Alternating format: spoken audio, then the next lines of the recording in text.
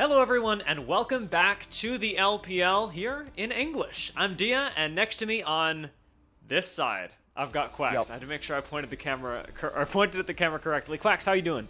Yeah, it's always like the opposite sides. It can get a little bit confusing, but Dia, I'm doing really good. Back for some more Perseverance LPL English gameplay and against two teams that I'm really interested to keep exploring with the dwindling time that we have left in the regular season, and to do it with you. This is our first broadcast together, so I'm really looking forward to this best of three, just because I think you're going to be a great partner and this is going to be a great night. I could say the same of you, Quacks. I'm really looking forward to what we've got. There's a lot of enthusiasm both on and off broadcast by us for this series. You talked about group Perseverance. Let's talk about this group in a bigger picture before we narrow it down to what's going on in today's game. Here you've got the standings for literally everything. We're right smack dab in the middle of Perseverance. Quacks, what do today's games mean? Why are we playing this series? Yeah, so, I mean, for the side of Thunder Talk, you can see them being highlighted in orange, which already signals that they are going to be a bottom two team in Perseverance. But NiP are not highlighted anything. They are still white along with EDG. So really what we're looking at here is, you know, standings-wise, is what NiP could be doing with a win today. Not only are they playing Thunder Talk today in hopes of being able to tie their series record along with EDG, but also they're going to be playing Thunder Talk again later. So I think that this win right here, if they are able to take the dub, would signal their ability to do so again later on when they do have that rematch against Thunder Talk. So really for NiP, it's about trying to get into that top two, trying to place above EDG, who have been having a little bit of a resurgence, obviously, starting this group 0-2, now winning 3 series in a row to get to that 3-2 spot. So NiP gonna try and catch up with this series win if they can get that today.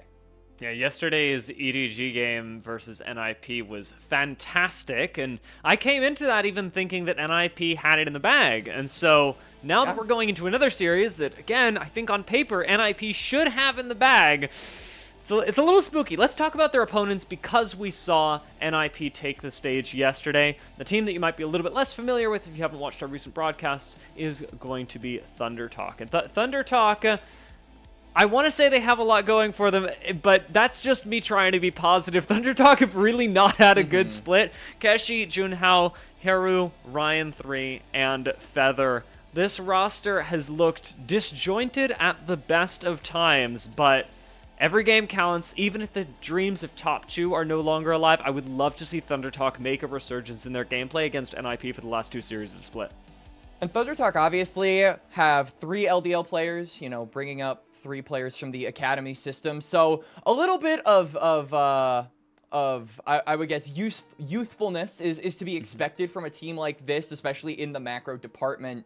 Because I think that, at least for the first 10 minutes of most of their games, Thunder Talk actually looked really solid. I think that Keshi and Haru have had a decent game so far. They've been able to keep up with their counterparts in the mechanical sense of the game, but I do think that they have really struggled outside of just the pure laning phase 1v1s, and for that reason, it's kind of why they've been falling behind, because that's where the firepower of this team is really expected to be, and they're brand new to the series, so they really got to adapt to that macro sense that Tier 1 really puts on you, instead of just relying on that hands diff that they had when they were on BLG Junior. Yeah, it's a really difficult thing, and it's a matter of what you can teach, right? You can take a player with hands and theoretically teach them macro, but on the other hand, you'd almost rather have, at some points in the series and season, a player that knows the macro that you're running with at least, because you can pick them champions that really aren't that difficult to execute on. It's been a difficult road for Thunder Talk, but you had some good things to say just now about how they have been playing, and I wanted to give you an opportunity to talk a little bit more about how their individual play is good, but more importantly about how their macro game may be lacking.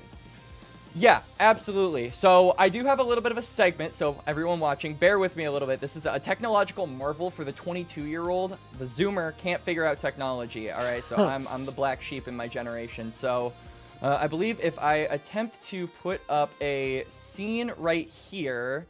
Yes, so, all right. Oh, whoops, those, where did those come from? Whoops, my bad. Oh, my bad. My bad, everybody. Just going through some old memories. We are going to be taking a quick little look at some plays coming out here from Thunder Talk, just really quick, and kind of how that macro play has been lacking a little bit. So for those of you who need a little bit of catch up, this is game 2 between WE and Thunder Talk. This is the second dragon fight when the gold is dead even, and as you can see, WE, they're the first to the pit. They have already started up the dragon. It's at about half HP right here.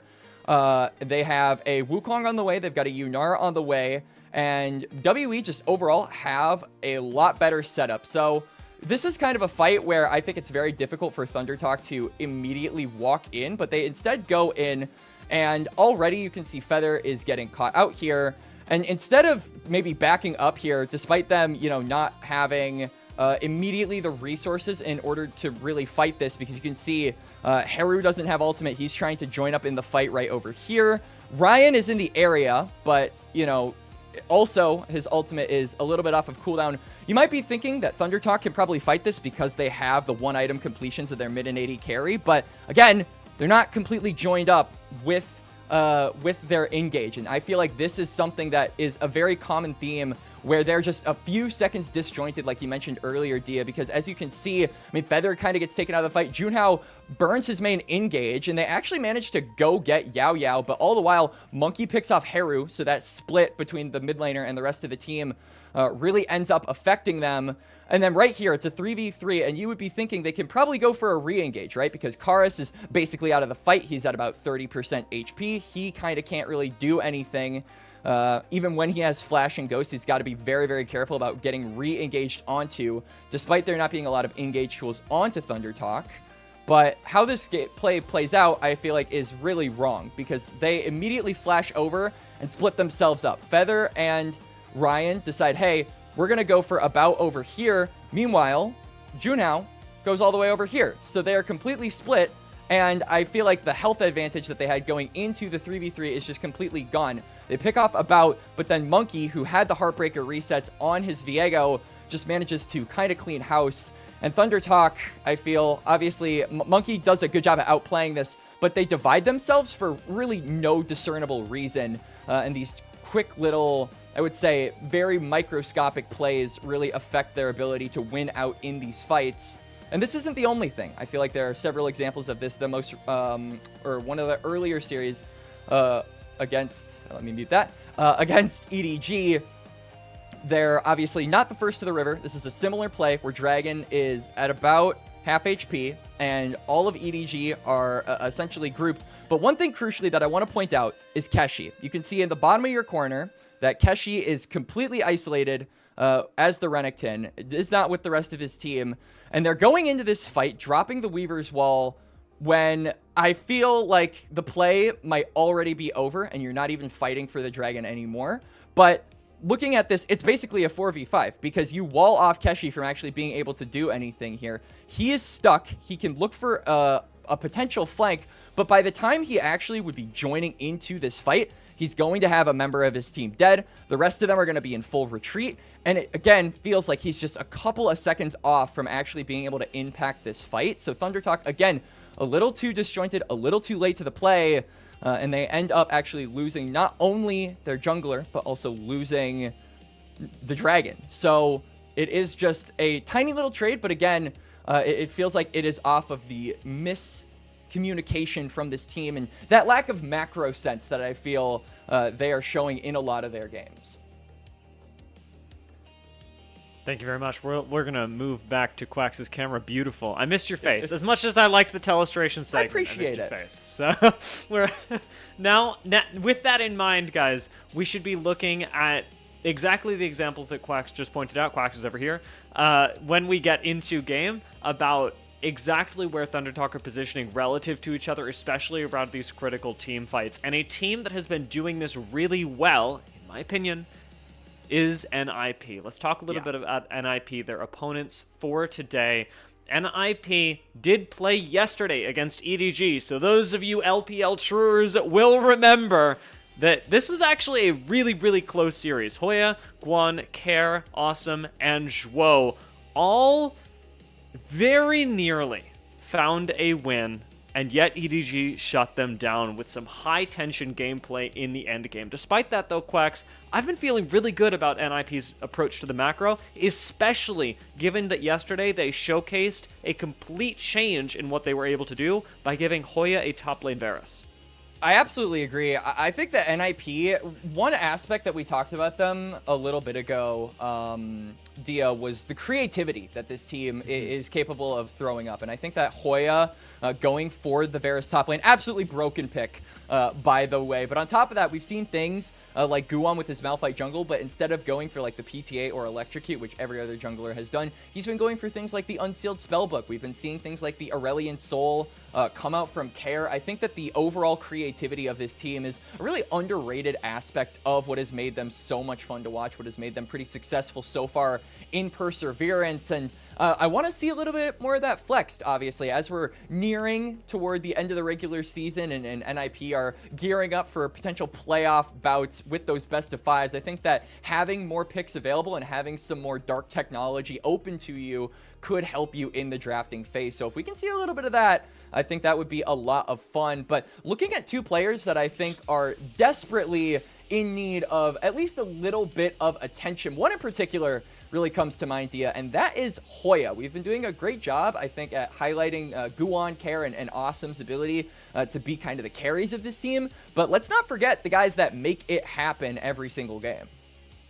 Yeah, this has been, I would say, a really critical part of the NiP roster are the pieces that don't really have as much flashiness to them, but are still able to provide some immense value. It is nice to see them put in a backpack. They do look pretty comfortable in their roles, and I think that has been a big part of NiP's success, is not actually making, as an example, until last series, Hoya have to carry a game and instead really focus on this frontline job. I think we've been seeing a very similar thing coming out of the bot lane as well. Zhuo has looked really comfortable, and I have really been appreciating their approach to series and to macro in general. But for this particular matchup against ThunderTalk, it really is going to be about dialing in a matchup that you should win. Yesterday's match against EDG, pretty much a 50-50. People were favoring one side or the other, but I think that a lot of people would have been split if you took a large group on how yesterday's series was going to go. That should not be the case today. And while I love ThunderTalk, and I hope that they give us a good series, in fact, if there is going to be a point of the season to turn it around, this should be it. You also can't ignore the fact that NiP are coming into this series massively favored. But let's talk about where this can start changing, where we should be looking on the map. When I spoke to you earlier, Quacks, you were really excited about the jungle matchup. Yeah, for sure. I think that, junglers excited for the jungle matchup.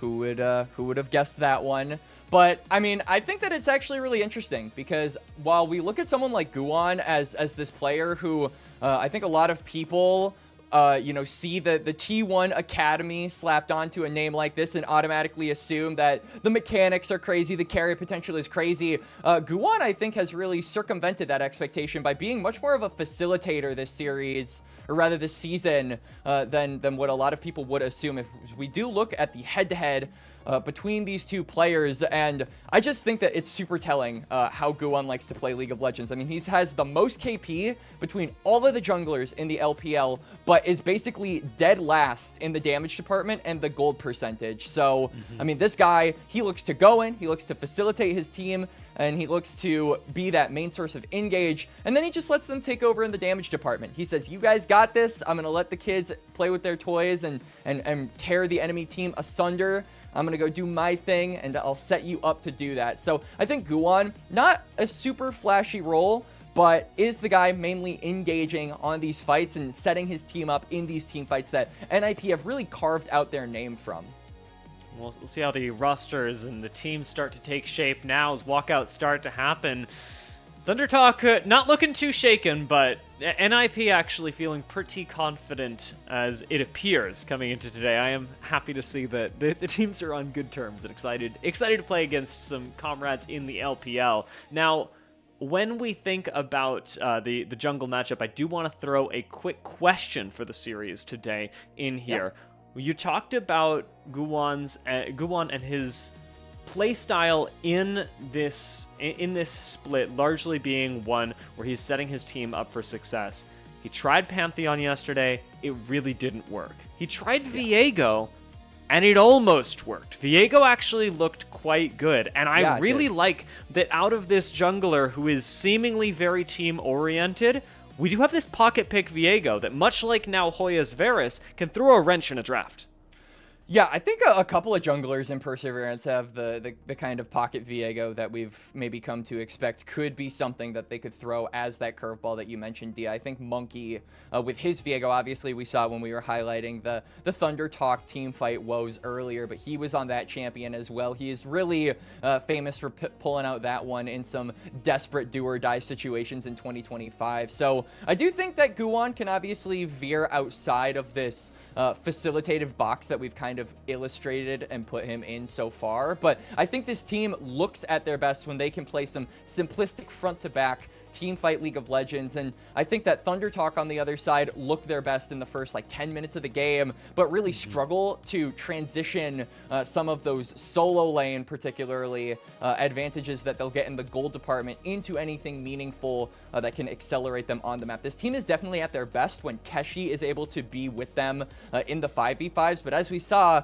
from the team fight breakdowns, it's very rare that Keshi is kind of with his team in a lot of these team fights. I think that whenever he's with them, they have a much higher chance at actually being able to win that, but he's usually off to the side, split pushing in lane, trying to farm CS and get ahead in the gold, but very rarely do I think that his usage of that gold lead actually comes to fruition and helps out Thunder Talk in the long run. So a bit of a story of opposites here, Dia, as to what these teams are really good at. Thunder Talk, very, very good in the laning phase, at least when you look at their solo lanes and Junhao's ability to apply that early pressure to the top side. And then NiP, a bit quieter in the first like 14 minutes, but really come alive in 20 plus minutes when they're able to group on up and be a team fighting force. And when we think about grouping and team fighting, this is where I really want to take that focus and draw it all the way back to Junhao. I think a lot of this, especially given your pregame segment, comes down to how the jungler is able to call for and set up around objectives and team fights, especially as a big initiating force. It's going to be difficult to track in-game, but we'll try and do it as much as possible because these things are intangible. They're things that are happening in the comms, but how Junhao is able to coordinate the team against the NiP that on paper have been the much more coordinated squad is going to be really telling, and a lot of that is going to come from the jungle. However, I do want to give some props over to the mid lane as well. Heru v Care, another interesting matchup that, as you highlighted, may still be a place where Thunder Talk can come back if Heru's team fighting can click. Yeah.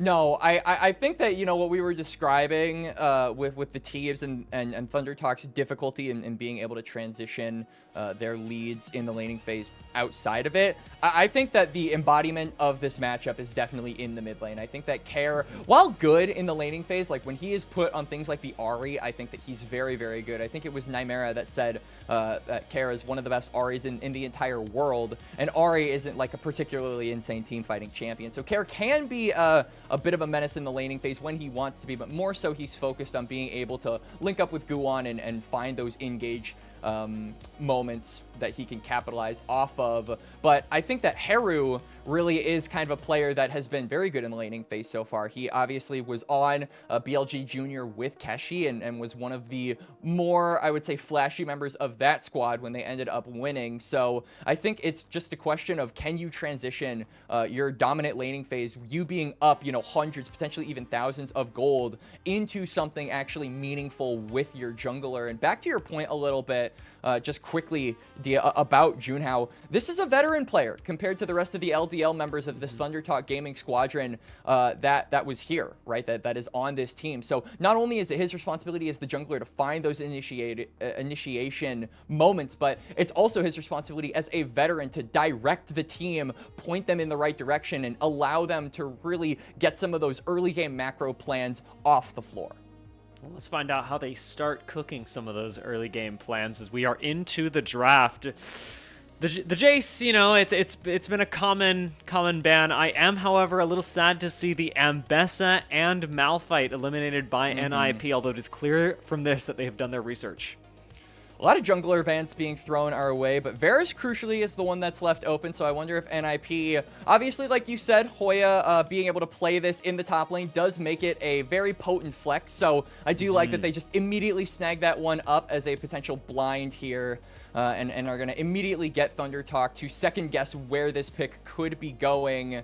I wouldn't be surprised if Thunder Talk, though, maybe just decide to ignore that for now and go for a mid-jungle duo. Yeah, something like the Azir, potentially pair that up with a Wukong as well. Yeah, the only thing that the Varus really does right now is dissuade you from picking a straight-up Scion in the top lane and just making sure that you have a neutralizing lane. The Xin Zhao being picked up right now, a nice pairing with the Azir, as you talked about, the mid-jungle duo really potent now out of Thunder Talk, which could just lead us straight into what we were talking about in the pregame. Sejuani for Guan, though. And a Yone? Yeah.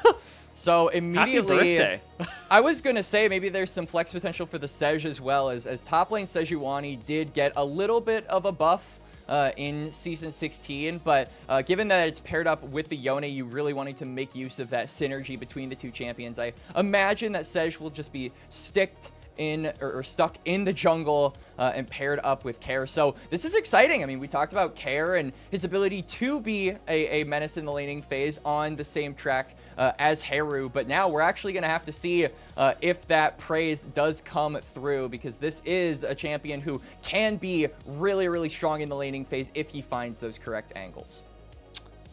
Seems like both teams know that they need to pick a top laner, or at least are thinking about it. NiP still toying with the idea of putting the Varus in topside, because they're eliminating things that might otherwise do well into the Varus, but Rumble being taken out by Thunder Talk, also indicative of the fact that they believe NiP have yet to pick their top laner.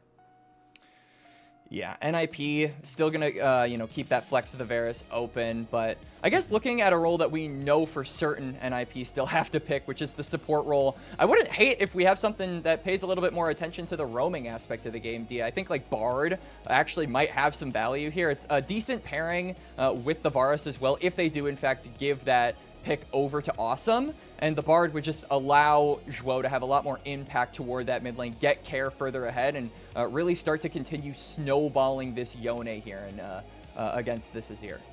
I might be bad at League of Legends, but right now, watching the support about to be locked in by Thunder Talk, I have to imagine that NiP will be mightily tempted towards just slamming a Renekton up topside. It's going to be a pretty nice lane. There's not a whole lot that you can do to straight up take Renekton out. Hoya's played the champion before and should be able to take up a lot of space on it. This feels like a slam dunk that TT can't really counter with pick 5. And now we're seeing some AD carry hovers here from NiP, so it might legitimately just be, Hoya going for that Varus top lane. You're going to be forced to blind pick a top laner either way here as NiP, but I am interested if this does go and end up being Varus, which it will. Jhin locked in. What Keshi's response is going to be, and the Bard will be locked in, so we are going to be expecting a lot of attention by Zhuo paid toward that mid lane. And now this is really time for Keshi to maybe fight fire with fire. We can see a lot of these more aggro picks being hovered. Okay. And Yasuo locked in against Yone, the Wind Brother matchup, Dia, to open us up here on the night. I am very excited to see when these two eventually clash. Now, the Yasuo being picked into the Varus as well, a very potent counter pick. Yes. Keshi should feel very, very comfortable in the top side, and this is what I was worried about from NiP. They don't end up transitioning to a blindable top laner, and instead now have a very squishy composition with a whole lot of damage directed at them. Yeah, this is a game where I'm really looking at the top side. Obviously, Ryan is going to have those bullet times be a factor in a lot of the 5v5s, but I think that it's just really important for Junhao and Keshi to be linking up essentially at all times, and crucially, I think that this actually circumvents some of the worries that we might have for Keshi, particularly around those team fights where we said, all right, it's very difficult for him to link up with the rest of his team. He's usually not there when the fight is actually started. Well, guess what? There's a ton of knockups on the side of Thunder Talk. If they can get those, then all Keshi has to do is click R. He can immediately kind of leap jump to the fight and join up with the rest of his team from that range to get the ultimate off. So there are definitely easier ways for Keshi to initiate himself into the fight than just straight up walking at the enemy team, because there are so many knockups to provide him that way to ult into a team fight. So I think this is super cool from Thunder Talk. I think that we have been seeing this team really try and get their solo laners in a position where they can kind of flex in the first 10 to 15 minutes of the game, and they've been able to do that, but we have rarely seen them transition. I think that this is a comp that needs to be transitioning this early game pressure power, or this power pressure, into something meaningful in the team fights, because Yasuo has so many ways to be able to access those 5v5s. So exciting draft from Thunder Talk, and NiP as well. Perfect game for a lot of confidence to come out of Junhao as well. With the Jin Zhao, he actually should be able to assassinate most members of NiP with relative ease. Very curious how this top lane is going to go at the same time. Anything standing out to you in terms of the rune choices right now? It looks, I don't know, not as crazy as the draft to me. No, nothing too out of the ordinary as far as keystones go, but I will highlight the summoner spells. Keshi opting for that exhaust, I think, is actually super duper valuable in a game like this. You look at this entire top side, and that summoner spell can really do wonders at being able to dissuade NiP's advance and going aggressive. You know, Hoya immediately goes in for a trade with that ultimate, and then that Q is going to do a lot less damage. The Yone as well is going to get heavily affected by the exhaust as well. So I like that coming out from him. Gives him a little bit more power in the dueling. That's why you're going to pick Yasuo here, as we can already see Keshi is just not letting Hoya breathe.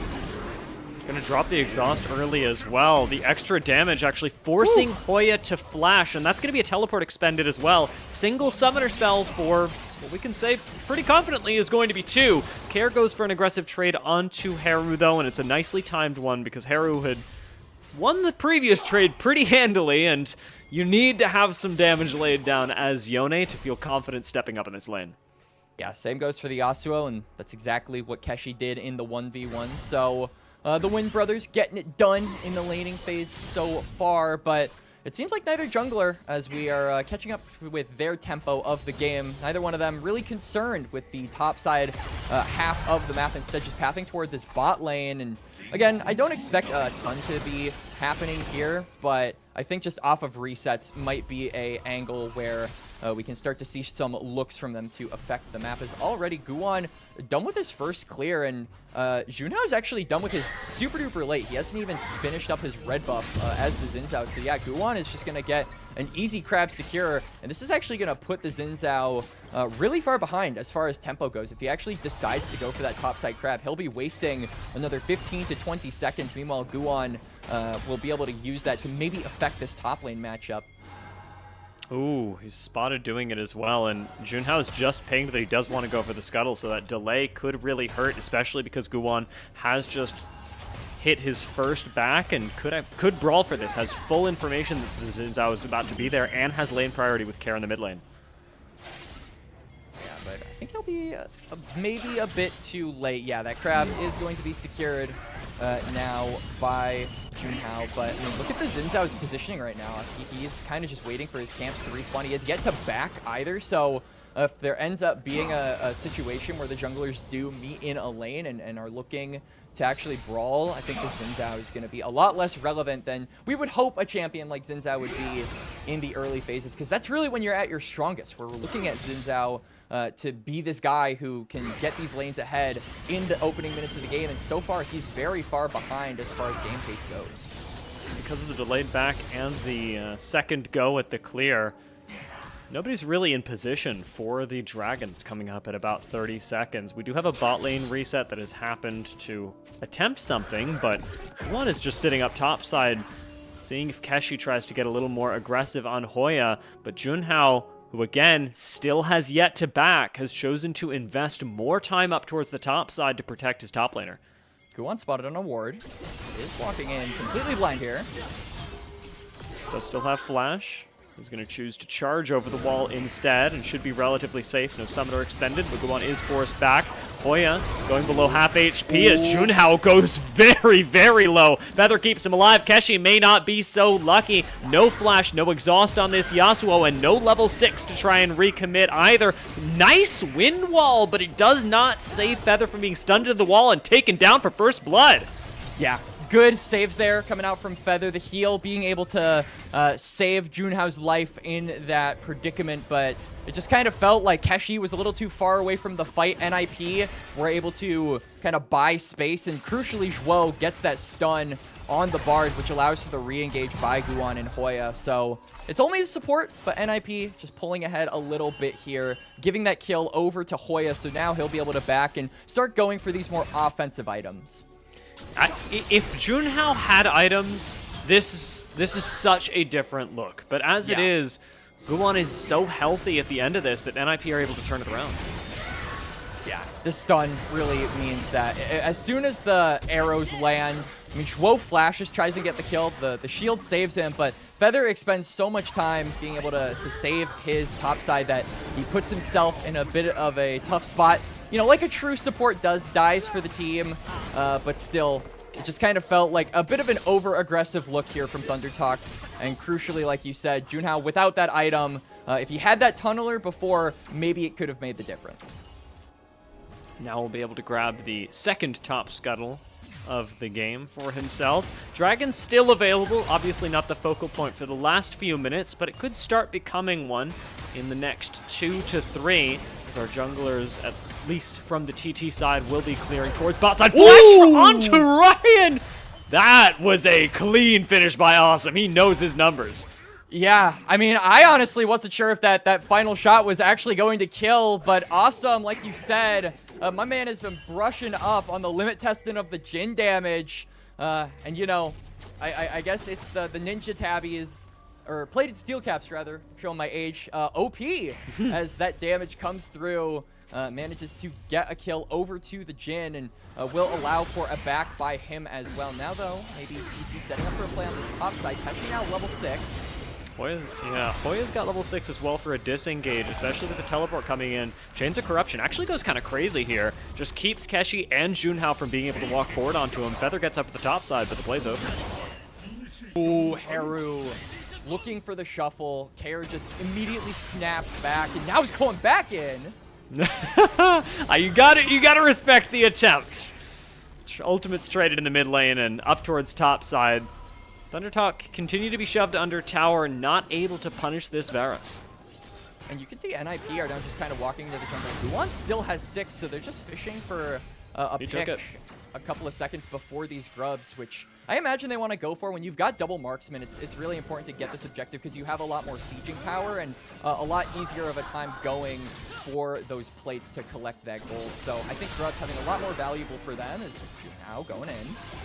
And notably, Junhao alone going in. You talked about this in the pregame, but this is a disjointed fight from ThunderTalk already. They still might be able to pick Guan, as he is not going to get knocked up. Flash into the magical journey set up by Zhuo is clean again. Yeah, they kind of bully them off here. I'm wondering if NiP want to re-engage. They still have that pick tool with Guan's ultimate, but have to be very synergistic when they're going in, as Kair is disjointed from the rest of the team. That's 2, maybe a third going over to ThunderTalk. Level 6 from Keshi as well. Could go for a stylish play on the Yasuo, and is going to start one up onto Guan, who goes over the wall immediately. Everyone dogpiles onto the Sejuani, while Haru and Kair end up going for the 1v1, and it is Haru that wins it. Up towards the top side, Hoya is now being dogpiled on, but he's winning it! One more auto would take out Feather, and yet he will fall, leaving that last Void Grub to Junhao. Yeah, still really good fight there from ThunderTalk. Keshi's wind wall crucially blocking a lot of that re-engage that NiP wanted to go for after the initial, ultimate from Guan came out, kind of signaling the rest of NiP to start their ability to go in there. They're not able to do so. Keshi blocks all of that damage. And ThunderTalk holding the line, getting all of the grubs, and NiP still in control of this game as far as gold goes, but TT managing to get some return kills. This Kair Haru 1v1, not something that we saw the entirety of, but it was a close one. It was. does. And Hoya here, now kind of in a difficult spot. Can't really charge up the Q to finish off that last little bit of health that Keshi has. So has to rely on that E instead to proc the Blight stacks. And speaking of Blight stacks. Oh. Sometimes just autoing the Yasuo in the face ends up working. That is a 3-in-1 Varus, by the way, so I would not be walking up to him. More crucially, it's an 0-2 Yasuo. Keshi has been doing a really good job with these wind walls and these nados, being able to set up his team to re-engage the fight, and it's been getting Junhao ahead on the Xin Zhao, but I feel like this Yasuo needs to be getting some form of gold at this point. He was picked specifically to counter the double marksman comp that NiP have gone for here in game 1, and if he's not able to, you know, get that gold, or, you know, actually, I take that back. If he keeps doing this, he gets closer and closer to the 0-10 power spike. Thank you. Yes, I was thinking 2 down, 8 to go. This might actually be the sauce. Yeah, and I mean, it's just a pure stat stiff. I mean, this is exactly what Varus top does, right? When you've got that PTA and you're able to continue looking for those auto attack stacks and stacking that Blight, that Q just does so much damage. And my man doesn't even really have that many damage items in his inventory. The best he has is a blasting wand, and he's able to do that. So goes to show just how strong the pick is. And Hoya in a position right now alongside Awesome to really carry this late game once they can link up with each other. But I think the big thing for NiP looking forward is going to be getting this Varus out of the laning phase and grouped up with the rest of the team where NiP have, like we said, felt the most comfortable. Quieter players in this game, but Awesome and Zhuo going to be really interesting to watch for NiP in the next couple of minutes, probably transition to the mid game as well, especially because they are both on more enabling picks. I know that Jin is an AD carry, but he's one of the more utility oriented ones, and we've already seen Zhuo making several roams, all of which have actually gone relatively well. While NiP might not be winning every fight, Zhuo's looked very comfortable in the Bard, and he's going to have to look that way again, as right now, he is unfortunately magically journeying in the wrong direction. Temper Fate saves his life for a little while. Out goes Guan to try and save Zhuo's life, but he gets shuffled in by Haru. Zhuo, 1 HP, is walking away in the Bard, and a huge Fate sealed! Out of care! Could turn the fight! Keshi turns it around again, though! And it is still a fight somehow going in the favor of NiP. Guan's one, Zhuo's one. Junhao commits over the wall, finally finding the first kill for Thundertalk, but NiP will clap right back at him, making it a 2-for-1. And it's a double kill for Hoya, but it's all set up by Care. Their Fate sealed completely demolishes Thundertalk in the choke point, and they all fall down. NiP with the victorious fight, but it didn't start out that way, crucially, Dia. It felt like everything NiP wanted to do to re-engage this fight got completely squandered. Guan throws out his ultimate, but it gets wind-walled. They can't keep going in. Zhuo's about to get picked, and Guan is disjointed from the rest of his team, but then Care makes the difference here. 4-man Fate sealed over the wall. Now, Last Breath does go a little underappreciated. That is right on top of Hoya, but like you talked about, the 0-2 Yasuo is just not bringing the heat when it comes to landing a fight-changing Last Breath. Guan getting away here is just the icing on the cake, because otherwise, at least this would have been an even fight. Yeah, but now, I mean, you've got your Varus, has that Dusk and Dawn item, Guan as well completing his Zeke, so those big item spikes coming through from some of the NiP members. A little less than 2 minutes from this dragon. It would only be the second Drake for NiP, but I do want to bring attention to it early, as we have said that Thundertalk really struggle around these neutrals. I'm really going to be paying attention to the way these lanes are set up, and so far, I mean, just looking at how NiP are kind of grouping up around this bot side river, it's very difficult for TT to set this bot lane wave into an advantageous spot without definitely over pushing and potentially getting picked off for it. So they're kind of jailed behind this vision wall that NiP have set up, which makes it very difficult for them to actually walk into this bot side river with information gathered and with the ability to fight on even terrain. I could see, with Rift Herald up in 20 seconds, a trade of objectives coming in. That could be a way back for TT. Yeah, I think that is certainly something they could look at, but if Junhao gets his back canceled over and over, then it's going to be very hard to actually look to throw down that Herald onto one of these lanes, as we haven't really touched on it, but a lot of the turrets actually have been getting pretty incrementally low as far as plating has gone. Awesome has actually collected so much over Ryan to the point where he now has an over 1,000 gold lead. It's only 1 kill for the Jhin off that early kill in the laning phase toward the Misfortune, as there might be another one. Da boys rolling up in mid lane, forcing a flash. Care will be just fine down on the bot side as well, even with Feather showing up. Yone still pretty slippery when he's able to engage the fight himself. Ryan gets out of the mid lane, but top side, not such a good news story for Keshi, as it is a triple lane play that happens in just the course of a few minutes. NiP roll through the mid lane, try and make a play onto Ryan, then they walk straight on through up to the top side and kill Keshi. And Junhao, crucially, is on the top side. I mean, you can't look for a cross-map play. There's no ability to start up this dragon because NiP, their vision game is just too strong on this part of the map. So I actually would be in support of what you said earlier, Dia, where they maybe just look to go onto the Herald, try and make it a 1-for-1. But already with the dragon being started up by NiP, they're on the clock to make that happen. Gold lead a lot more convincing for NiP than it was in their series just yesterday as well. Almost 5,000, so this objective bounty going to be a welcome pickup for Junhao if he's able to secure it. Dragon has gone down and NiP shown no interest in trying to quickly contest a Rift Herald, so this should be a clean objective going over to them, while Care is on the precipice of picking up the bot side turret. And while we were saying that the Thunder Talk turrets were pretty low, they were, you know, they'd seen better days, I feel like the same cannot be said for the NiP towers. They have been relatively healthy, so even if you go down and place this Herald, it's not going to immediately kill a turret, which is part of the reason why you go for it, right? To collect those plates is, I think, something that you want to do. Ideally, pre-14 minutes is when that is really, really valuable to get a Herald just for the sake of getting the gold. But now we're kind of looking at it to, you know, crush a tower for you to extend that vision line ahead of these objectives, which are going to be a lot more relevant and a lot more prevalent in the next few minutes. Thundertalk can't really do that, so I think really if you want to make use of this Herald to, you know, bring down a turret, you have to be looking for a pick and immediately then use that Herald to transition it into something like taking a tower with that Rift Herald that you have got collected. Awesome, very soon going to be able to take mid lane tower as well, and that'll be rolling around just in time for a third dragon to be grabbed by NiP should they set this up correctly.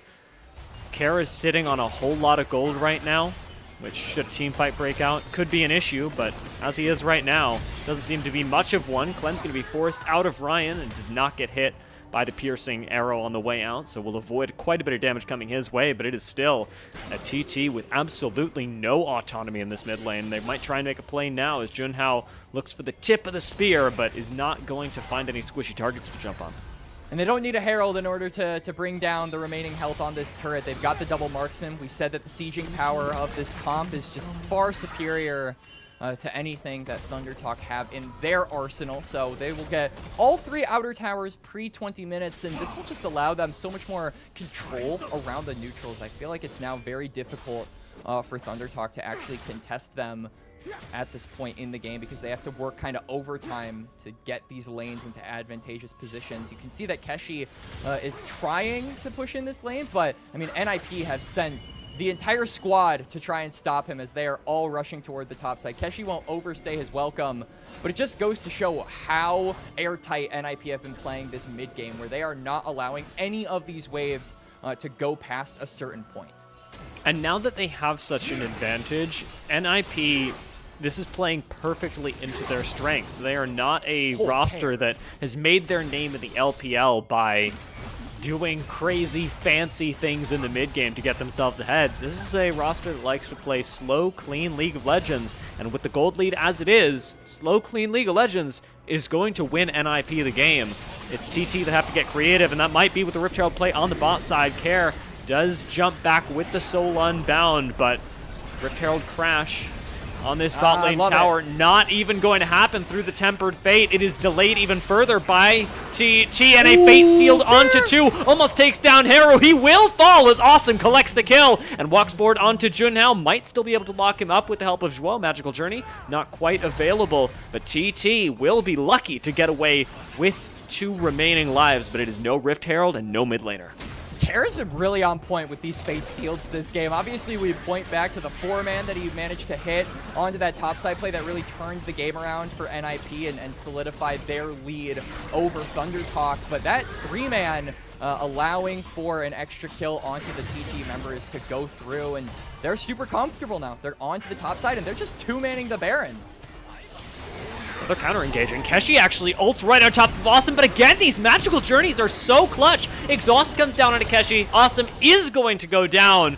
And in the meantime, Baron Nashor has fallen. NiP sneak away the objective and trade for their AD carry.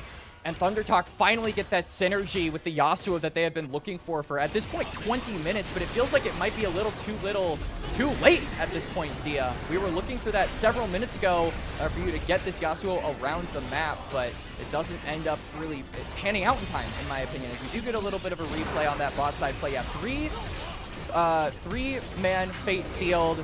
Awesome, just with that empowered auto from the Stormrazor, manages to pick up a kill, and not much more to come from that, but Baron secured for NiP on 4 members crucially, and this will, at the very least, allow them to get priority for this dragon spawning right about now, but you can see they're not focused on the dragon, they're focused on this top side and sieging these tier 2 turrets. Yeah, I mean, we saw all 3 outer turrets fall pre-20 minutes in the favor of NiP. They keep playing like this. They might be getting all 3 inner turrets by the time the Baron is done. There is a pick for NiP that happens almost as an afterthought. They dodge the engage from Heru, and he is just stuck with nothing. Yeah, He's trying to come up with a metaphor, but he's got nothing. Yeah, Heru does go down. Now Zhuo just magical journeying into the mid lane with the rest of his team. And I like this from NiP. I feel like a big decision-making factor that you can put on a lot of teams to decide if their macro is actually in a really good spot is if they decide to rush down the dragons every time off spawn, because NiP, they've got a 7,000 gold lead. They don't have to risk themselves going for things like a soul point so that they are, accelerating the game pace faster than what it actually needs to be, because then you go for a fight at soul point. If you risk losing that, you don't end up getting that soul win condition. You're not putting ThunderTalk even in a position where they can take that away from you. Air almost kills you now. Curtain Call still might do it. One nicely placed bullet needs to be curved, and it will not hit. Ryan absorbing that for Junhao. It is, however, 2 of the 3 inner turrets that have fallen with 42 seconds left on the Baron. I smell a third coming. Something on Keshi, but that wind wall is probably going to allow him to be safe. It just feels like NiP are unrelenting with the pressure at this point, and I do wonder when that pressure is going to be so much that TT snap and decide to go for a Hail Mary engage. They have to be careful, though, to track where the NiP members are when they actually do decide to pull the trigger, because if it's all 5 of the NiP members, it is a very easy fight for them to win. Bullet time going to be channeled, but it will not be enough to save Heru, who makes the mistake of stepping into NiP's jungle, and I did not misspeak. That is NiP's jungle now. 23 minutes into the game off their first Baron. They have taken all 3 of the inner towers, and very soon, you have to imagine, we'll be looking at the base. There is no chance for ThunderTalk to extend outside of their own Nexus and actually collect any gold. They are given only what NiP chooses to let slide. I wonder what their plan is here, as Air maybe getting aggressed onto Junhao, proccing that Q for the knockoff. This guy is too good at Bard, man. This guy is too good. And the stun. Yeah, ouch. Insult to injury right there. Whoa. That's the kind of play you throw up your mastery symbol for. You drop the emotes, the mastery. Maybe you type something in all chat if you're feeling a little spicy. Bard players are pretty chill, but every once in a while you run into an all chat warrior on Bard. They're pretty chill as far as the communication goes, but you just know these guys are thinking up the most devious plans ever. Like, the mentality of these guys needs to be studied in a lab. This could be devious. Yep. No Temper Fate now, but that Deadly Flourish is sure going to help. Piercing Arrow. Ooh. Oh my god, it does like 800 damage to Keshi, likely more. Ryan will be walking out into the mid lane to try and contest the wave after that, but having seen what just happened to his top laner, I'd be worried about stepping too far up. You could see, I mean, the gold swings between each of the teams, the gold differences between each of the roles, all going up yellow. It's like a Coldplay song. Is now Care. This is the play. Is being 1v3'd. This is the play. They have to pick off Care here. They forced him to use the ultimate, and they can't even touch him. The Tempered Fate is still going to catch Feather, and this Rakan is surely dead. Ninjas in pajamas refuse to lose even a single member. Yeah, Care doing a really good job at exfiltrating that fight. Fate sealed away, and all the while, it was just a 4-man re-engage by NiP. Hoya breaks open the base on the top side. ThunderTalk respawn, but with only 4 members alive. And they're going to probably call it off for now. We've got a Baron coming up in about 40 seconds. And, I mean, one of the big questions that I don't really think we got to ask Dia was, how are NiP going to handle not having the soul win condition in their clutches yet, having that Baron when it expired? What are they going to do with kind of that 3 minutes of dead time? And the answer is, not a lot has happened on the map, but everything that has happened has been NiP avoiding ThunderTalk's ability to get some gold into their pockets, and then, you know, getting some of these picks like Haru over-aggressing and looking for a play of his own. And now, 10 seconds until the Baron. I wouldn't be surprised if, just like it was before, this thing just gets ripped right off spawn.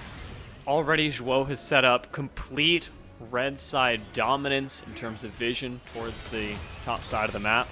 Feather and Junhao are going to be having a difficult task if they want to try and scout out what is going on with this Baron. And note as well that Hoya is pushing in the bot lane. So TT are on a timer. They have a limited amount of seconds to contest for vision around the Baron. That Scuttle Crab is a big mini objective for them to pick up. But Hoya, relentlessly pushing, is going to not have to contend with Haru as that back gets stopped. Hoya is going to take the tower on his own while NiP get to threaten the Baron, get to threaten to stop the bases. Haru does go back, and unfortunately, Glacial Prison will go wide.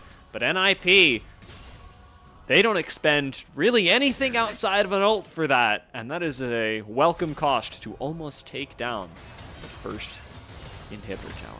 Yeah, Hoya, though, sticking around on the bot side, kind of forcing Haru to catch these waves. And NiP looking for a 4v4 attempt, but no Glacial Prison from Guwon means that starting up these fights could be a little bit difficult as NiP when you don't have that Varus ultimate with you, because your Varus isn't actually with the rest of the team. ThunderTalk don't care about the Dragon. They're just going to push in the mid wave. They're going straight toward the topside river, but the Drake's already gone. The Soul's already secured. If you wanted to go for some kind of Baron cross map, it's far too late for that ThunderTalk. Yeah, NiP learned their lesson around this yesterday. Better not to delay taking the Dragon. Instead, they just sent 2 members for that immediately. It is a full engage onto Guwon, but he is the least squishy member on all of NiP. Now backed up by the entire squad. Care goes for a Fate Sealed. Does not land it, but ends up in the back line. Almost takes down Ryan before being eliminated himself. But the second member of ThunderTalk will fall, as it is a double kill picked up for Guwon, a double kill picked up for Hoya, and an ace for the Ninjas in Pajamas. Yup, and a triple for Hoya at the end there. NiP with the double marksman comp, showing their ingenuity here in game number 1 against ThunderTalk. Some fights were close, but it was all NiP from the start. It felt like they had control of the game, and they never gave that up. Walking in, they have got absolutely nothing to contend with. It started in their own lanes, but very quickly the jungle became NiP's, the base became NiP's, and now the Nexus belongs to NiP. Feather, the sacrificial lamb, as Keshi walks out to watch this one fall one more time. Not a whole lot that ThunderTalk were able to do up against the Ninjas in Pajamas. It was a coordinated and almost glacial game by NiP. For as fast as this one ended, it never felt like NiP were rushing the plays, like they were pushing themselves to make something extra happen. They took the least fancy route to the win, and that is what NiP are known for throughout this split, and it is a clean look for them in game number 1. You know, they may have picked like the least fancy route to actually get to the win, but they chose a hell of a casting crew to do so. I mean, you've got the Varus top, you've got the Yone. This is like in that one. Have you seen Avatar: The Last Airbender, Dia? I'm gonna lie to you and say yes, so you can tell me. For those of you who don't remember, this is like when the gang has to travel through the cave in order to get to Omashu. Instead of just flying there, they have to like go through like a bunch of moles. They have to go through like a giant tunnel. They have to go through all of these really weird obstacles. But most importantly, they're traveling with like these very weird nomads. And I kind of feel like in this metaphor that is extremely heavy-handed and kind of forced from me, that Varus and that Yone pick were kind of the nomads. It was a very strange cast of characters to get through this journey, but they still managed to do so.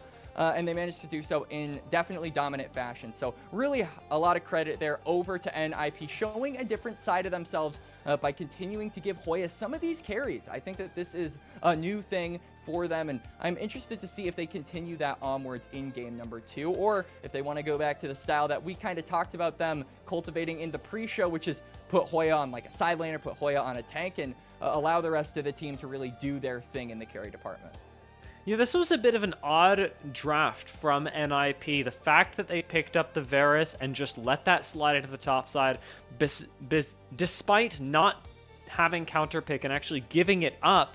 On paper, the Yasuo-Varus matchup should have gone a lot better for ThunderTalk, and while it didn't, I still find myself in a little bit of an odd place about this draft. NiP, they did whip out the Sejuani. I'm really happy to see that that now works for them. It's great to have another pick that Guwon can comfortably pilot. Yeah. But looking at this draft in isolation, I am a little bit weirded out by what we saw from NiP. It really made sense in game 1 yesterday up against a Sion. Drafting the Varus top blind and forcing it there may be a little bit odd from NiP now. It definitely was a risky play, and initially you and I were kind of talking about the downsides of the Varus blind, because the Yasuo immediately had like a really favorable trade into it, dropped the exhaust, and kind of forced that flash immediately out of Hoya. But then I feel like with the interference and the help of Zhuo, that Bard roaming up like we said he needed to in order to, you know, put this Varus into a favorable position, as well as Guwon doing that, it kind of put Keshi on this Yasuo super far behind. I mean, this is, I think, the first Tier 1 global Yasuo of 2026, and it did not end up panning out for Keshi. So this counter pick not managing to kind of hit the ground running, and Hoya, despite the rough start, still managing to get a ton of damage, the most damage of his team, in fact. And I wouldn't be surprised if he's candidate for player of the game, frankly, Dia. I think he did very well on this pick. Yeah, especially in a, like we said, strange place to draft it. The fact that he did manage to perform so well is likely what made this game look so easy for NiP. And let this be a reminder to all of you in solo queue, it really doesn't matter what you pick. If you go 6-0, your team's going to be just fine. I do want to give honors to him as well, though. Zhuo played out of his mind on this Bard. I agree.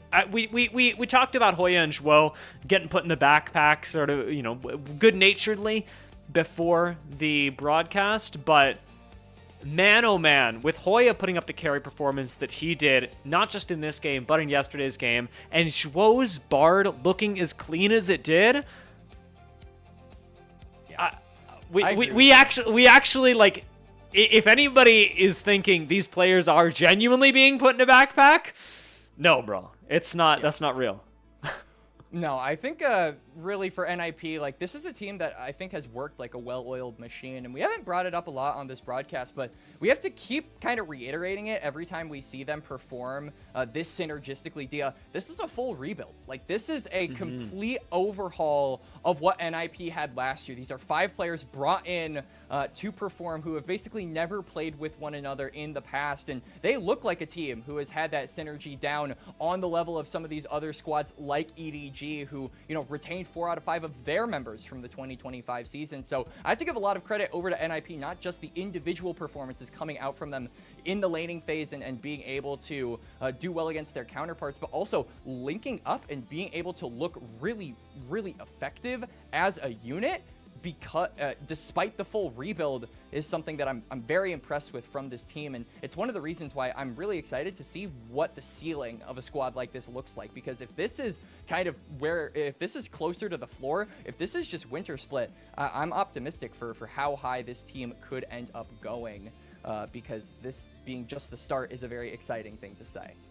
And the really nice thing about NiP as it is right now is that they clearly have a great idea of how they want to play the macro game, and they are experimenting bit by bit with what else works in addition. We mentioned the Pantheon that we saw yesterday in their series against EDG, and while that didn't go very well, they continue to experiment in the jungle, still having some comfort picks up.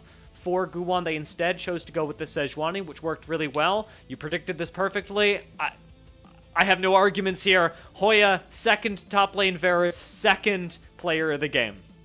Yup, and I like it. I mean, kind of started off rough, right? Like we said, you know, having to burn that flash early into the Yasuo matchup, and I will give like a lot of credit over to Zhuo and Guwon for bailing him out of that early game predicament. But after he got bailed out and the lane was a little bit more equalized with the Varus v Yasuo, he did a really good job at being able to play those fights. And not only was he playing those fights well, but even when he wasn't a part of them, he was applying pressure on side lanes. Like there were a few times where NiP would be like going for a 4v4 after getting a pick, and then the one member missing from the NiP squad would be Hoya, and he would just be splitting in another lane, applying pressure in another lane, getting turrets and gold in another lane, and being able to build up his item advantage over the rest of ThunderTalk. So constant pressure, whether that was in fights, whether that was in a side lane, and a really good showing from the top laner of NiP on the Varus top. Yeah, you could really see how one lent a helping hand to another, and that was returned in kind with Guwon and Zhuo coming up the top side and then them benefiting from the map pressure that Hoya was able to give them later as such a monstrous Varus. And if you want to lend us a helping hand here on the LPL English, the best way to do that is through our coffee. Coffee is the best way to support the LPL English project because the vast majority of your contributions actually go directly to the show. While a lot of the initial payment that we receive goes directly into upgrading the broadcast, a huge part of it also goes to making sure that our on-air talent and content creators are compensated for their time. Subscribe to our coffee link that is in the chat. We should be putting it there right now to unlock perks like early access to content and the ability to ask interview questions for our unique on-site interviews. Our coffee really is the #1 way to help support the show. Be like Hoya, be like Guwon, and Zhuo. Go check out the coffee while we jump to a very short break before game number 2.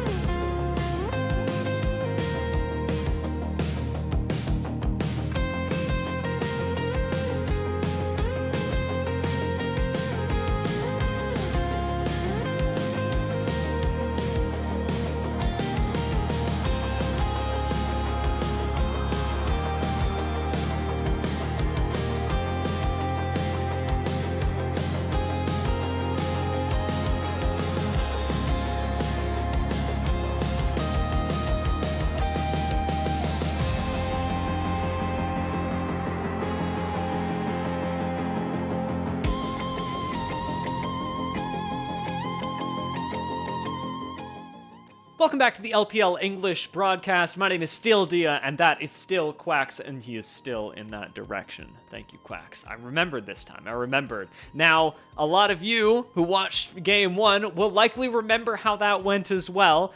It was a decisive win for NiP. Their Varus top lane managed to snowball the game really effectively, and we got to give a lot of credit basically across the rift. Probably the quietest player that we saw that game was awesome, because Care was hitting multi-man Fate Sealed, Guan was the frontliner of the team, and Zhuo was playing a stellar Bard. Jin was a little bit quiet, but if that's the biggest criticism we have of NiP, Game 2's looking good. Yeah, awesome. Turns out you're only the second best AD carry on NiP. Hoya beating you out in that department for sure in game number 1. Yeah, I mean, Jin is picked to be more of a quiet AD carry, obviously, right? Is played to be more weak side oriented, and we kind of said that when the Bard was locked in. Not only is Jin good at being able to, be there for the 1v2 and absorb a lot of that pressure, but also Bard just loves to roam around the map, and that's exactly what Zhuo did all game. You kind of gave him his flowers, Dia, in the post game, and I absolutely agree. So I think going into game number 2, it's a question of what style of NiP we are going to be seeing here. Are we going to be seeing them kind of go for more of that X factor, giving maybe Hoya another carry that he can pilot outside of the Varus, or are we going to see them return to what we know them for? Guan on an engage, Hoya on a weak side, Karen Awesome providing the firepower.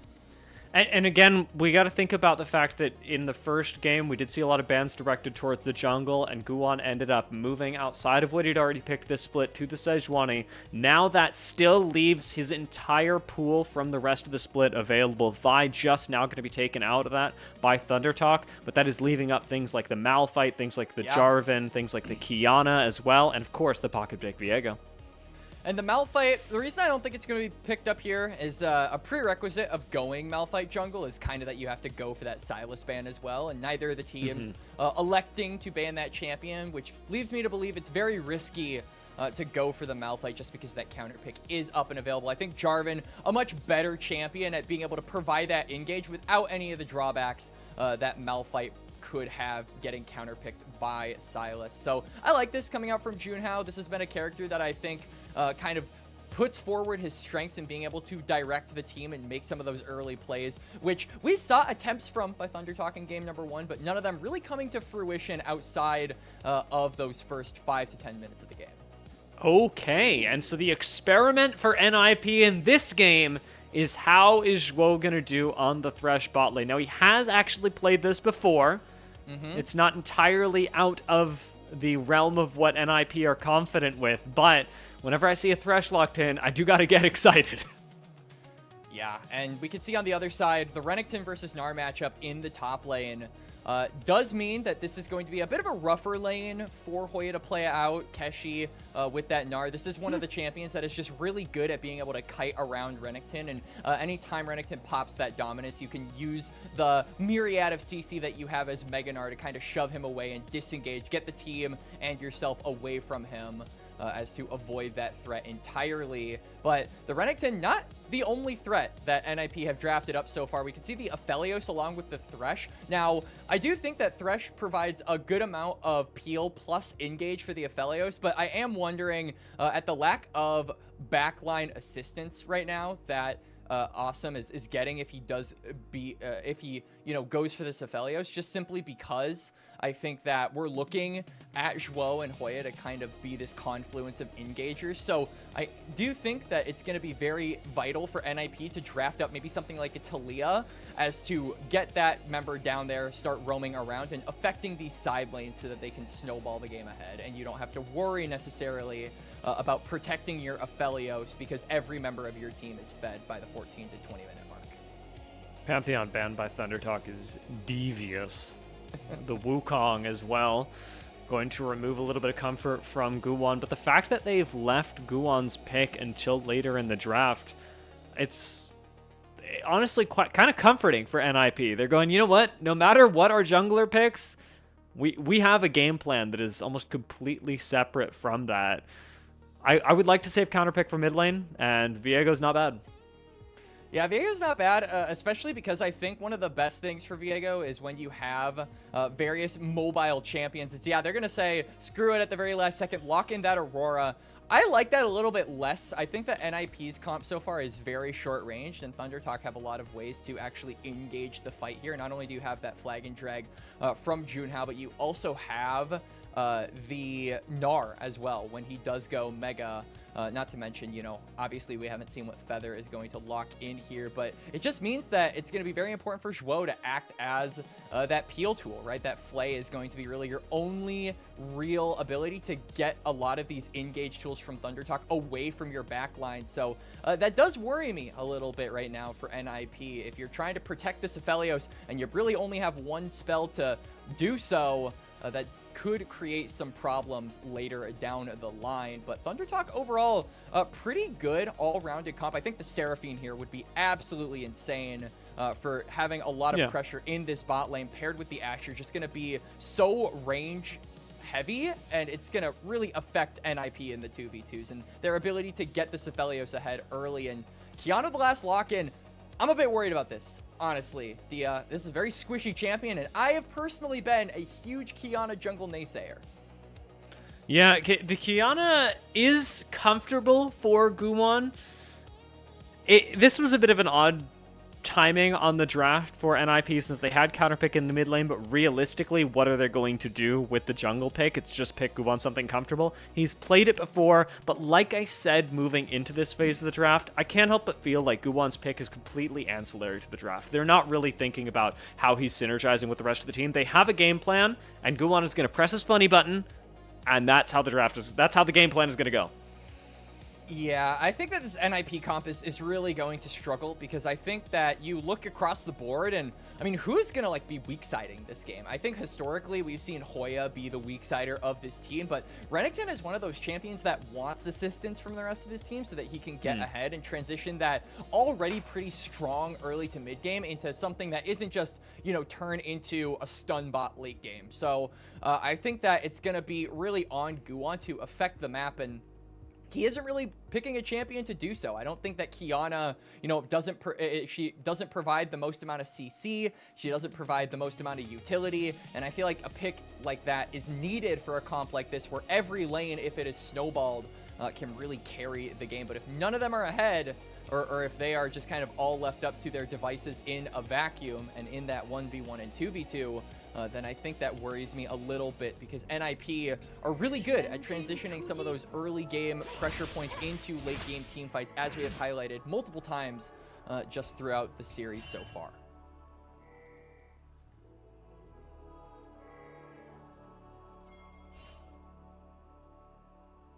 Crowd's a little bit quieter with TT having a difficult game one, and NiP's draft perhaps not inspiring the most confidence.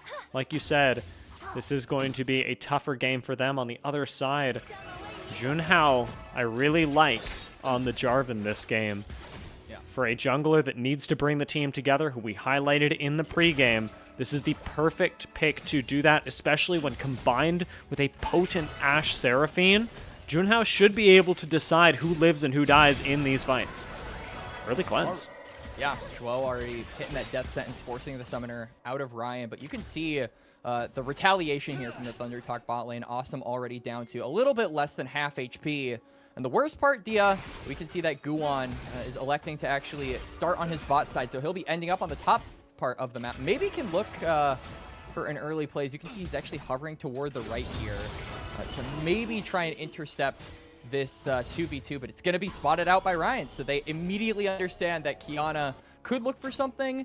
They have that information, and that play is thwarted before it even begins. Meanwhile, on the other side, Junhao's pathing bot. So if they can get these health bars low enough, can maybe look for a dive onto Awesome, who elected for that cleanse, so doesn't have the barrier and that extra bit of survivability. It's an absolutely devastating hawk shot, though. You know, here I was dreaming that they might be able to make it happen. Instead, it is going to be pretty calm clears for both junglers. TT have no reason to visit the bot side. It is just implied pressure that they have that allows their bot lane to continue pushing up. Likely a trade of Scuttle Crabs as well, though Haru's extended pretty far forward. Care feels confident going for this flash out of Guwon, but the stun's not going to land. Haru still goes low and will still go down for first blood. That going to Care. And Care throwing up the FPX emote at the end of there, throwing a little bit of respect to his fallen legacy organization that he played with from 2022 to 2025, now on NiP, and putting them ahead here in game number 2 against ThunderTalk. Hoya feeling pretty good in this matchup as well. Mininar actually steps a little too far forward. No! You could, as soon as that mouse click happened and he went a little too close, you knew it was over. Bot lane play maybe cooking as well. Junhao is ready for a dive, but NiP are not very low, so I like that he's hitting the reset just about now.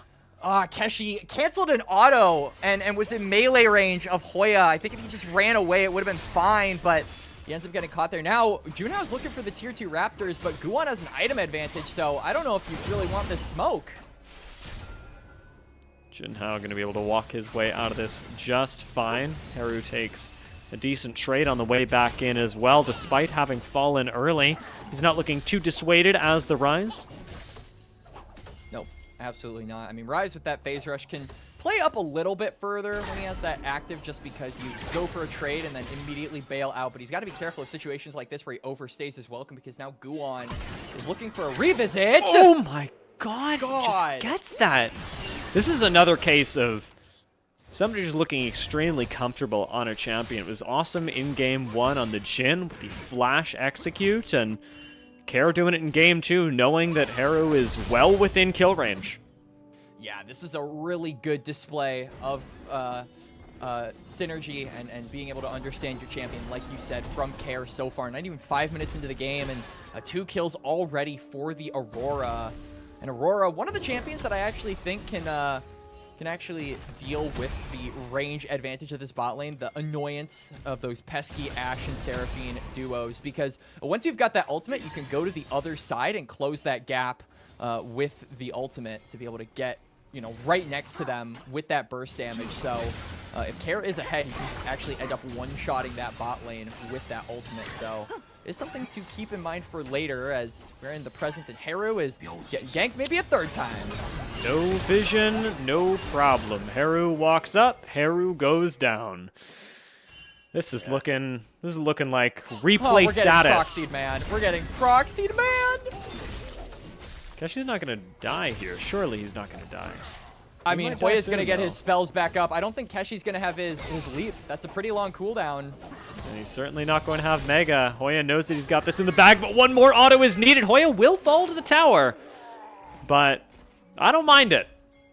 Yeah, I mean, now you can see Keshi is actually going to lose basically all of these caster creeps, so it is worth it in a way for Hoya to get that kill under the tower, just to deny Gnar any more CS or any more of that gold. But he does get that gold with the kill, so I feel like it's more on the equalized end here, going for that 1v1.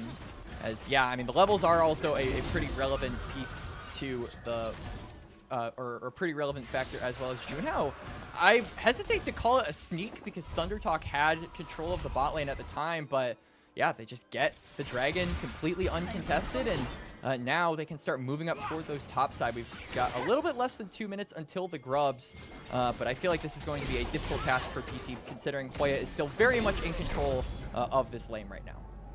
It's exactly the strong point of the draft that you pointed out in the beginning of the game, though. Having so much bot lane pressure and turning that into a dragon is something that TT have to execute on in order to be fulfilling the win conditions of their composition. Otherwise, they're just letting the game pass them by. And NiP, as we saw in game number 1, can and will take full advantage of that. Keshi feeling himself in the top side now that he's Mega, but missing the Gnar.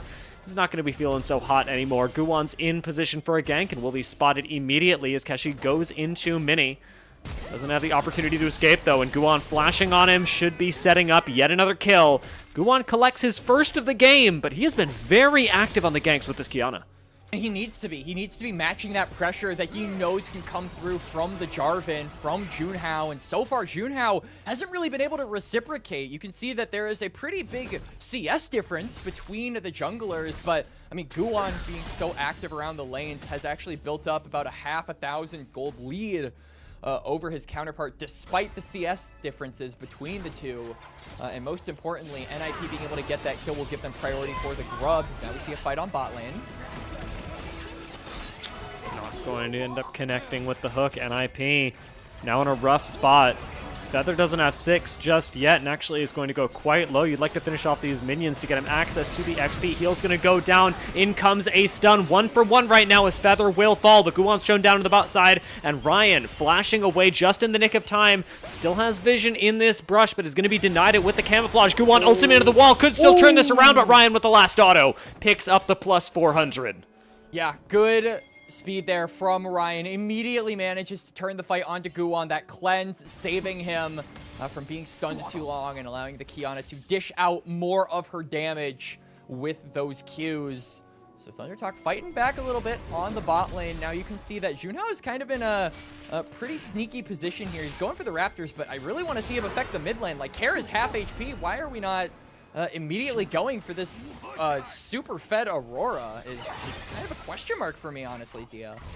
Yeah, I mean, you talked about it in the pregame, but the positioning from TT, their ability to pull the trigger on a play at the same time, is something that in this very series they were going to have to work on, and we can see it being a little bit rough for them just then. Now, the game's not too far gone, as much as we've been talking about NiP doing quite well, but where it is hurting the most is in the top side, where Hoya has a level and a half almost, just about a level now, advantage on Keshi, plus 1,000 gold on the Renekton. This is a terrifying thing to be entering the mid game with.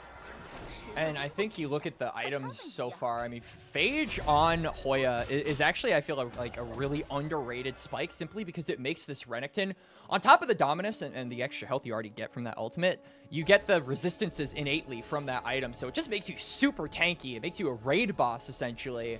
And they haven't even hit the second phase of you yet. So I feel like that is a super dangerous position for ThunderTalk. If they want to be fighting around this top side, it's going to be very difficult to take down Hoya in that regard. So I think this just gives NiP the green light to say, hey, you know, we've got a super strong Renekton. Our mid laner is still really far ahead. Let's just go straight for these grubs. And Guwon says, all right, bet. Yeah, you just saw Jarvan in bot side as well. As much as he paths up top, at least one grub is going to go to Guwon, and that's assuming that ThunderTalk can pull together some sort of contest, remembering that NiP's mid lane and top lane are both gig ahead. Junhao not going to attempt it, and I can't even blame him. So 3 grubs going to go the way of NiP. They will trade back the objective that ThunderTalk got earlier with the Dragon. And I'm kind of looking across the board at NiP, and I don't think that sieging power of this NiP squad is particularly amazing, but I do think the sieging power of ThunderTalk is really strong, especially in that bot lane. When you've got poke lanes like this, being able to hit that turret is definitely something that they excel at, and just being able to collect those plates. So I think that denial from ThunderTalk to get that extra little bit of gold into some of these range heavy members like the Ashe and the Seraphine is really effective at stalling their ability to potentially come back in this game. Good one being up towards top side is a sneaky play. Keshi really wanted to reset for the Dragon play, but NiP seemed comfortable giving that up for a kill on the top side. Nothing that this Gnar can do. Hoya and Guwon coordinate to get their top laner even further ahead, and Hoya raid bossing himself with the Phage is going to get even more problematic.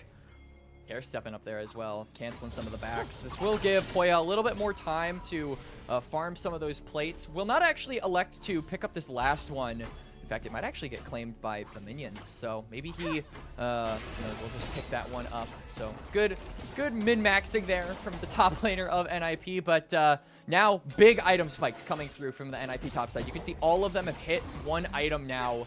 And this really is going to be a big break point, I think, for them to play off of. Especially Guwon, that Profane Hydra gives you so much more damage and so much faster on the clear, which will increase your tempo on this champion. So I like what we're seeing from him. He immediately goes onto the map to try and make plays. Guwon might get caught here. Junhao wants to find a catch, but instead is going to miss the knock-up. The rest of GT on the way, but great death sentence is going to bring Ryan all the closer. Needs to be finished off, and he will be. Guwon completing the assassination mission. Feather will fall next again to Guwon as he picks up another kill, and now Hoya's in the mix. Stunned under the tower on Chuharu. Should be claiming his life soon. Last hit going to be picked up by Hoya, and it is 3-4-0 in the favor of NiP. And I was going to say Hoya making a Stan Lee cameo with that teleport as the play was already over, but he picks up a kill, so he is upgraded to side character. Hoya cashing in some of that gold, all of NiP getting their piece of the pie. And honestly, just really good setup here from Guwon. I mean, Junhao is so deep already into the fight that he really has no way of escaping, no way of getting to assistance with his bot side. Feather and Ryan get picked off. Chair as well manages to save his own life by flashing out of that Cataclysm. Overall, just very mechanically well played from every member of NiP, and ThunderTalk continuing to bleed out in this game rapidly, Thea. It's a real problem when you are facing down a hyper-scaling bot lane and the whole top side of the map is ahead against you. NiP have crazy tools to work with now, and they are going to have a guaranteed one later with Awesome on the Aphelios, who has not only been not really a focus of the game, but on top of that, has still managed to keep himself even or slightly ahead throughout the entirety of it.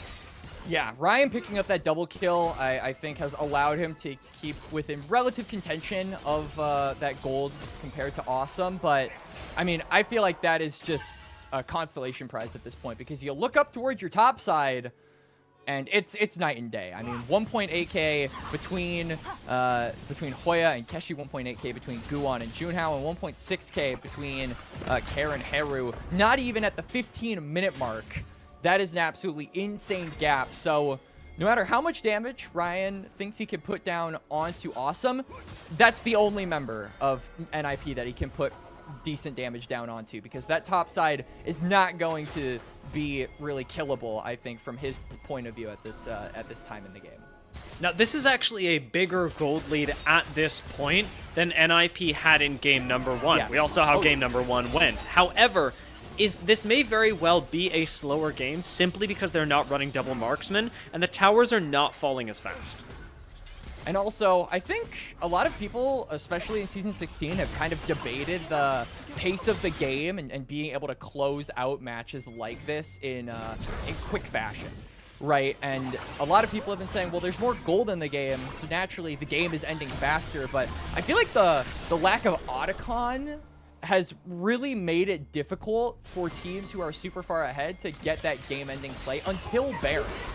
As Awesome gets ulted. He's got cleanse and flash. Yeah, nothing gonna come of it. That guy is big chilling. Even if he didn't, I mean, he's got Zhuo in his back pocket as well. NiP just protecting their carries very, very well so far.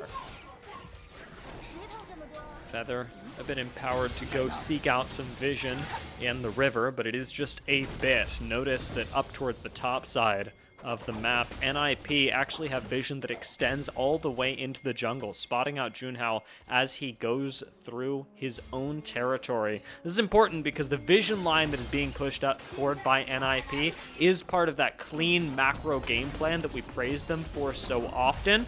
NiP, with their advantage, are converting that into more information, and it is a reciprocal, a symbiotic relationship, shall we say, between the information that NiP have and the plays that they're then able to make with it. Dragon has spawned on the bot side. ThunderTalk have 2 Drakes, so getting Soul Point here I feel like would keep a win condition alive, though. If this fight does get turned, as we can see, Hoya wants to enter in on one side. The rest of NiP slow to react, though, so they might actually miss this objective.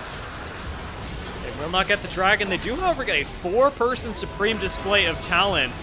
Now with the jungler picked off, ThunderTalk have no business in this pit but to disengage. They will still lose Feather on the way out. They get themselves to Soul Point, but a double kill goes to Care. The question quacks, was it worth it? I mean, honestly, I feel like it's as worth it as ThunderTalk can make it at this point. You keep a win condition alive, and when you're this far behind, even having a win con, I feel like, is a gift. So they are able to keep that at least alive for now, but I feel like it's a slight misplay from NiP. They're so far ahead of this game, they should have easily been the ones to have control of that river first. And so ThunderTalk definitely sneaking away that dragon. At least that's the definition I would use in my book, because now TT off of respawns are looking for some payback. A trap Joe in here, but insta-flash away by him does make this a little bit more difficult. TT will still commit enough resources to pick up the kill, and don't expend too much more. It is just the flash and ult out of Junhao. Not the worst thing in the world. TT's objective setup here working really well. You can see that Hoya trying to at least stall out some of the damage from the Jarvan, goes to the flash W, and they immediately lock down Junhao, along with a very big supreme display of talent, like you said, but just kind of feels like NiP, again, with how far ahead they are, should have easily been the ones to have control of this river and take that dragon. Now unnecessarily giving ThunderTalk a link back into this game, if you can even call it that, with how far behind they still are. This gold lead is ballooning toward the 9,000 difference here between two teams, Dia. Bit of an unexpected misplay, however, as Guwon did go down to a combination of Junhao and Keshi, and now Junhao has walked up a little bit too close. The Chocums are going to do enough. Feather knows that he's dead, and we have now passed all the way comfortably into the 9,000 gold lead. NiP, despite losing their jungler, are completely undaunted in this game, and we're going to get to take a look at how this all happened. Oh, Ryan, don't tell me you walked up to a red-white Helios, man! That's rule number 2! Rule number 1 is don't chase a cinch. Rule number 2 is red-white, don't fight. What's rule number 3, Dia? I'm trying to think of something about a Gnar. I don't know any rules about a Gnar, but I think I might write a new one. Stay away from Keshi. The guy did have a little bit of killer instinct as soon as he saw Guwon, especially knowing that there was no supreme display of talent, no ability for Guwon to peel for himself. Keshi's aggressive play actually looked good for a second. We know with our vision of the future that it didn't go great for ThunderTalk, but I do want to take a quick second and praise something that ThunderTalk have been doing. 3 dragons up in a game that they are almost 10,000 gold behind in. We talked about how Junhao needed to be coordinating the team around objectives, and while this game may not be going well for ThunderTalk, I can absolutely say that Junhao has made a big step forward in that area. NiP have not been focusing dragons, that is one thing. But Junhao actually getting the team to the dragon to contest it, even in a third Drake situation where NiP actively wanted it, that's a pretty good sign for a jungler that did need a little bit more shot calling in his game. I'm glad that you credit it now, because I think the odds of ThunderTalk getting another dragon past this point are pretty much slim and none. As, I mean, look at this damage out from Care. How do you think the bot lane is going to be faring up against that? Not too happy. Nice dodge as well. Sidestep on the Enchanted Crystal Arrow. Care gets to retreat back into what we'll now call his side of the jungle. We saw NiP play this out before. They get enough of an advantage, and yeah, 10,000 gold is enough of an advantage, and all of a sudden, your jungle becomes theirs. This is the big problem for ThunderTalk. As if there wasn't a big enough one before, they have no access to income that NiP do not choose to grace them with.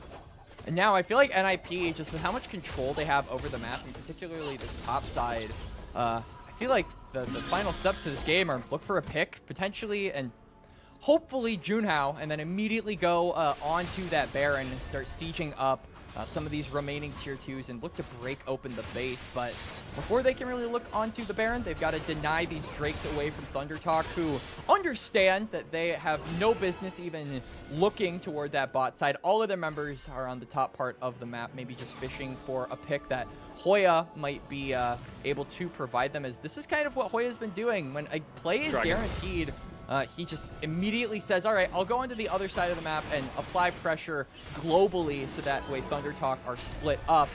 And I think TT understanding that, trying to look for a pick, but Hoya understands that they understand. So he is just going to say, you know, you can't trick me. I've played these games before. He'll be understanding their understanding of the understanding that he has. Yep. And while all that understanding is happening, Dragon was picked up by NiP, which, as you appropriately foreshadowed, was going to happen.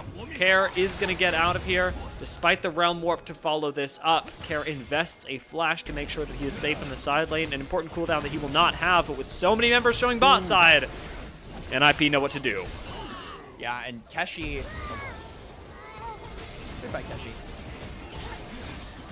That's taken down now. NiP are Quiet just enough go that for we the Baron. hear the sound of him falling. Junhao actually goes into the pit! Ill-advised, perhaps? A little bit, but a Hail Mary play. I mean, ThunderTalk has to be looking for that at that point. They're 12,000 gold down. They're down a Baron, and now NiP, with 2 members dead on ThunderTalk's side, should be looking to siege these last couple of outer turrets before moving into the base, where they can start to put a bow on this 2-0. And I have to reiterate, we mentioned it a little bit in the pre-show, I believe, before game number 1, but this is going to be NiP's rematch. The next time we see them play after this series is going to be against ThunderTalk again, so maybe some foreshadowing for that series as well, and some goal setting for ThunderTalk when they inevitably meet NiP on the Rift again. I mean, it will be the best kind of VOD review. It's tough to VOD review team when they are playing somebody else who isn't you and not knowing how exactly they're going to play, but when you're VOD reviewing your own match up against a team that you're going to have to face again, it's the most useful tool that ThunderTalk can have if they want to make their games in the next series look a little bit more straightforward for them than this one, because this one, a win here for ThunderTalk would be extremely convoluted. Some may even say miraculous. Yeah, I mean, they would have legit plot armor if they were able to win this game at this point in time. As now Ryan, I get anxiety for him even just stepping up that far. Like, he's got a wave and his team is all around him, but I just can't help but think if he stuck around for like 1, maybe 2 more seconds there, he might have legitimately had to burn his flash cleanse, or maybe just straight up died because of how squishy he is. That's how much damage NiP have compared to ThunderTalk at this point. Now, unfortunately for NiP, they've got about a minute left on Baron. They haven't really found a way to coordinate their waves to push into the towers just yet. Mid lane wave is a little bit behind, although with the Enchanted Crystal Arrow and a big engage tool missing, it looks like they can just 4-man force the bot side, and that is exactly what they are going to do. Care jumps forward, completely unabashed with the Between Worlds, and TT can do nothing about it. Just watch as their inhibitor tower falls, and their support falls with it. Feather got 2-shot. Yep, Feather, he's getting them ruffled. ThunderTalk now on their last legs. NiP, double inhibitor. They're looking to advance onto the base, but Keshi is now Mega Gnar, so they could look for a fight potentially. This is the kind of timer you have to go for. Awesome as Red-White as well. He has to do it now. Surely Keshi has to go, but he gets interrupted. In goes the big Gnar. It is a 3-man stun, but it does not matter. Red-White, and you have no choice but to fight as NiP take TT into the blender for game number 2. Red-White, don't fight, but it's also Red-White. Good night. Yeah. NiP win out in dominating fashion, Dia. 2-0 against ThunderTalk. Game number 1, a lot of ingenuity that we saw from the draft. They got a little bit fancy with it, putting Hoya on the Varus. But game number 2, stock standard NiP gameplay, showing that they can do both, and the versatility from this team starting to really impress me, especially as a lot of people are kind of rounding the corner and turning their eyes toward playoffs. I think having that versatility, that ability to, put multiple of your players on multiple different styles is something that will really benefit you going into the best of 5s. And I got to appreciate as well, I know that it wasn't an integral part of the draft, but Guwon has had some rough games on Qiyana this split. Pulling out the Qiyana again when it is an afterthought in the draft, not the focus, not the thing that is supposed to be set up, and still having a really fantastic early game. I mean, Guwon's impact on the early game for NiP was absolutely massive. He was perma-ganking and finding advantages for his team. yeah, he was trying to match the tempo that we expect from a Jarvan, right? I mean, Jarvan is the perennial early game snowball your lanes champion. And I really appreciated that Guwon in that matchup said, I'm not going to power farm to level 6. I'm not going to, you know, be prioritizing my own conditions. I'm going to be looking to impact the map, go to these lanes and try to snowball my team ahead. And that was a thing that we said needed to happen. When you've got lanes that all want gold, that are all very high on the economy spectrum, you can't just be sitting idly by as the jungler, kind of allowing them to leave themselves to their own devices. You actually have to interfere a little bit between those 1v1s and 2v2s, and Guwon absolutely did that. So a lot of credit going over to him, but I feel like, you know, extending that to everyone, this entire series felt like a group effort from NiP. Everybody playing their part and playing it very, very well.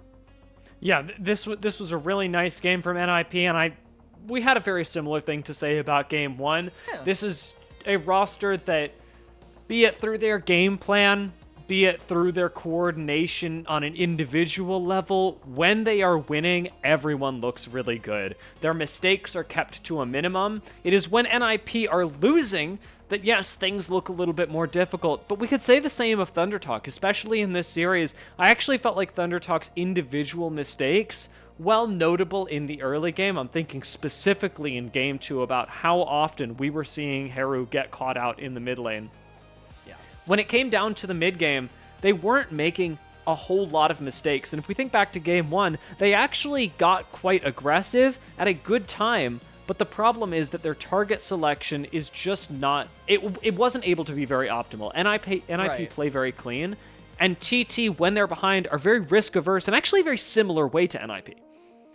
Right, I agree with you, and this is something that we highlighted as like an issue for ThunderTalk in the pre-show when we were analyzing some of their plays, saying that not only like is the timing of their engages a little bit scuffed, but also the target selection in general can be an issue, like that play that we saw toward that dragon in the early fights where we have two members flashing over the wall to go for another member, and then allowing Monkey to just kind of go in for the 1v1 as the Viego with Heartbreaker resets to turn the fight around. So yeah, that target selection is definitely a relevant issue right now that I think ThunderTalk need to overcome in order to look more competitive. But, you know, looking at them in the winter split, this was not a team that we were expecting to be like top of the table, upper echelon. This is a team with 3 LDL players, right? So it very much is a long-term project, looking at these players to improve as the year goes on.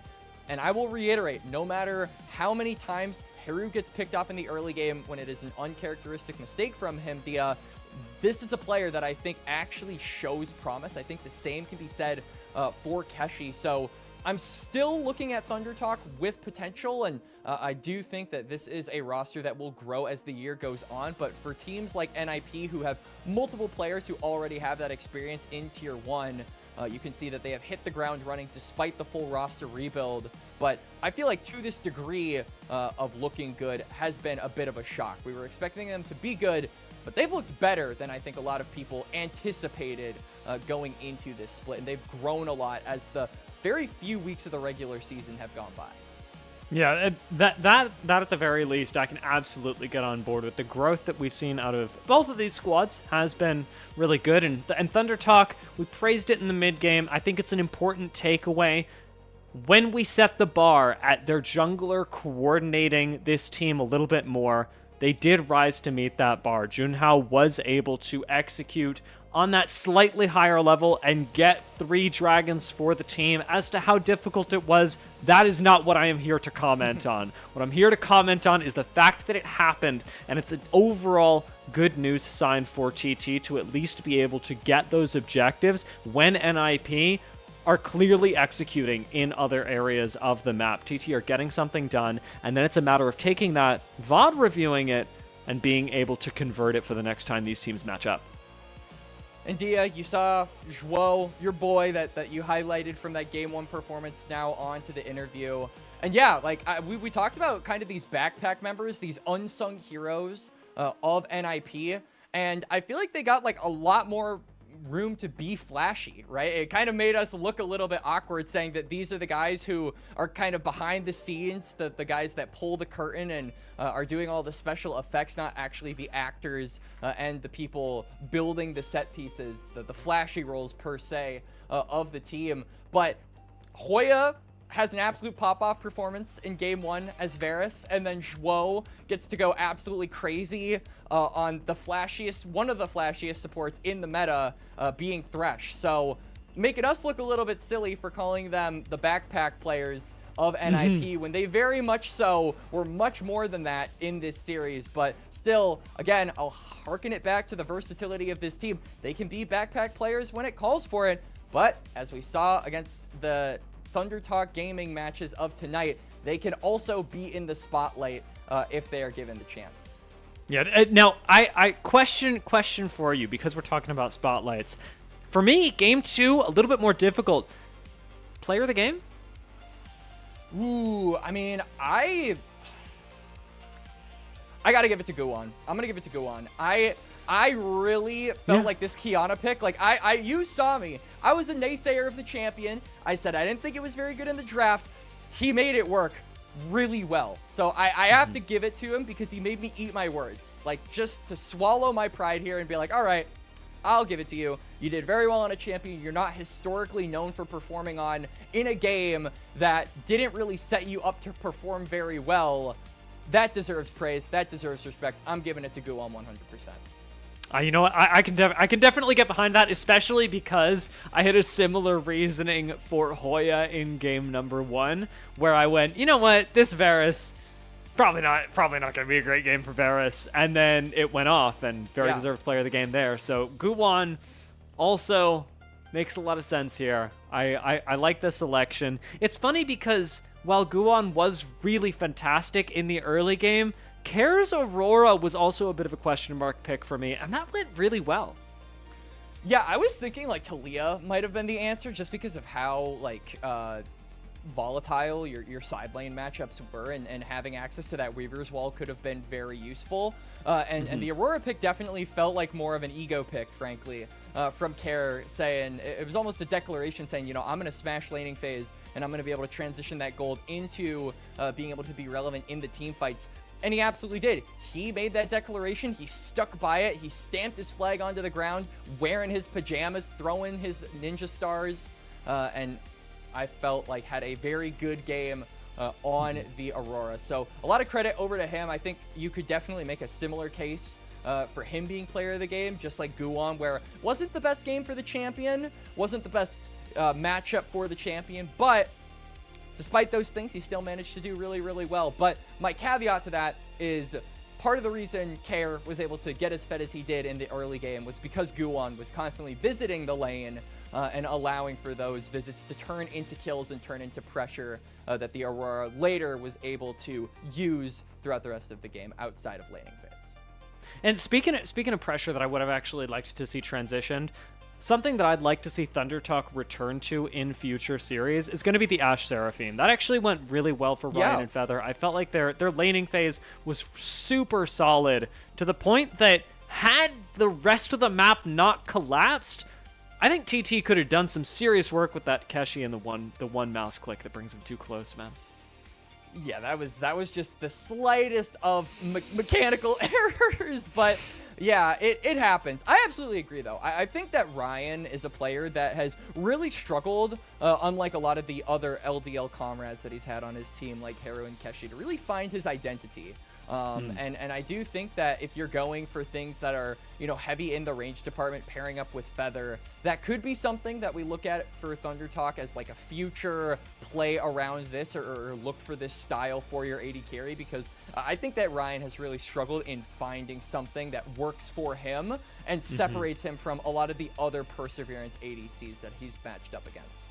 Yeah, that's absolutely true, but it is, as with all things, I suppose, going to be a journey of continuing to evolve for Ryan, for the rest of Thunder Talk, and even for NiP, who, while they looked really good in today's games, we cannot forget that up against EDG, they had a difficult time, and that that match actually could be something that haunts them for a little while because you don't get tested like that very often. When you're going up against ThunderTalk as an example, NiP weren't really pushed to the limits of their endgame possibilities because ThunderTalk did not have access to an endgame. This was something that was closed out really quickly in the mid-game. All 3 towers in the first game, like you said, down by 20 minutes.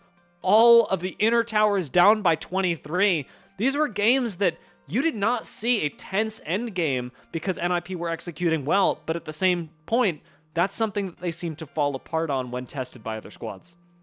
Yeah, and I do think that, like, looking at NiP versus EDG, like, if we were to see that matchup again, I think one highlighted matchup that I would really like to see would be ZDZ versus Hoya. Like, I think that Hoya now being able to go for things like the Varus top and you know, have the ability to actually be a carry for his team does make it a bit more interesting, as Hoya is player of the game. You know, I can understand that. He actually, he didn't need any help from his jungler. He didn't need any assistance whatsoever. It was pure hands gap from the guy. 1v1, just like the Renekton likes it. Who needs help? Who needs assistance when you can just do it all yourself? And that's exactly what Hoya did. So, hey, respect the 1v1. He won it every single time. So there you go. That nets you player of the game.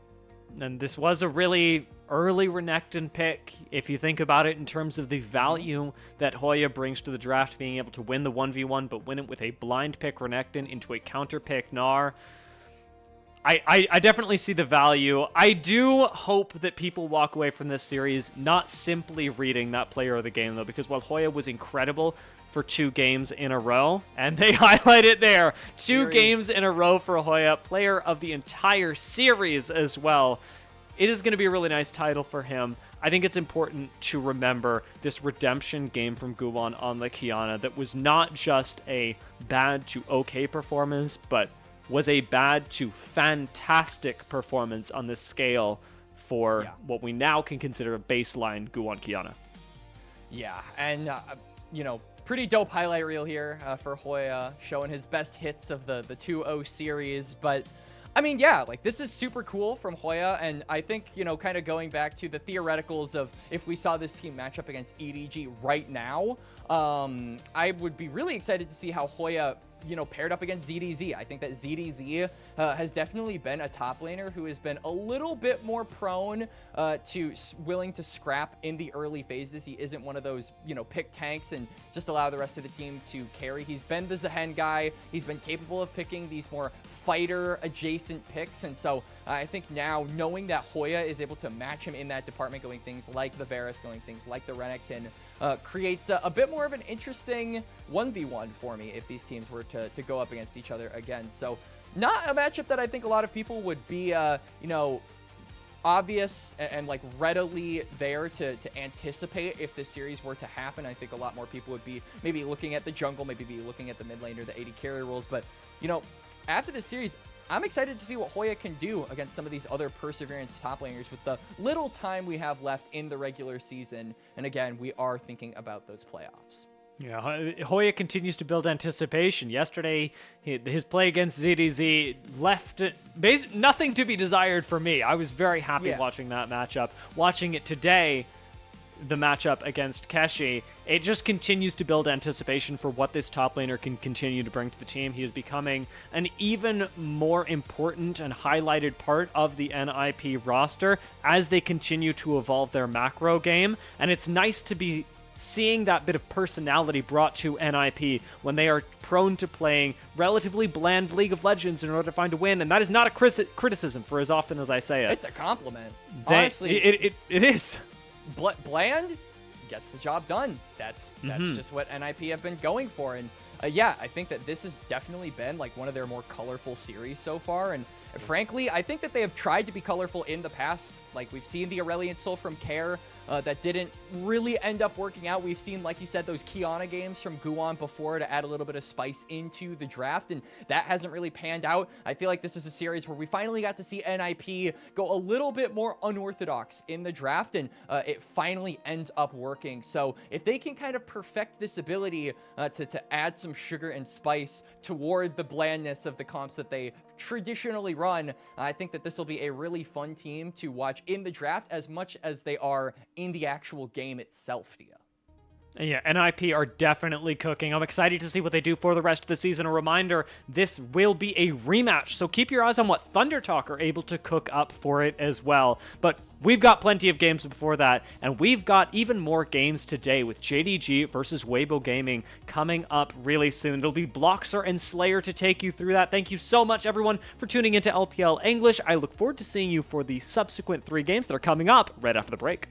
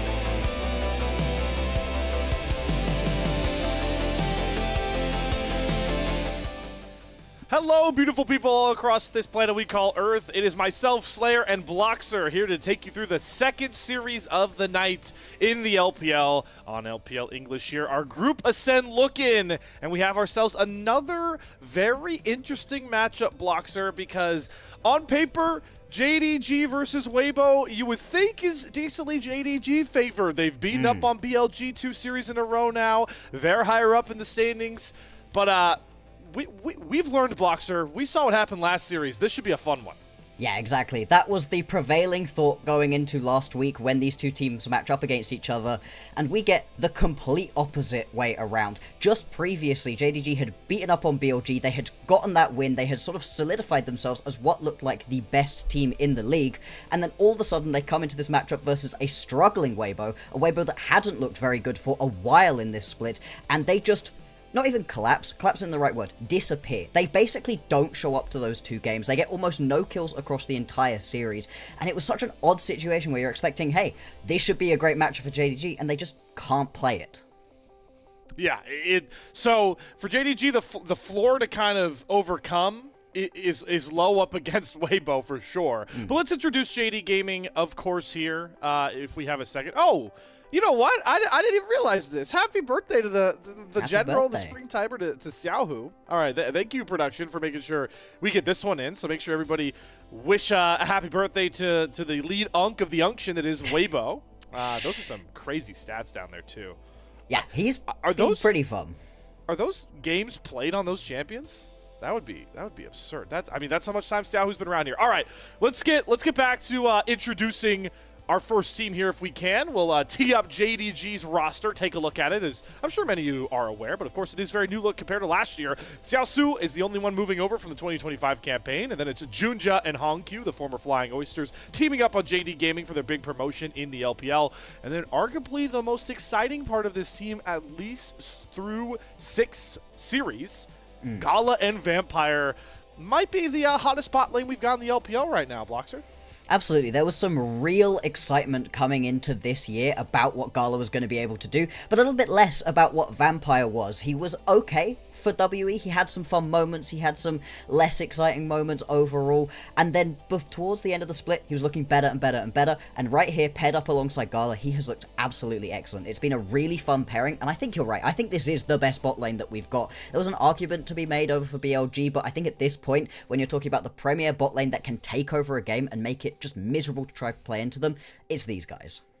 But the bottom lane they're going up against may be the best yet to challenge that aggressive playstyle you were talking about, Bloxer. Let's introduce Weibo Gaming as a whole before we deep dive into more of these matchups we've got on tap. Weibo, obviously, Zika, the top laner, JJ, the jungle coming over, birthday boy Xiaohu in the mid lane, Elk and Urha to round out the bottom lane that I feel like, you know, if Gala and Vampire have been playing the best consistently, I think Elk and Urha might be the bottom lane that has clicked best over at least the last week or so. They've been looking just brilliant recently. I mean, in their previous matchup versus JDG, Elk gets a 10-0-6 game on the Jhin. He gets himself another deathless game in the second one around as well. Just was able to play an incredible series out, but it's not just been in that matchup versus JDG. You're right, they feel like they've been clicking so much more, and I think that's the prevailing narrative right here for Weibo. They weren't clicking right at the very start of the split, but during the beginning of this second round robin phase, they really do feel like they've been coming online, and a big part of that is what's been happening down in the bottom lane. Bottom lane, yeah, it's going to be so centric to this matchup, and we'll start showing some clips here. We'll start, I believe, with Gala to take a look at some of his recent performances. And with Gala, I think the thing that this clip really shows off best is two things. When he is on, his reaction time is impeccable, and his spacing is so impeccable. This fight, I will never forget for how he was able to survive the onslaught of BLG. When Gala is on, this is the way he can play team fights, even Bloxer, when everybody's trying to run at him. He still finds a way to not fall. And if you could do that in pro play, especially with this JDG team, they're going to win a lot of games. This is BLG throwing everything and the kitchen sink at him, and he barely even dips below a chunk of his health going. He was able to just space out so well throughout the entirety of this game, but it's not just been the spacing that has been really impressive to me, it's also just been the way that they've been playing the individual laning phases out too, setting themselves up for success during these team fights. They've been bullying out bot lanes that they should win, and in matchups where they are looking to sit back a little bit more, they haven't been falling behind in CS whatsoever. They've been able to get themselves a little bit of a lead even in a couple of situations. If you're able to keep it up like this, as we're expecting them to be able to do versus Weibo, as they weren't able to do in the last time round, it should be a different outcome.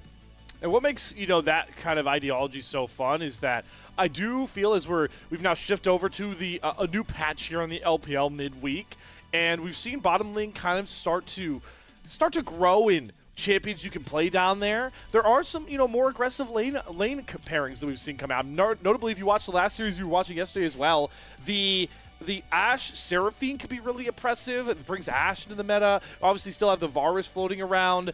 It's gonna be bombastic down in the bot side for sure. But Elk is the one here that had definitely. I don't even think bested is the right word to describe the way he outplayed Gala in this series. And Bloxer, you should. I don't know if you do, but I had to roll this clip first to remind everybody how Elk lives rent free in Gala's mind. Right there. Oh, the predict right there just knows what's about to happen. And the fact that it also dooms Vampire in this situation is just the cherry on top, right? In a situation where he walks away, you maybe both get out. No, just both gonna get evaporated. The way that Elk played in this specific game was really what we were expecting out of him coming into this squad. This was the Elk that we had seen previously and was really able to be unlocked. For him, I think mispositioning is something he's been getting better and better at recently. There were a couple of times last year where he was stepping up a little bit too far. Again, with these two ADCs being able to space their way out through these team fights so well, a lot of the onus is going to be on the top laners and the junglers to actually find that backline access and try to lock these guys down. Yeah, and they're seeing, of course, Elk as well, sporting the Ashe in that great performance against Top Esports. As we roll into the walkouts, this is going to be a fun one. Bottom lanes are looking on point. Our top laners are two of the kind of unsung heroes, I'd feel, the top lane in Group Ascend. Mostly Xiaosu, I know, has been a really well performing. And it's always fun when you've got, like, the staple veterans of Xiaohu and JDG versus, the fresh blood that is Juja, and especially Honkyu, who, again, I do want to remind everybody at home, this is just his second year of competitive play he is coming into. He's so raw, he's so new, and I've been really impressed with what he's been able to lay down. He's been sort of the rock that you can then move Gala and Vampire around, and him and Junja have had a really good duo going on. They've been able to move across the map quite a lot. We've seen a little bit less of those map roaming mid laners coming through. He's more just using those control mages to take over in other lanes anyway, and I really like that. Really a big fan of it for sure. We are already set to get into draft here, thanks to the fact that NiP decided to speedrun their series against Thunder Talk, so we are getting in early and often. We did get first selection stuff already told, Bloxer, so I want to pick your brain as we get into draft here. JDG had first selection, and they chose first pick on red side. So what are we looking at here to get JDG started on the right foot forward in a series where they were embarrassed more than they have been all split long? Well, it's all about what you have to ban away now. As soon as you get yourself that first pick, you're putting so much onus on your opponents to be banning away things like the Jace, the Nico, the Orianna that's been popping up as well, the Varus too. The fact that we're on patch 2 and the Varus got buffed, even though we'd already been seeing it pretty consistently, that's something, if you allow it to go through, a lot of teams have been purse picking for themselves. Otherwise, I do think you could put a lot of focus over onto the top lane. Things like the Rumble have been popping up quite often as something you could just grab instantly and take into a team fight. Of course, there is the birthday boy. Good to see that some fans in the crowd are ready to support the guy that has been. I mean, so his birthday is. I guess it's the same days now, right? It should be the 29th over there as well for us. So he's always got to. I would assume that more often than not he's how many. I wonder how many birthdays he's played a series on the day of his birthday. It hasn't happened every year, right? The Weibo's probably not played every year, or RNG back in the day every year, but he's probably played like 6 or 7 of his birthdays on stage. I'm not dignifying that with a response, man. Absolutely not. Absolutely not. Unc out here is Draft's not making these jokes at me. No. All right, let's get a game one draft. Let's see what sneaks through for this first pick for JDG. No Varus, okay? So no Varus in game one. No, the Rumble also going to be taken off of the board. It'll be interesting to see how much we actually get bans going on towards this bottom lane beyond the Varus. The Varus has kind of been that top tier of thing that people have been taking away. The Yanara does sometimes get taken out too, although you're a little bit less worried about that being first picked. It needs a slightly more specific composition put around it. Now, the final ban coming out of JDG will be that Orianna. Okay, so with the Nico taken away as well, what do we look at as a really prime pick? I mean, there's only one jungler banned away, so I would think if you are Junja, would you like, maybe? Oh yeah, yeah. Holy moly! Good call, Bloxer. I forgot Jace got through. We're letting Jace through now in the new patch. Okay, yes. I've yet to cast a Jace game. That's how perma banned he's been all season long for me. Yeah, it has been in almost every single game banned away. There's only been 2 games in which it's been picked 100% win rate in those games, so that's really bold right here out of Weibo to have allowed through. You've got to have a real option into it, and so far nobody's shown us a good option into the Jace. Yeah, we'll have to see. I mean, I gotta think that Weibo are thinking they have that final ban, right? Like Nico is not super high priority ban we've seen recently, so they have to have a plan to think Jujo would pick this Jace up. I do think grabbing the Jarvan is a pretty good option because now Jace is technically pretty immobile. So if you can get a Cataclysm, you can bring a powerful mid laner next to it to try and trap this Jace. It can try and slow down the fact that this guy gets to 3 items at like 18 minutes if he's undisturbed. But yeah, I thought they may go with the Talia. It's going to be the Azir for the birthday boy. It is indeed. With the Jarvan pick specifically, I don't know how much I love that into the Jace. It's less a situation of, yeah, you can lock him down, and more, you've now locked yourself into a cage with a Jace that can just one-tap you, so not super sure about that one. The Sion going to be locked in alongside it. With the Jace, you do just need some strong front line. You'd expect another control mage coming in for the mid lane right here for Honkyu. With the Orianna taken away, that kind of takes the top level of that off. Looking towards the Ziggs potentially. Interesting. Okay, so maybe feel like this is a... Oh, wait, no, this is... I was going to say, is this going to be... Gala can't play this Ziggs, but this was what we saw towards the end of last year that Knight kind of pioneered in the LPL. The Ziggs is a really big counter to Azir for a lot of people, so I believe Honkyu will just be picking this straight up to match up mid lane v mid lane. And Zika might decide to go a bit carry-oriented. I don't hate putting Ambessa next to Jarvan. It's a decent way to set up a clear public execution if you have a target without flash. Absolutely, it does make that a little bit easier to land, and Weibo very much are indicating that they want to go for a straight-up teamfight composition. At the same time, though, both Jarvan and Ambessa are not the tankiest of champions, right? If you fall behind the curve a little bit in terms of gold, you can get shredded, and if it is going to be this Ziggs into the mid lane as we're expecting, with a Jace, and then whatever Gala is playing, you're going to have a lot of damage available to potentially just shred straight through that front line. Not a problem that JDG are going to have with the Sion.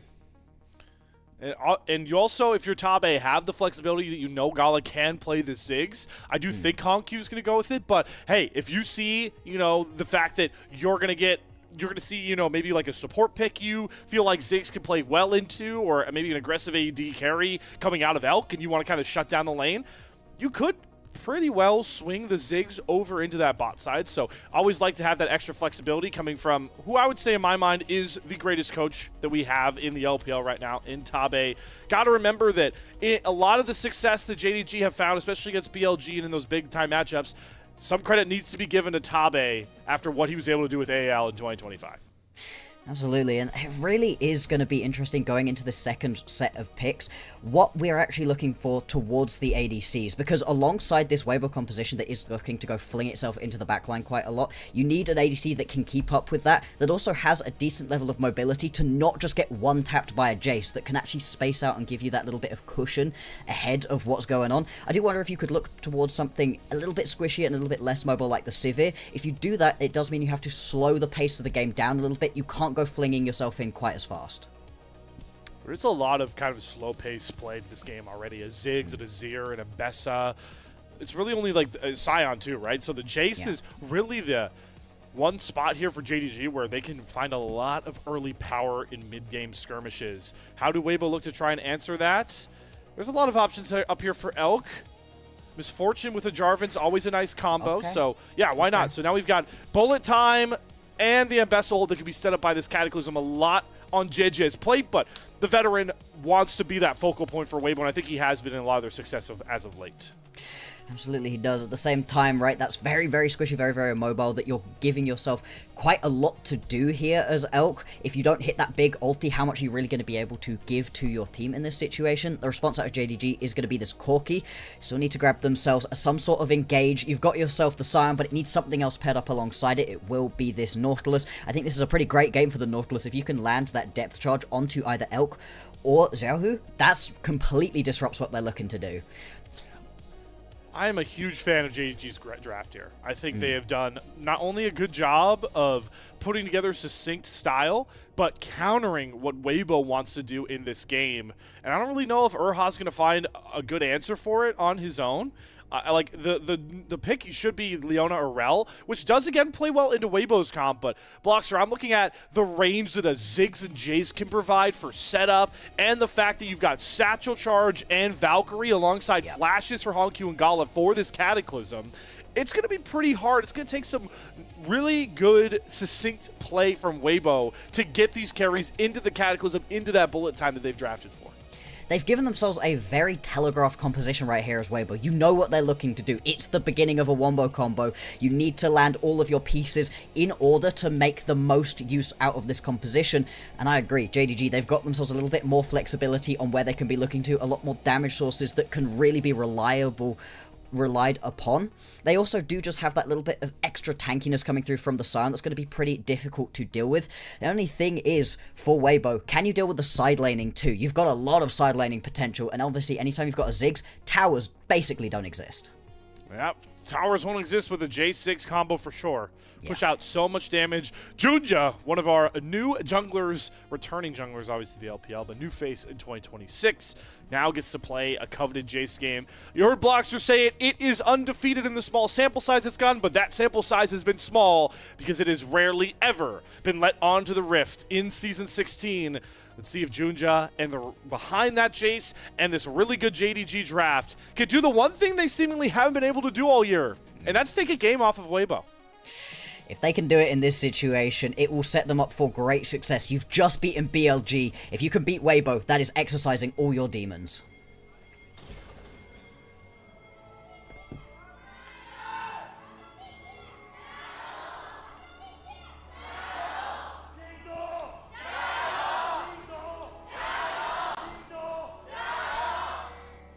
I always love the JDG team leader. Oh. Got a little extra. My fault, crowd. Love the energy we're bringing. Boxer, I love how the team leader for JDG is just like this guttural Jin Dog, and then everyone screams after it. It's so perfect.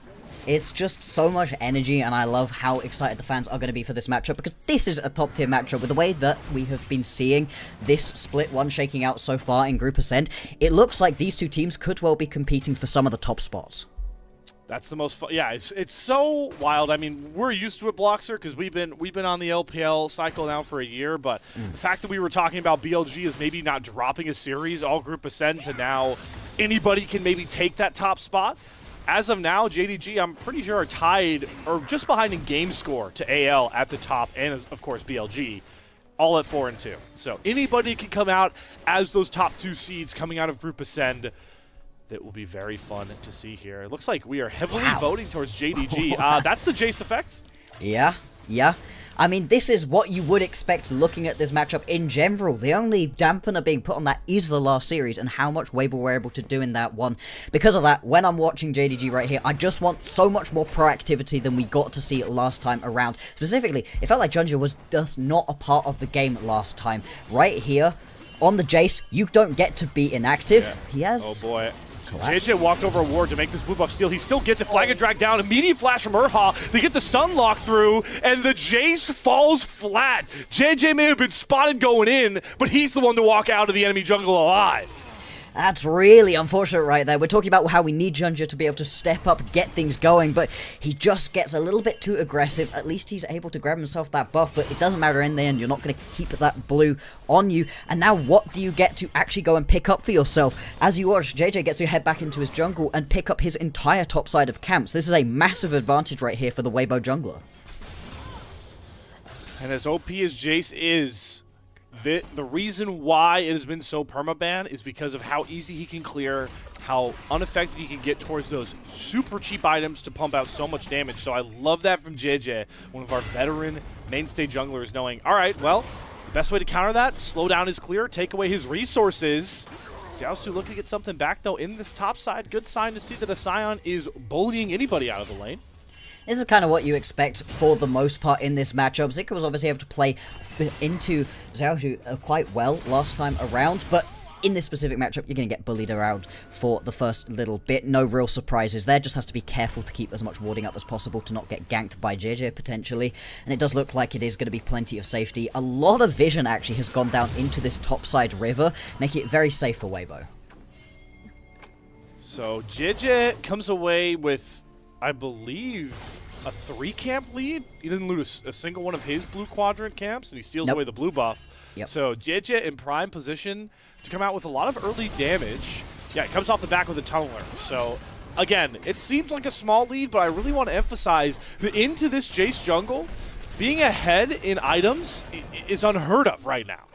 And this should have wide-ranging impacts upon the rest of the game. We were talking during the draft about how you don't really have that truest of front lines. You've got a lot of kind of tanky members available to Weibo, but you don't have that one true tank like JDG do with that Sion. But being ahead in terms of gold, getting ahead of the curve, is a way to make it so you can survive in the face of what will be a lot of damage from a Corki, a Ziggs, and a Jace. That's definitely the one thing that screams through in this whole game, Bloxer, is there is damage everywhere on this map. And it's going to be the Jarvan with the biggest lead, not the one you may have expected here, as we do get to see the power of that misfortune in lane, the reason why she is back so prevalent in the meta.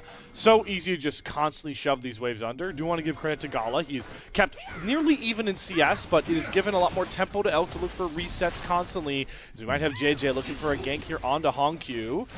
Junja in the area as well, as he's surely looking to get back for that first blood. So dashes forward into the accelerated shock blast. You know what? We're giving him one. It's his birthday. Okay, yeah, that's the freebie. That's the freebie.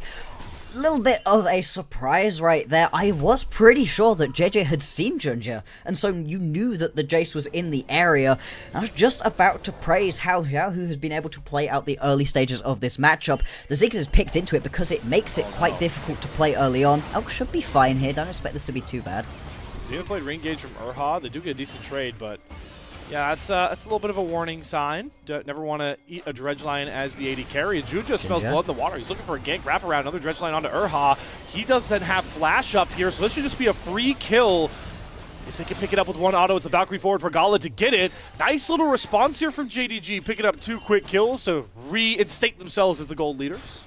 And that's what we needed out of Junja. You lose that early little bit of fighting down in your bottom side jungle, but he's able to recover that quite well, gets kills into his mid laner and his bot laner, exactly where you want some of that gold to be going. Be nice to see him grab one of these kills as well, as we keep talking about. You need to get ahead with this Jace. That's the power of this pick. Otherwise, the Jarvan will give you more in terms of team fights with all of the CC and lockdown that it can provide, especially in the sort of composition that Weibo have, where it is this wombo combo. Right now, we're going to see JJ as well go and start up this dragon. He's got himself pretty good control around the bot side as the resets come through from Gala and Vampire. You know, the play of JJ has been, you know, up and down as of late, but I still hold true this guy understands timing like the best of them in the world. He sees that gank, right? He's like, okay, if Junja looks for that bot play, that likely means he's cleared out his bot side. Yep. Off the kill, he has to be resetting top camp clear. It's just understanding that that's the easiest window to pick up that dragon. And we'll see if dragon stacking can come through right here for Weibo. That was another big part of their previous victory versus JDG. They were just able to squeeze out all of these neutral objectives. Right now we see JDG as well pushing forwards into their opposition jungles, trying to steal a little bit away, get back some of that deficit that had sprung up, and this will be a pretty easy chickens steal. You do still have plenty of camps down on the bottom side as well for Junja, so he's in a good spot. He has fully recovered from what happened earlier. Yep, only a couple hundred gold shillings separating the junglers now by this point, and it's Hongq continuing to really round into form. Again, outside the last time they played Weibo, right? But outside that little pocket, Hongq has really found his edge like we were hoping for him with JD Gaming, and into Xiaohu is probably one of the easiest laning opponents we've got in Group Ascent. He's, well, messing with his back timers, getting a serious CS lead, and already took one of those mid lane plates. And like you pointed out, Blocks, are only a couple more until that satchel charge becomes even juicier. Yep. Oh yeah, this is a really good side laning composition right here out of JDG. It's going to get to the point where Xiaohu really cannot be dealt with over on in the side lanes. Anytime you've got a Scion, that's obviously going to be annoying. And then you've got this Ziggs just to melt through these towers. It really makes up for the fact that the Corki can struggle a little bit. Oh, hang on. So he's played in, Vampire, but wow, the bullet time is disgusting from Elk. He gets, I think, every single shot of that bullet time lands onto Vampire. And now it's going to be the immediate cleanse having to come out from Gala. Zerha ticked over to level 6, so the Solar Flare comes out. And the first big showing from our bottom lane since Weibo winning it out. But it's been the junglers making the big effect on the bot side as the accelerated shock blast flash through for Junja. He knows that Elk must fall. And he gifts Gala a second kill back to keep that bottom lane pretty darn even. The response over on the other side of the map will be these grubs going on over. That's going to be critical for Weibo. When you're into a composition that can side lane so well, you really do just need to take those away, otherwise it will be completely oppressive. Still, the bottom lane is going exactly as we expected. In the individual 2v2, Weibo have JDG's number. They're able to get themselves that initial kill and really push that pressure forwards, but the response out of Junja to get involved there, that's now twice that we've seen Elk and Erha step a little bit too far forwards with no vision behind them. Those timings that Junja finds just so perfect too to capitalize on those windows.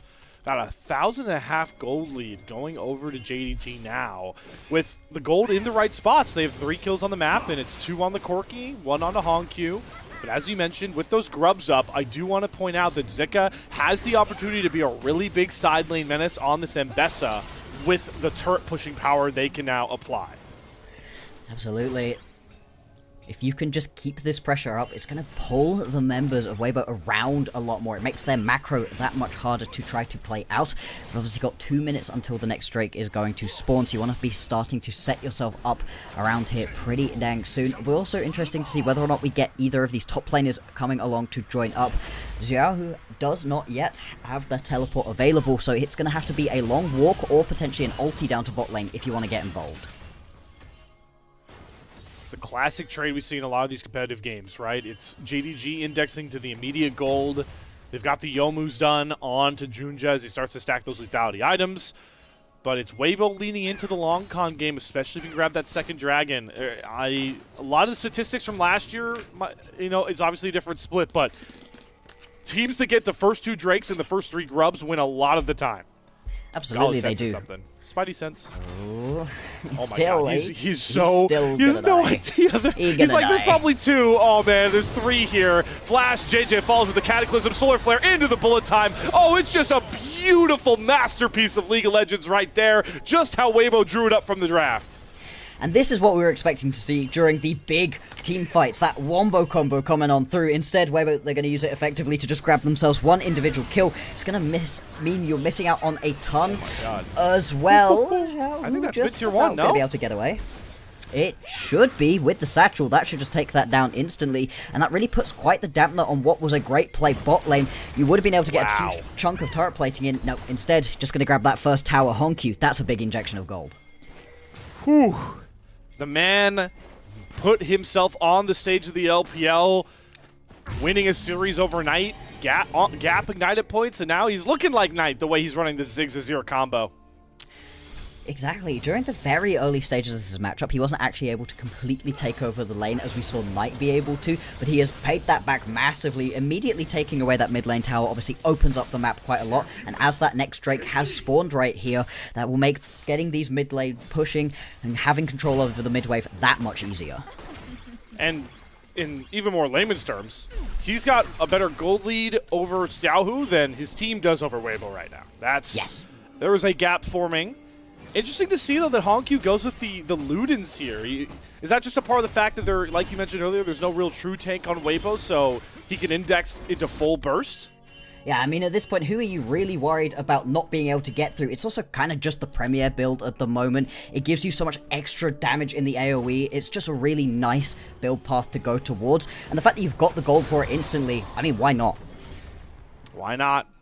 Feed the hot hand. And that has been Hongq through this opening early game phase. But the big prize for Weibo is going to be this Infernal Drake that is on the map, but they are losing vision ground rapidly, thanks in part to the fact that Xiaohu has to make his own turret to cover mid right now. So there's a lot easier paths to get those wards refreshed out, and now that one pesky blue ward in the back of the pit is the only thing that's making sure that Weibo don't have to panic. But as we say that, Junja is going to aggro the Drake, pull it out of the pit. JJ has been the Smite Steel king of the split so far this year. Let's see if he's got another one, but it's going to be Urha that eats a Dredge line into a Honku combo. Urha's already down about half HP. Satchel Charge is going to knock him even further away. He uses the heal with the Dragon far too low, and Weibo aren't going to risk their game on a second Drake, and they're going to give that one over to JDG. And this is the other brilliant thing about this JDG composition, is that they are so good at zoning away Weibo from trying to step up. Everything that the Ziggs gives you is annoying to try walk into. The Hexplosive Minefield, the Satchel Charge to then bop Erha back even further. It's just impossible to walk up. It's going to put a lot of onus during this game on them getting as much vision as possible for Weibo in order to not have to walk into darkness, because if you're stepping into darkness, it's just not going to happen. Shock Blast, Corky Rocket, Ziggs Bombs. Yeah, that is nightmare fuel for any And team. you've also potentially just got Vampire and Xiaozu just stood there, waiting, potentially charging up that Q for Xiaozu. It's so impossible to step in to these patches of darkness. You just can't afford to allow them to form. It's going to be a fun one. It's all about the Wombo versus the zoning in this game one between these two teams. With the edge obviously mostly being in Honkyu's hands, and he just wants to be the turret deleter in this game. He's already on the bot side, shoving waves constantly into Elk, but Miss Fortune is very adept at clearing those waves.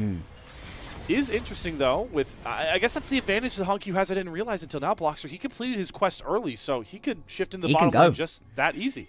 Yeah, it doesn't matter where he's at this point in the game. And also, you're now a Ziggs playing in a turret plate-filled world. The amount of extra gold that you can grab constantly is disgusting. We'll see how far he's able to get himself ahead as we get later on into this game. 1.5k, already that sizable gap. It really is only the bot lane right now for Weibo that have the advantage. We talked about how important it was for them to have that advantage, but it's now about what you can actually do with it. The team fights are going to be critical here. Zika going to split the uprights, but we don't like field goals in the LPL. They had JJ in the area and Urha nearby, but that's going to really make this side lane matchup very tough for Zika now that he doesn't have the easy threat to just snap onto Honkyu. More plates likely to fall here. Honkyu now just doesn't have to care the second that he's in a 1v1 matchup. Obviously, at the moment, when there's a couple of other people in the lane, does have to play respectfully, and looks like he will head back to base. Might be a little bit of a swap coming on through. Xiaozu also heading back. If you do just want to send the Ziggs top lane now and just constantly be pulling the members of Weibo around, trying to force yourself into a matchup alongside the Zazir, where the push comes almost for free. Can you imagine if this JDG team got grubs? Yeah, there's a reason that Weibo put so much priority on getting towards the top lane and grabbing those. Ooh, it would be an even scarier sight here. So we do get those more traditional side lane matchups, but I again want to point out the fact that Xiaosu is already pretty able to tame... Okay, Honkyu Flash, JJ, good find there. But the Scion being this able to battle with the Ambessa already is another really good sign for JDG. Yes, this is what you wanted out of this side laning composition here for JDG. Make sure that you've got your individual laners in a strong enough spot to be able to go and push around their opponents, and they certainly have done that. Now, for this Rift Herald, both of the top laners do... Oh, sorry, just Zhao, who has teleport, so if this turns into a big brawl, JDG have the advantage. That's making Weibo play quite respectfully here. Jared a little bit angry, gonna re-drop aggro, come out of the base here as Juja will pick up the scuttle. Oh my god, JJ just flash Cataclysms immediately, goes flash for flash. That's not only a win for JJ because he's able to get control of the pit, but now you could go after that Jace with the next Cataclysm that comes back round. That may well dissuade JG from fully going for this, although Erha just caught out of position here, flashes over the wall, but Vampire's there to still block him.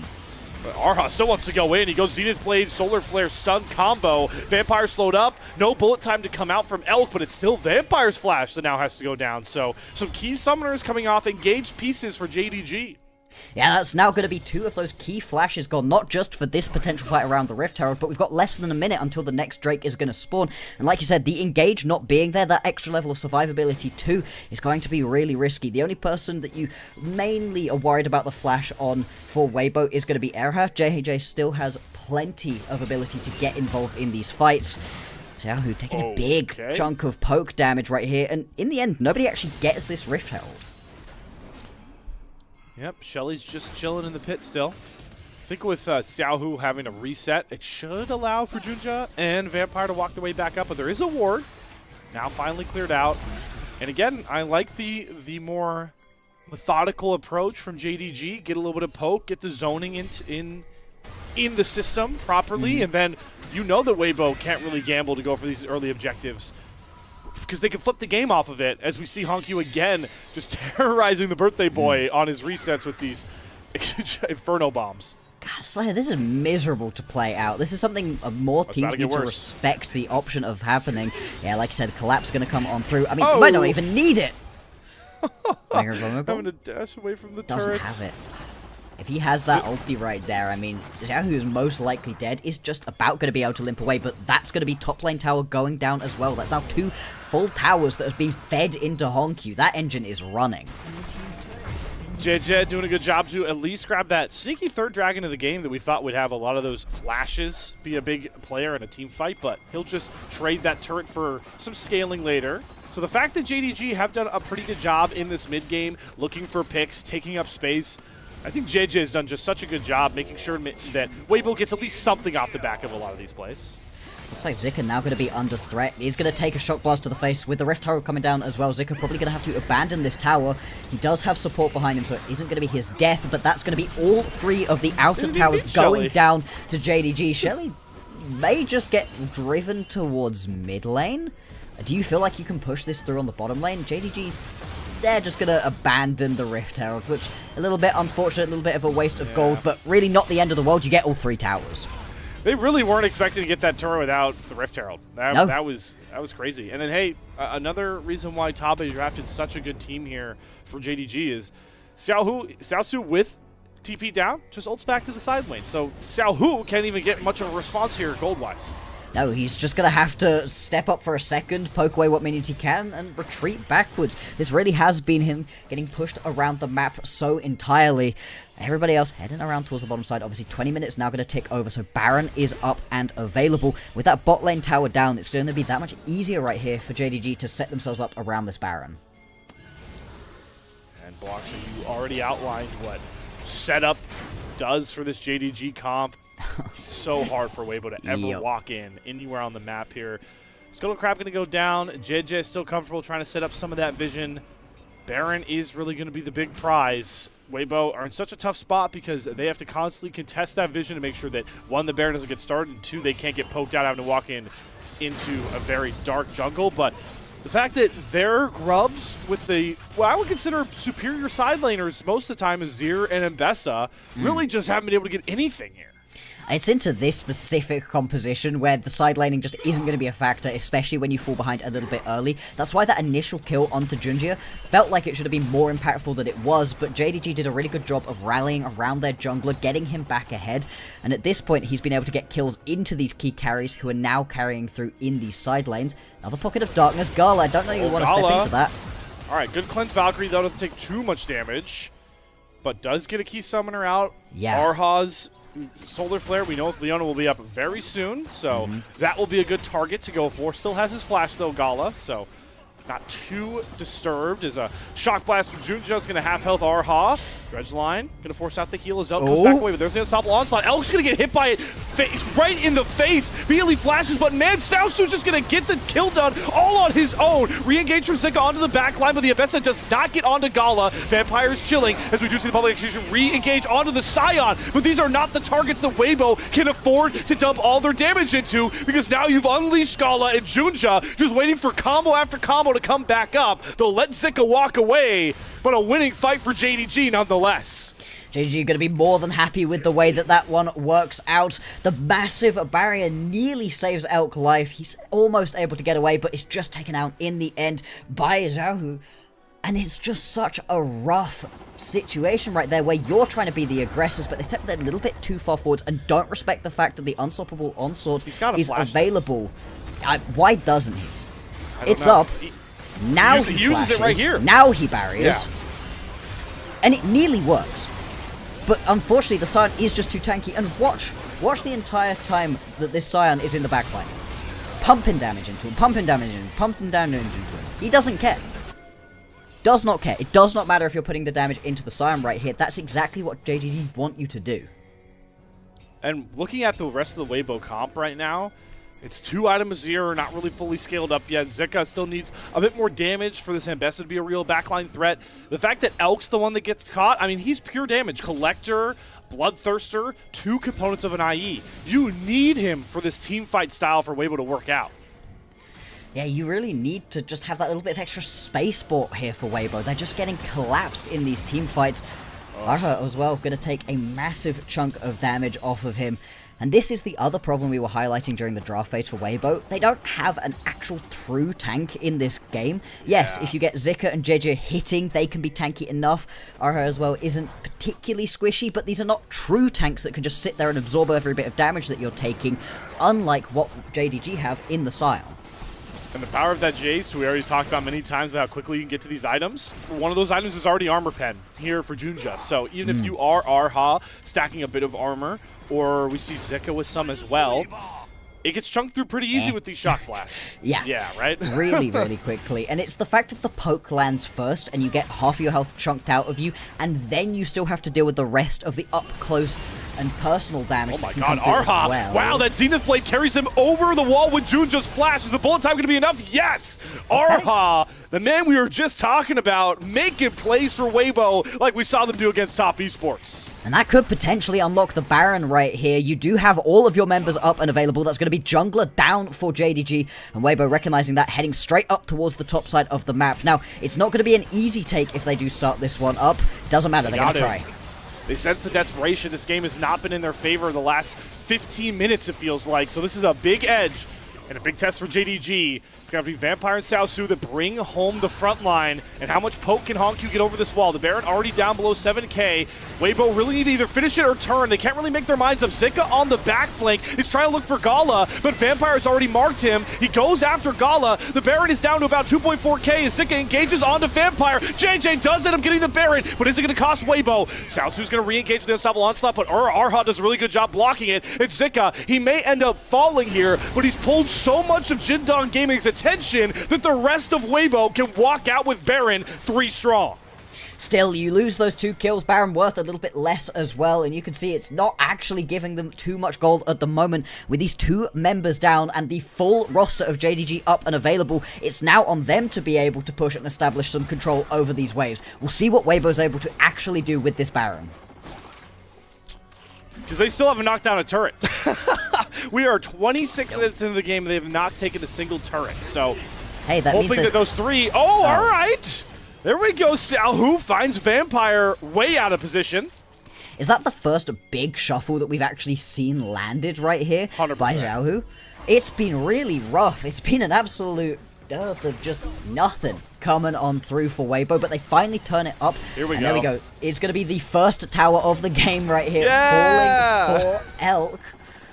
Let's go, Weibo. They They're got beginning one. to They're on the board. re-establish themselves. Indeed, and to be fair, as much as we're talking about how this wasn't necessarily going to be the biggest Baron play, they are beginning to cut that deficit that they've had to JDG for a while. A second tower is now going to fall. We have a look in the pip at what it was that Vampire did, and the answer is just not know where his opponents were, walking into a pocket of darkness he couldn't afford to check. Yeah, it really rubs salt in the wound that he dredge lined onto that wall too, right? It probably wouldn't have gotten him out, but he could have at least tried to hook a wall and run back away. Nope, not when you've already used that dredge line nonetheless. JDG looking to try and break up this 4-1. They're going to go after Xiaohu, but he does a really nice little shuffle. Drifting. Xiaosu is going to chase him down, force the flash with that decimating smash, but all this attention bot side means that Weibo's Baron power play is taking out every single tier 1 turret standing. And this is really scary for JDG. They had a composition that needed to get ahead early, and they did a good job of that, but beginning to fall behind right here at the point at which Weibo's composition is truly coming online is going to be very scary. You're very close to having that 3rd item completed for Xiaohu. That's where his champion's really going to be strong. Elk has now completed those 3 items, well on the way to the 4th with that injection of gold that the bot laners get. Oh, hold on. Oh my god, that Inferno Bomb nearly one-shots Elk. The bullet time's really nice to turn on to Vampire, but I mean, if he gets hit by one other ability, that thing one-shots him. Absolutely, it does. Damn. That was terrifying right there. So close to going down. The question really for me is, does Honkyu feel empowered enough to just go for a death cap right now? In which case, he pretty much does just one-tap Elk. If not, if you feel like you need that extra level of survivability from the Zhonyas, it gives you a little bit of respite right here for Weibo. It means that you don't have to be quite so terrified of that Mega Inferno Bomb. Still pretty scared of it. Yeah, I mean, Zhonya still gives you some decent AP. Maybe that'll be enough. Yeah, potentially. We don't have to worry about the Rabadons immediately.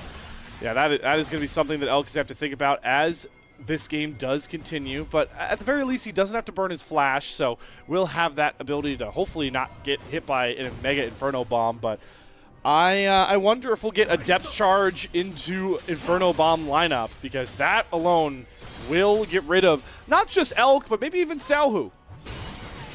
Yeah, I mean, at this point, it's getting really scary for the majority of the Weibo members. We keep going back to it. The lack of tanks, in the face of the amount of damage that JDG have to land, is really scary. The counter to that, and we've seen it multiple times now, is if Elk's able to sit far enough back that he can just open up with that bullet time, it stops JDG from being able to fully go in. They need that bit of backline access to get on top of Elk. The best team fights they've had are with flanks.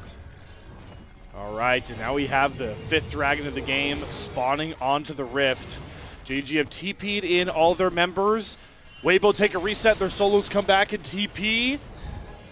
We have Xiaosu with that big shield trying to hold the front line as JJ is burning down onto the dragon now. JDG, they're going to have to go in to see if they go for a smite fight. Does Junja have it in him? He's not even really going to be able to look for it. The Sand Soldier over the wall from Xiaohu is just going to secure the dragon. Zika's looking for a flank off to the side. Holding on to that public execution. JDG are going to walk out of the choke on their own. Again, really patient, and I like that, knowing that that dragon wasn't the game-ending soul just yet. No, it was fair enough to just sit back right there, don't need to throw the whole game away, but that really does show what we were talking about earlier with the setup around these objectives. When JDG are able to get to objectives first, he should be fine, just hopping over the wall. Fire. Yeah, I mean, that's a pretty big ulti right here out of Xiaosu to now not have for a potential Baron play coming up. It should be just about back online, not too long of a cooldown. But no, JDG, they need to get to these objectives first to set themselves up, have all of that zoning control that you have with this composition. When they're getting towards these objectives either second or just at the same time as Weibo, that's where Weibo are actually able to stand up, get themselves that space that they need to threaten Elk's ulti, threaten the Xiaohu ulti as well, and make it so JDG think twice about engaging. Good to see Zika on that side lane, starting to get some plates, but more importantly, starting to get some pressure, as you talked about. Setup will win this game. So if he can keep harassing Xiaosu on the side lane, constantly be threatening that tier 2 turret, what is it doing for Weibo on the flip side? Look how blue the top river near Baron is turning with those wards. It's a huge amount of vision right here for Weibo, and they need that to be able to play into this JDG composition. We need to see JDG step themselves up a little bit, find a pick potentially. That's something this composition is going to be really good at. Like to see the patience we got out of Zika there. You saw a lot of pings coming down. JDG were looking, trying to push him on the side lane with no TP. He backs up perfectly, gets another wave shoved up, and now we'll take his recall. Likely not venturing back down there. I expect him to walk right towards that Baron, hopefully with maybe a big item purchase. He's going to get a Hex Drinker. He is 3 items, though, with that Death's Dance. So this Ambessa's ready to fight. Really, everybody on this map is ready to brawl item-wise. And JJ's looking. RL's going to flash on a Vampire for the stun, but Elk is just going to get hit by a depth charge. Gala is going forward with Xiaosu. The public execution with the Zenith Blade comes through, but Gala flashes right on top of Elk and one-shots him. He's kiting back. He will end up falling, but they've gotten rid of Elk. How much more can JDG get here as the range is starting to come through, but they've already lost Vampire. Xiaosu is very, very tanky, but his limits are certainly being tested here as he has to rely on his 2 range carries to allow him out, but the chase is on. The Rallies from Xiaohu getting so much value. Soul Furnace, Decimating Smash turn. Xiaosu will finally fall, and Weibo have another opening for the second Baron of the game. And this is just a major misplay right here from JDG. You've got members going in at the same point at which people are heading back to base. You try play out a big fight without Honkyu, without Junja, and it just does not work out for them. You do still have the jungler available though. Flash up, smite up. Does Junja want to go for the steal? Alright, he sees it's at about 10k before the vision gets flushed out. There's one Shock Blast going to throw A big pick ward in, 5K. Weibo, there's no reason to flip this. Instead, Xiaohu's gonna flash Emperor's Shove, Hongq right into all of Weibo. Junja flashes into the pit, but Weibo did such a good job coming off the Baron, so there's no threat of a steal. It does end up resetting to about 11K, but with no Hongq, Weibo should finally be able to secure this. Junja's coming over. Public execute from Sika over the wall as the Baron is secured. He's into a 1 versus 3, but it's going to work out because the rest of the Weibo comes right over the wall with the power of Elk, eviscerates 2 more Jindong Gaming members. It's only going to be Zika that falls, and Gala going to have to turn tail and run. That's going to be 4 of the Baron buffs as opposed to the 3 they got out of it last time. And it was already majorly effective. JDG on the cusp of keeping control of this game. Throw it all away on an ill-advised team fight, and they're going to lose dearly for it. There's 1 tier 2 turret down. But I think Weibo, they're not looking to push that big here because blocks are what this Baron is really going to provide. We'll talk about in a second as you take us back through this fight. It's such odd timing right here. You see that the reset is coming through, which means that Weibo know, hey, we can go in. Hongq as well is zoned completely out of this fight by JJ. He has to jump back over a pit. You've not got the majority of your damage. I kind of get why Gala goes forwards in this situation. You have to try for something, and you are a Corki in melee range. You will be dealing a lot of damage, but it just is not enough. Without Junja, without Hongq able to play in this fight, there's no way to be able to do it, and they just go a little bit too far forwards. Basing on a ward is always devastating, but this one particularly hurt. And now with the Baron Weibo, I thought they'd have some better setup for this Soul Dragon, but JDG do a good job setting the waves to pretty neutral spots. So the Baron for now, not a big punishment. Oh, the Scrying Orb does spot Xiaozu, goes after Elk, who's able to strike his way out. Bullet time turn is just going to hit onto Vampire, but it might just take him out into Will. And on top of that, you get the Solar Flare to land onto Xiaozu. Execution grabs onto Hongq, but it was Xiaohu who threw him up into the air. What a play from the General as he goes into the stasis to finish off the fight in style. No dragon needed. Weibo still have JDG's number, and they're going to take a 1-0 series lead. A clean ace right here, Baron buff in hand. This game is done. And Weibo, why are they so good into JDG? Well, JJ's been playing out his mind, and Elk has been on point right here with the bullet times. Every time JDG want to go in, they just get cut down. And what did we talk about in the pre-show has really helped Weibo kick things up a gear? It's not Xiaohu having to play perfect, but when it comes to crunch time, he makes the game-winning plays. Weibo have themselves a series lead. Really nice combo right there between that shuffle and then the public execution coming on through, and it just destroys any hope of winning the game right there for JDG.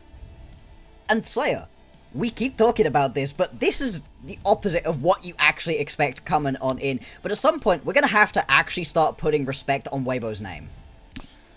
I'm loving it, right? I made a little TikTok talking about maybe one of the worst team fights I'd seen in Group Ascent. One of the worst team fights I'd seen in Group Ascent from them up against AL only 9 days ago. And now, they just played into a team that had them super outranged, made it really hard to play a dive comp. And also, I called JDG the best team fighting team in the LPL after what they had done to BLG, and Weibo just out-team fought them. Yeah. In this situation, though, it's very much you're trying to play a more side lane, early game focused composition where you're mauling through the towers, you're able to get a couple of picks, you use your good poke and your good zoning control to make it hard for the JDG members to step up into these team fights, and they kind of do it at the start of the game, and things begin to fall off towards the end.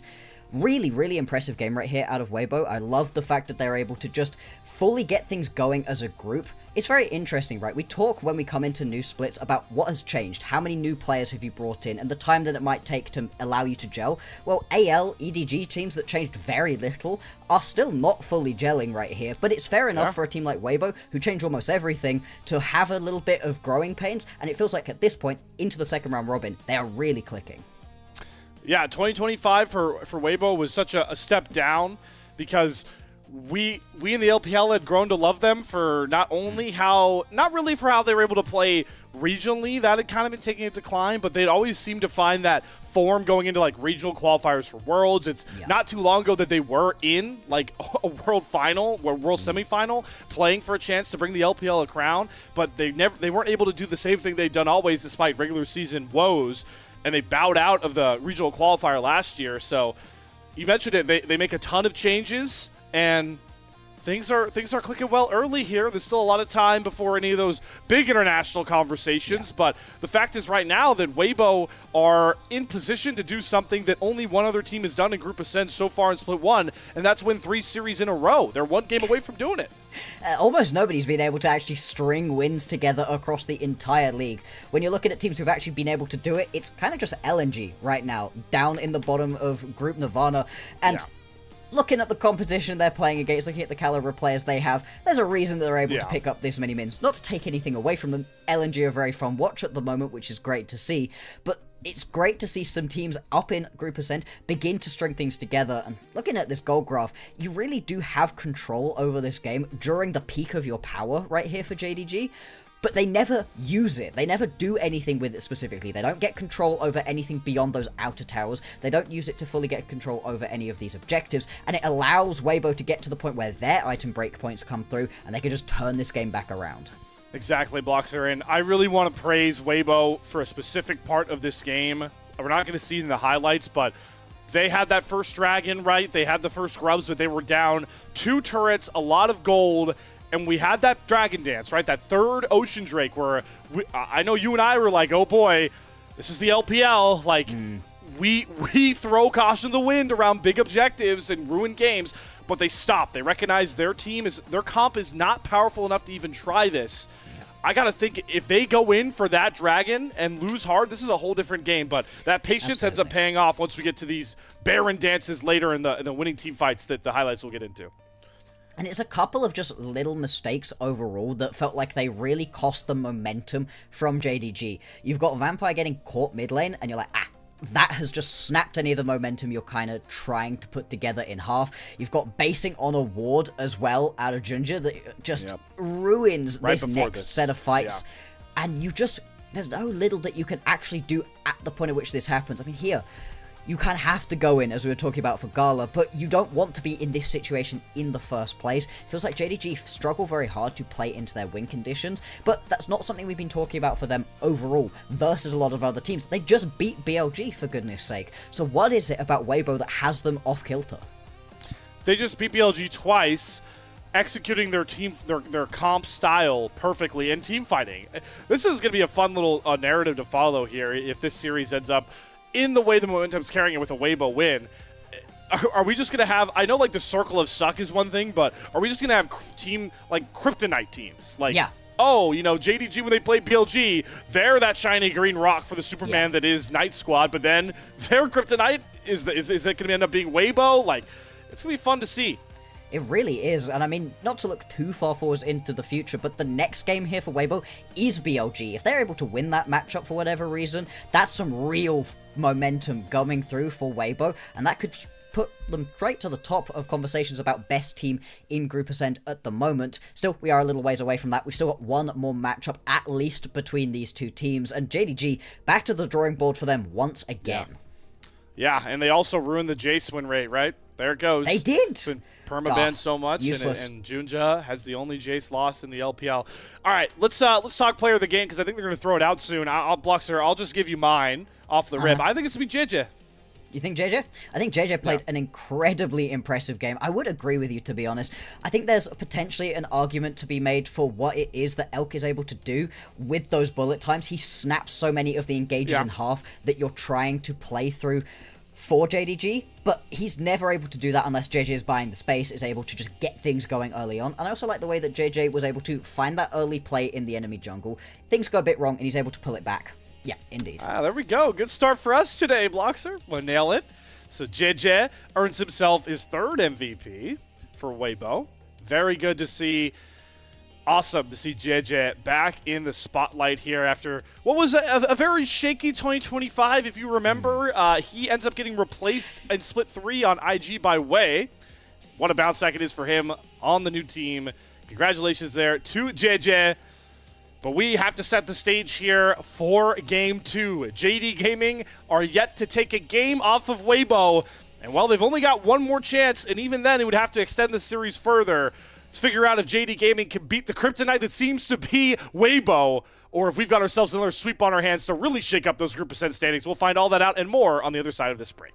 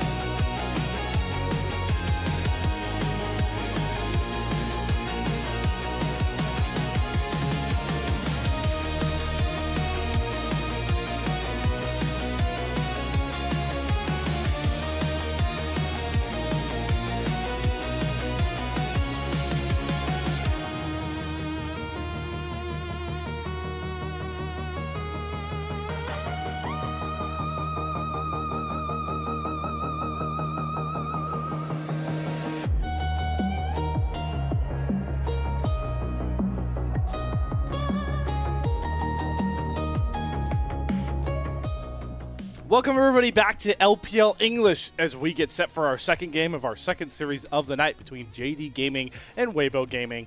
But with how quickly we were able to get into the series, we didn't necessarily get to talk about everything we wanted to outline for this series. So let's show some love really quickly to our top laners, as we do really feel like, well, Zika comes in as such a big addition, trying to get him out of the LNG jail. But Blockstar, I think Xiaosu has made kind of an argument to be one of the top laners in the LPL, at least right now, form-wise. Absolutely. Versus everybody else, barring Zika, he has been absolutely incredible. He's been able to really just pop off overall. The interesting thing about this, though, is looking at these KDAs, right? 5.0 KDA for Xiaosu.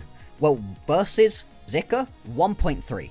And for Zika, over on the other side of the matchup, 13.0 last time they played. Didn't die a single time. These two seem to have real flipped perspectives versus each other than they do versus the rest of the league. At the same time, though, I feel like Zik has been playing better and better recently. And again, like the rest of the squad, if he's able to string together more of these wins, he could potentially be coming for that second best top laner that Xiaoshu seems to have at the moment.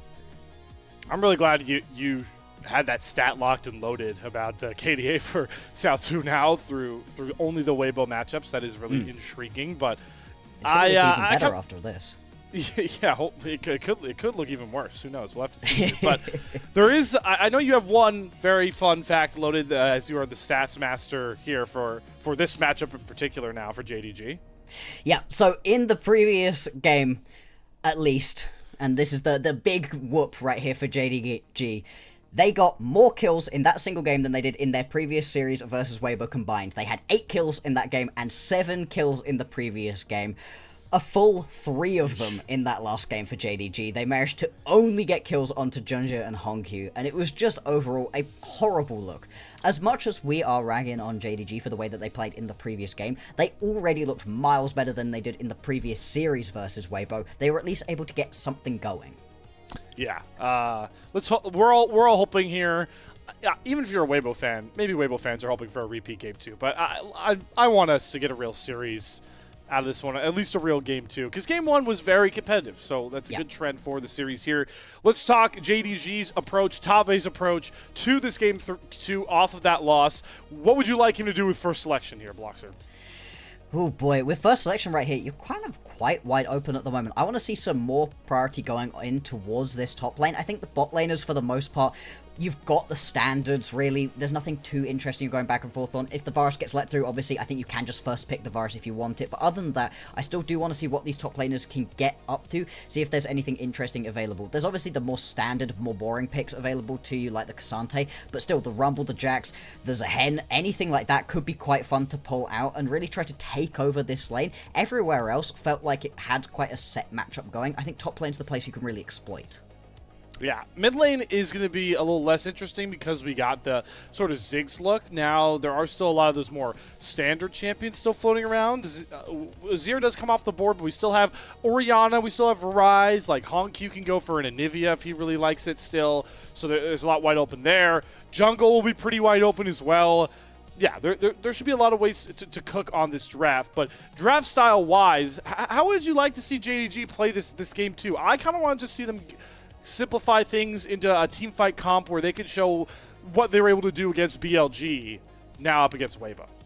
Yeah, absolutely. I think something that they need to work towards, like you said, is more of a teamfight orientated comp. I wonder if you want to maybe put some more priority on towards the Sivir, the Yunara, either of those two as something to really be able to unlock you and allow you to push a little bit harder in these specific teamfight situations, because in the previous game from JDG, we saw them play very much towards the early game, and whilst they did get that early game lead going for themselves, they never expanded upon that. They never really managed to get themselves into a bigger gold lead than about 2,000, and that was where it sort of stagnated out. If they can get themselves, you know, an even early game early on with a composition that scales better later on, they'll put themselves in a better spot for the game. We'll have to see if that's the approach that JD Gaming do bring on here. It is, I do want to float a little reminder as we are getting set for this draft to kick off that we have midweek moved over patches-wise. So, Bloxer, really quickly, is there anything people should be looking out for that you might see change from these teams approaching on the new patch? Maybe, I mean, the one thing I'll say is I'm glad that Bandle Pipes got 300 extra gold put on top of it, because the item is OP, but now at least it's harder to get early enough in the game. The fact you could infinite proc it as well was the really gross thing. I mean, bonkers. Yeah. Yeah, very good that one got buffed up. Sorry, got nerfed down with the extra gold. I think the thing that really stood out to me was the fact that you get the extra buff into Varus, which has already been pick banned right here. You've also got the Ashe potentially on the come up. That could be something interesting. Another pick composition if you want it for JDG with the Ashe instead, where you can snipe people out with that enchanted crystal arrow, could be pretty fun. Other than that, I feel like it's been overall just a few little tweaks here and there, a little bit of tinkering as they're really setting things up. From what we can see from Riot, they're saying that the patch 3 is going to be the big one to potentially change a couple of systems around. Yeah. You know what I saw on patch 3? Ezreal buffs. Thank you. That's all I say. I always get What happy we when I all see Ezreal wanted, buffs. I'm sure. Yeah. I'm sure a lot of people hated him. I don't really care. And listen, you can hate playing against Ezreal, but I will never entertain an argument that Ezreal is not fun to watch in pro play. Just go watch the clip of Ruler, the disgusting thing he did on that champion earlier on this year. Oh yeah. I mean, a good Ezreal player, watching them just wreck a team is some of the peak of League of Legends. Bad Ezreal play is kind of miserable to watch, though. Every single missing shot just goes wide, left, right, and center. Yeah. Oh boy. You know what the funniest part I saw? I think it was Dragdar, one of the big Ezreal aficionados, tweet out, because the buff that Ezreal is getting is he's getting AD scaling to his E buffed up. So he quote tweeted the tweet and was like, these buffs are actually going to nerf Ezreal, or not nerf, is going to knock Ezreal's win rate in solo queue down, because now people are going to E forward way too often to get themselves killed, which I is saw that. the cardinal sin of Really Ezreal funny. play. I mean, we had Dragdar play in UKEL for Split 2 last year. I actually don't think we got to see a single game of Ezreal. I think it was 100% banned, and he still wrecked kids on everything else. That was very good fun to watch. Well, we're definitely looking to see this guy, Gala. Fans certainly looking for it as well. If he can get put in a very fun position for this game too. Corki, I don't think there was a lot for him to do on the Corki game. He did as best he could because the comp was really reliant on the range that it had. He's playing Corki, so it's not like an innate amount of damage he can bring. Back to those AD carry conversations, there are a lot of Gala champions still left up, but I will argue that I think AD carry is such a wide open position right now that I'm surprised people haven't looked to maybe play Jinx as a hyperscaler. I still think she works really well this patch. Yeah. I don't know. It's a very fun time to play AD carry, I think. There's a lot open to these marksman maestros. People have been going more towards the Aphelios when they've been really looking to get something a little bit more later game focused, and especially in patch 2, I'm pretty sure the Smolder also got knocked down just a little bit, so he's not going to be anywhere near as strong as he was previously.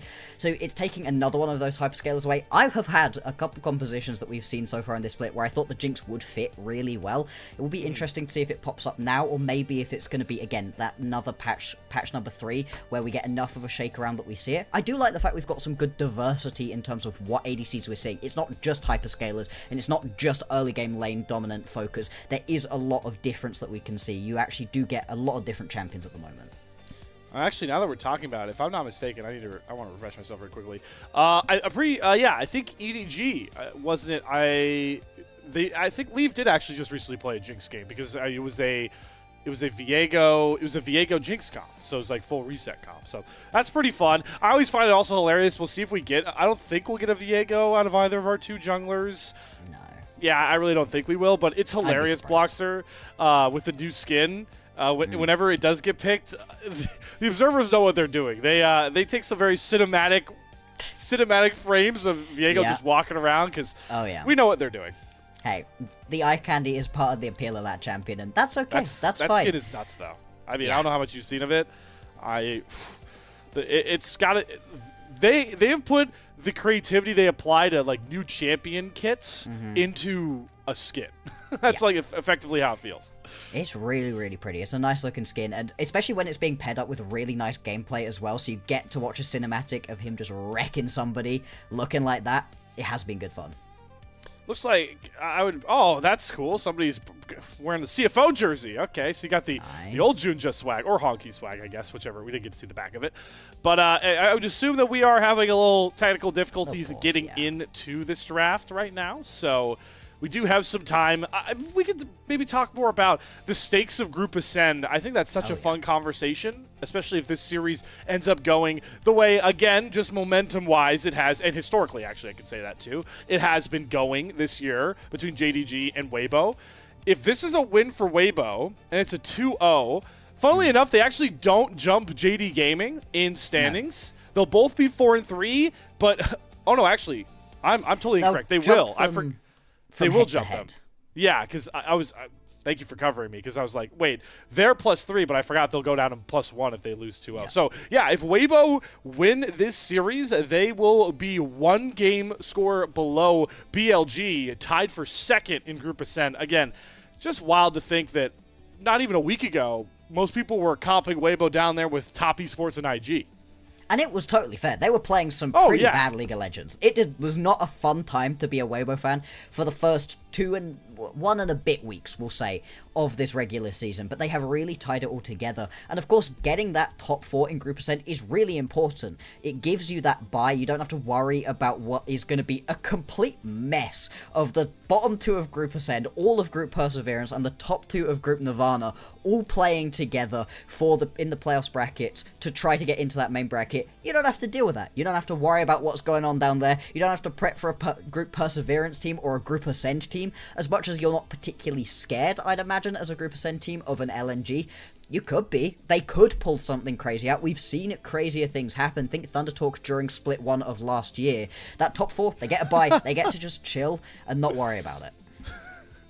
I will forever cherish. I think I was talking to, I believe it was Rafa. No, I think it was actually on the latest LPL English podcast episode. What am I saying? Yeah. So, first of all, go check that out if you haven't checked it out. We also need help naming it. I don't know if I think they just recently recorded the 3rd episode, if I'm not mistaken. Yeah, not going to reveal night. who's on it. Yeah. Okay. So they recorded the 3rd episode. I don't think it's named yet. Please head over to the podcast posting on wherever you can get it and just suggest us names, because we'd really like to name the podcast. But on that podcast, Rafa, we were talking about team fandom blocks there, and Rafa was like, I was talking about how I feel I kind of adopted AL, but I wanted to cheer for BLG because I'm such a Viper fanboy. And then he goes, Slayer, weren't you the Thunder Talk guy? And I'm like, you know what? I was. That was me. That was you. It got worse and worse throughout the split. It really did. As the splits went on, being a Thunder Talk fan got harder and harder to do. I mean, Rafa's been all over me for my LNG love, but I'm sorry, 1xN, he's just kind of the GOAT. He's just fun to watch. You know what? He's you direct topping. him to me. You direct him to me if he keeps flaming you. Of Thank course. We're the you, 1xN fan thank club you. here. Look, he's been topping every statistic. You try look at any statistic about the LPL at the moment, and to be fair, they are all skewed because LNG have played less game than the Group Ascend teams. He's topping every single one. Yeah, you know what? He's just mad that 1xN is clear as leave right now this year. That's what's got him in a little bit of a flurry. We're into the Game 2 draft. Finally, looks like we got over whatever technical issues we were looking at here. And for the time being, I believe JDG have selected first pick and Weibo have taken blue side, if I'm not mistaken. Yeah, Weibo, definitely get themselves the first pick right here. So, okay. A little bit flipped around. What do you ban out right here? We're going to see the Nico taken off the board, because the Nico is something I feel like we don't talk about too much, but everybody's been banning it recently. It's been hovering on the edges of being good, and for obvious reasons, right? That ulti, complete game changer, and it also just makes these laning phases so oppressive. The Rumble going to be banned away. Now, with the Jace off of the board, one good thing about picking the Jace, even if you don't then play it, is that you now don't have to worry about banning it. Yeah, exactly. Let's see what this third ban is going to be. Another ban phase from our two coaches where they really are willing to leave jungle champions just wide open, right? It's just been the Malphite. They left Jace open last game, and with the Nico ban again for Weibo, the same one they did last time, you are now Junja in the same spot you were last draft. So it's like, all right, do I want Xin Zhao? Do I want Wukong? I don't really think there are super... this is why I should let you talk. I forgot Orianna was not banned. The Orianna was kind of always going to be the last remaining good pick right here. Now, the question is, does Zhao have a particularly good counter into this one? I'd be surprised if this Cassio is locked in right here. We haven't really been seeing it too much. Something more standard would be going towards the Syndra. I mean, you just want some sort of control mage in the mid lane that you can just play a standard league with. The Taliyah could have also been potentially fun, but it is just going to be this Syndra. And now, as we've been saying, right, junglers have been left pretty wide open throughout this game. Do you want to go towards something aggressive like the Xin Zhao potentially? I would be shocked if we don't get Xin Zhao in this game. Pantheon is intriguing next to the Syndra. It's a lot of now ability to for JJ, who I think, again, has done such a marvelous job controlling the map to be able to, gank side lanes effectively. And it's a good pick looking at the Orianna already. But then Junja's like, all right, I'll do the same thing and lock in the Nocturne, which can also terrorize the side lanes. And that's an even better combo alongside this Orianna. Totally. You can just get that double ulti stack off and make it almost impossible for a Squishy to step up a little bit. It's going to make the life of Xiaohu pretty tough to try to play out. He's going to have to be very respectful of what it is that is going on. We've been talking about the Yunara all day, though, and this is the sort of team fighting composition where you can certainly play it. The Yunara really benefits from a line that isn't just drawn in the sand, when the teamfight gets a little bit more mixed up. That's what you really like to see, and that's exactly what the Orianna and the Nocturne can provide. For Weibo, they're more about picks at the moment. They don't have that overall team fighting ability. They're very much single target damage. They can either fully focus in onto that if they want with this next pick, or broaden it out and allow themselves a bit of a different style of play. So they're going to get Zika, a comfort champion in the Renekton, to try. That will bring back some of the team fight power, especially if things get a little bit more spread out than just that initial Orianna Shockwave combo with the Nocturne. And as we get in the second ban phase, I'm gonna say now that I think into the Yunara, into the range the advantage you now have with the Syndra, I think if you're Tabe, a Felios ban might be worth it, and if you don't get that ban, I think Elk playing a Felios here looks pretty nice. Yeah, exactly. You do want that little bit of extra range to be able to play this one out. You've got the beginnings of a really nice composition out of Weibo. They may struggle a little bit from the same thing we were talking about for JDG in the previous game, where you've got some fake tanks that can be pretty annoying to deal with, but you'll see how much you're really leaning into that. Of course, later on into the game, once Zika has that teleport upgraded, as you imagine he will have, the big shield helps. The ult's obviously very annoying to deal with, and anytime that JDG can just chuck the shield up, that can stop a lot of the big damage from coming on in. But if you fall behind, that doesn't really come through, and it can be very tricky to play. Honestly, it feels like both of these teams kind of need the early game to go in their favor at this point. Love these Weibo bans, though, right? They're taking away comfortable matchups into Renekton. We lost the Scion from Fearless. We now have Cassante Gnar, which are the next two best. This is setting up Zika to have a very favorable top lane matchup. The only thing I can think of that may come through here, I wonder if Xiaosu wants to go for a Jax, which he's very proficient in. That's the one thing I think is left back up, as I'm curious to see if Elk wants to go for the Aphelios. There are a multitude of options, though. Yeah, I feel like for JDG, you don't necessarily He is a Jhin want player, to too. be kind of squishy. Yeah, the Jhin could also work. That's that extra level of range that can be really good. You don't have to worry so much about your front line jumping away from you because, hey, you're far away, pumping in the damage anyway. That being said, the laning phase can be potentially a little bit risky depending on what you pair it up with. And Weibo clearly don't actually have an answer now either. They're going to take themselves the Lulu right now. The Lulu will stop a lot of what could be big aggression coming through from JDG. It especially is good into the Nocturne. Comes flying in. Polymorph, no. Yep. I think that is a really genius pick. I also think Arha has been able. Most of our supports have been pretty decent on the on Lulu in particular, but I think Arha has had some good shifts on the Enchanter duty. So that might be a pretty big pick. Also signals that we might just get Elk on a Sivir, I think. Yeah, that could well potentially happen. Don't see a lot of Ornn anymore. I really like the Ornn. Okay. I'm very, very happy. I was thinking maybe something more like the... Oh, I was going to say Cassante, but that one was also taken off the board. So yeah, in terms of just tanks that you needed available to you, there was really nothing left. And I didn't like the idea of JDG going towards something aggressive. I think you then really do suffer from just having too many squishies. You need an actual frontliner right here. And more than that, the Ornn is going to provide you that non-committal engage to start off a team fight, make it that much easier to then get that combo between the Orianna and the Nocturne going. We've talked about a lot of different potential options right here down into the bottom side. I feel like the Sivir kind of made the most sense overall. Looks like they're going to potentially go a completely different direction. No, they're not. Good. No, it's gonna be the Sivir. Yeah, I think a lot of the fun flair that Elk could have gone for kind of got taken away, unfortunately, once you locked in the Lulu. But this is very potent. This is interesting because I think both teams have skirmish-based top sides in jungle mostly, but then the scaling of their mid and AD are pretty matched. Also, I want to take a quick second, Bloxer, to say on the airwaves, as one of the people that really, I would say, was pretty scrutinized Vampire a lot of the time, I have to give him his flowers. His Bard was so sus last year. And the Bard game he played, Game 3 against BLG, was... you could have taken nameplates off, and I would have guessed a support that starts with the letter K, 2 different ones, before I thought it was Vampire playing the way he was able to play. Yeah, I mean, it was really, really impressive from him. And I think that overall, this JDG composition, it works really well for me. You've got that big combo. You've got just some front-to-back team fighting if you want it like that. They are going to have to be very careful to not over-aggress and get caught out by that polymorph. The polymorph right here for Erha feels like the counter to a lot of what it is that JDG want to do. I'm so fun. I love where support is at right now in Season 16 because we always need, I feel like we need engaged supports, tank supports to take like the center stage. But it was a little boring when no enchanters could really find their way in. Yes. Now that we have spots where you could get a Lulu in, you can look for Seraphine angles, and then we still have occasional Renata looks. Support champ pool is really healthy. Let's see if JDG can turn around their health in this matchup. Is Weibo are one win away from clean 4-0 sweeping JDG.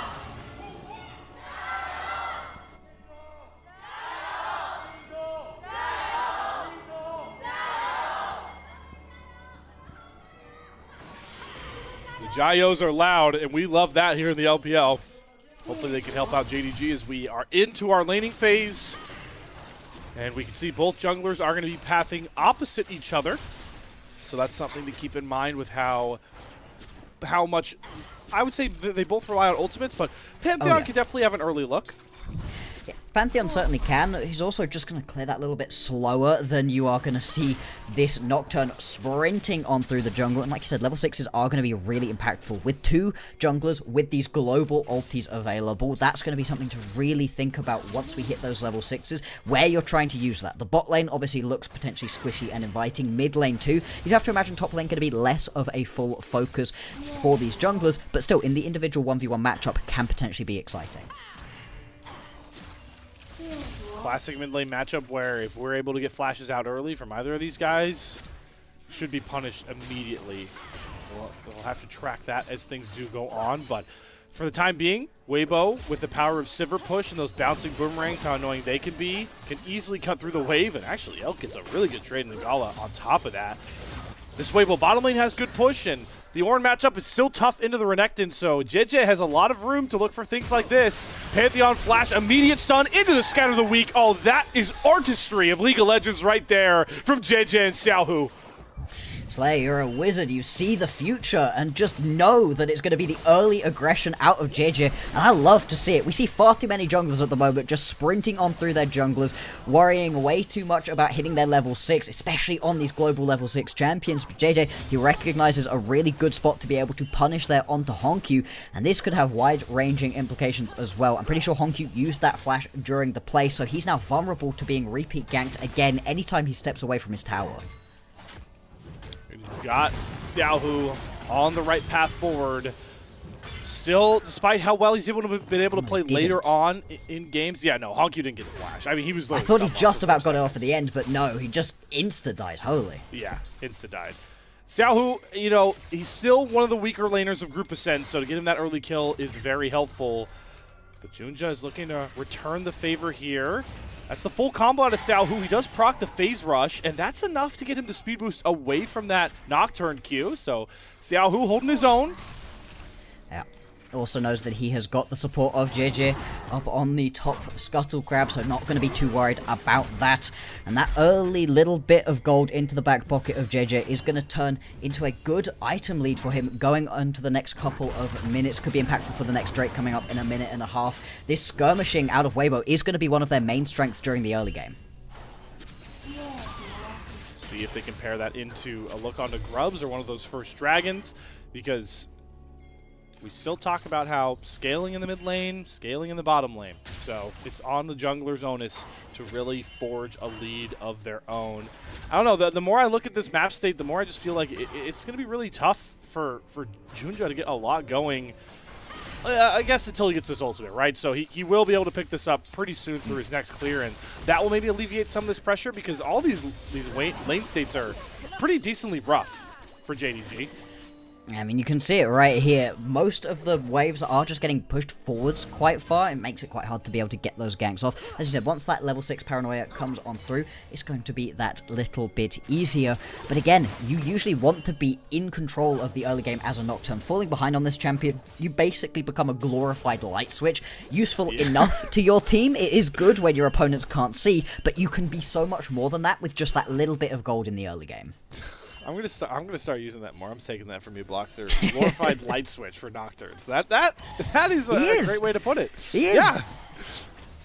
It's perfectly what he turns into. Hey, listen, let's see if he gets level 6 off this Gromp, because this is where we can finally try to punish Elk and Arha, who have been very pushed up.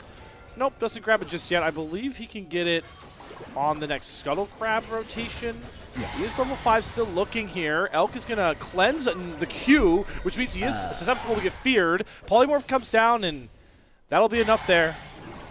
Yeah, I mean, you do get just that little bit out. The heal out of Arha is going to go down, but Gala, in true ADC fashion, is just going to keep hitting his minion wave. It's in a perfect spot for him right here. He doesn't want it pushing away from him at the moment, so instead things are just going to calm down. JJ now looking towards mid lane again. Oh, he's got his jungler nearby. Flash out of both mids. Shockwave is still going to land. Juja here. JJ going to cover. He can put up the Unbreakable. He's going to wait for the fear to come out. Unleash power from Xiaohu. JJ very low, but with Shockwave already out, there shouldn't be a kill threat here, but it has been all about the mid lane for all these early skirmishes.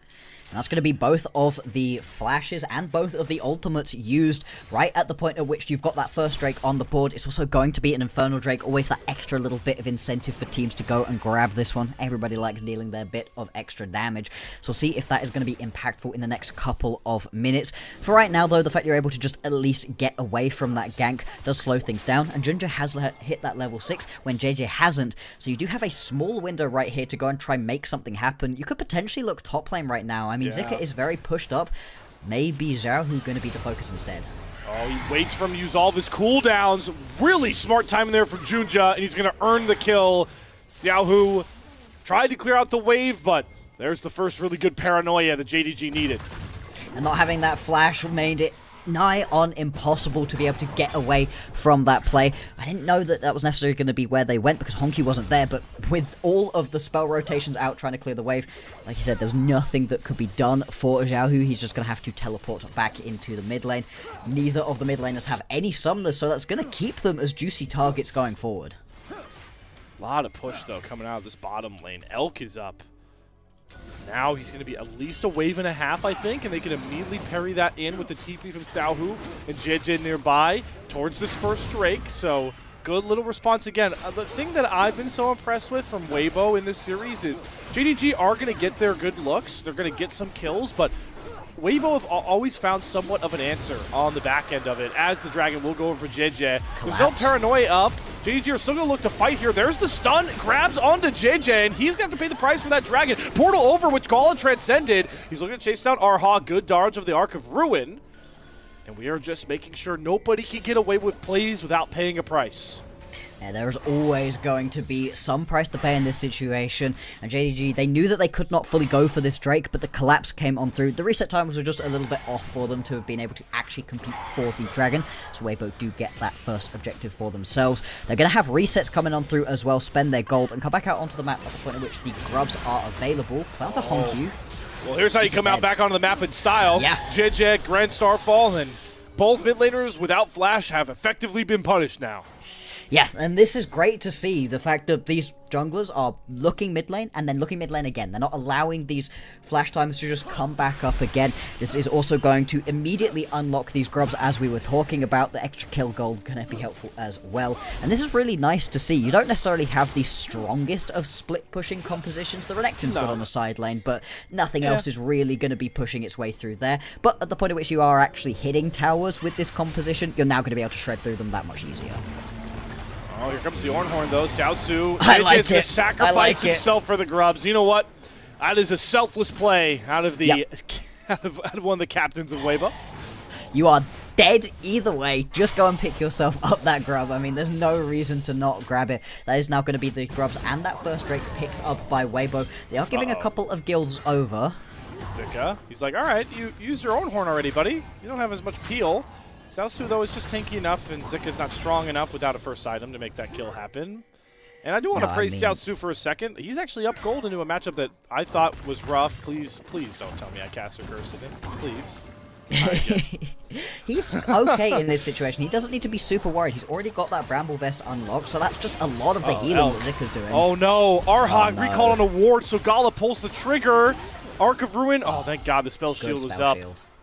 We've seen a lot of Really good punishes for recalling on wards this series, huh? Oh yeah, I mean, at this point, for both of these teams, you need to be sweeping every single time you go for a reset, otherwise just walk back to base. It's costing teams dearly. At least you do get to get away from that one, and Elk actually holding onto the flash. He knew he had himself that spell shield to be able to walk it on out, and you do lose out onto the ulti for Gala. Not that there's really anything coming up in the next minute and a half or so you should have that one back up for the next fight. Paranoia up and available for Junja. He is nearby enough to look for this. Pink ward clear coming out from Xiaohu. But okay, he's just going to torment him. No, you don't get Scuttle Crab. At least not for now. I'm just pulling it back away. Oh, it's one of the funniest interactions to watch. So funny. Especially when you steal away like a blue buff or something and the jungler's like, come on. Why? It's going to take me 30 extra seconds. Gala, again, stepping up. Ooh. If you had the ulti in that situation as Gala, you can play that way more aggressively, but obviously he doesn't have that Transcend Self, so he needs to play a little bit further back. Did obviously have his support walking on down towards him. Yeah, and Paranoia was 10 seconds out, and now just comes up. The Shockwave really well timed there from Hongq. There was no way for JJ to even react to it. The timing of that cast, perfect. And Junja has the third kill of the game. Our junglers with nearly every single kill through the early game.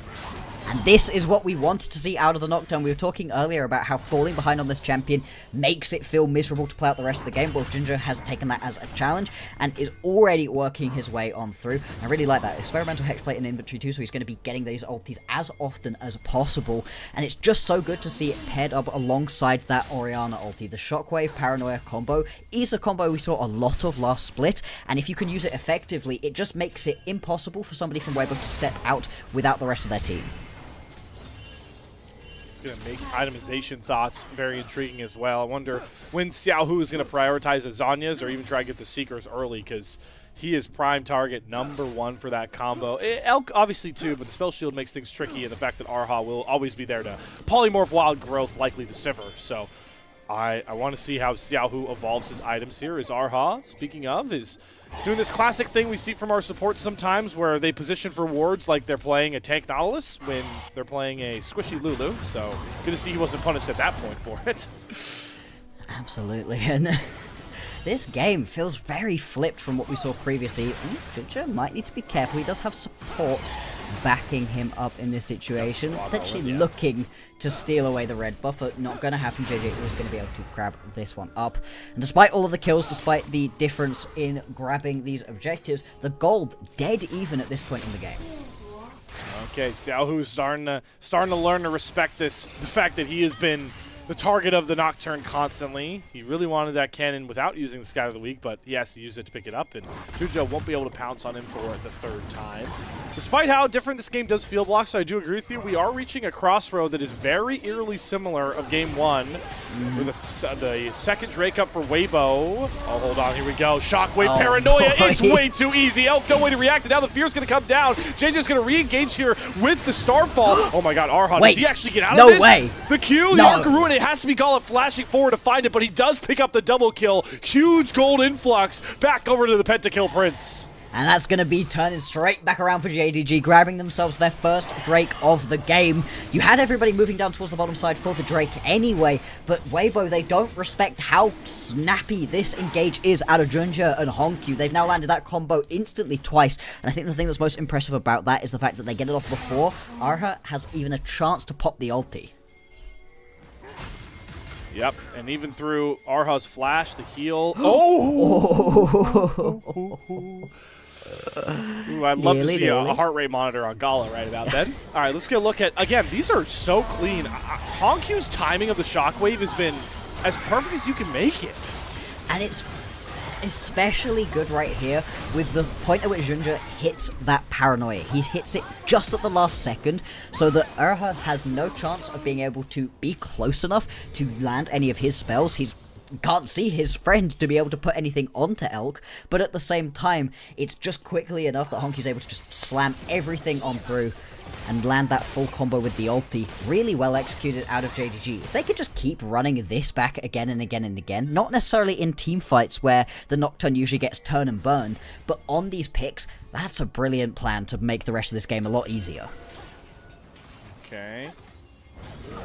do have the Herald up in about 15 seconds here. Very eerily similar of Game 1, where JDG have found themselves a slight edge heading into the mid-game. Most of it being on Gala as he picks up that double kill, and Junja obviously 3-0-3 on this Nocturne. But as you pointed out, there is going to be a point where the effectiveness of this Nocturne will lose a lot of its allure. So I really want to see them still looking for Shockwave after Shockwave, and right on cue. Oh my I mean, Lord. if it ain't broke, don't fix it.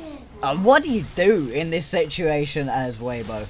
Yeah, this combo has always been strong, but you usually don't expect that it's going to deal your entire health bar. The Ludens, though, on Honkyu, just ripping through people, and that's going to be even more annoying during these big team fights if you hit yourself a big shockwave. And I love the timing on which JDG are doing this. Every time there's an objective up, they go and assassinate the champion nearby. Gala, holy! Walk him down. Oh my lord, the transcended form now with that Kraken Slayer completed is nothing to be scoffed at, and Gala takes it on himself to zone all of Weibo away from a Herald secured by his teammate. This is a JDG who have had a fire lit under them by repeated losses to Weibo. They do not want to get 2-0'd once again. Having that happen to them, having that happen to their game score will be devastating when competing for those top 4 spots in Group Ascent. So they have to turn it on right now, and so far, so good. We will have to keep revisiting though. Junja will fall off. The thing is, I feel like he's done a brilliant job so far of building the bridge between when he is strong and when the rest of these champions come online. For Xiaohu, for Honkyu, and for Gala, 2 to 3 items is the point at which they are just so strong in this game. For Honkyu and Gala, they're well on their way. Yeah, it's so funny how we talk about the Nocturne Orianna combo as like a one-shot. Right now, oh my god, do it again. Yeah, why not? See you later, Elk. Oh, and even turn the turret off. Turn the tower off. Even if that didn't one-shot Elk, like he didn't have anywhere to hide. This is just rinse and repeat from JDG. Weibo have no answer. In solo queue, you have typed FF15. You've probably already FF'd this game. This is so miserable to play into. Now Zika gonna be jumped underneath this tower. Yeah, he's going to pop Dominus. I mean, JDG, it feels like they're playing 6-on-5 right now, the way they're all over the map.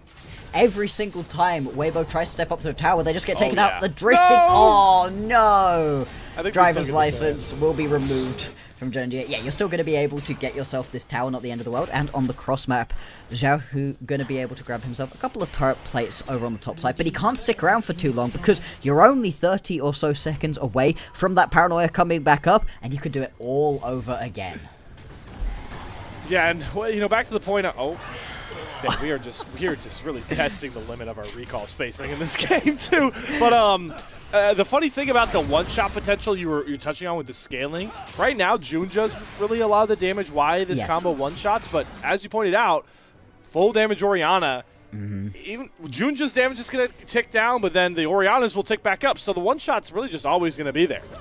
Absolutely, and think about the kind of compositions and the kind of team fights where a Yunara really pops off. They're messy, they're a little bit split, and you get to just buy space for the Yunara to transcend self and run straight through a team fight. That is exactly what this Nocturne Orianna combo is going to be providing, let alone the fact you've then got the Ornn and the Bard to be able to buy that space too. I really like what JDG put together for themselves, and if they keep executing it to this high of a level, there's very little that Weibo can actually do to fight back, especially because their early game jungler in the Pantheon has just not gotten anything done.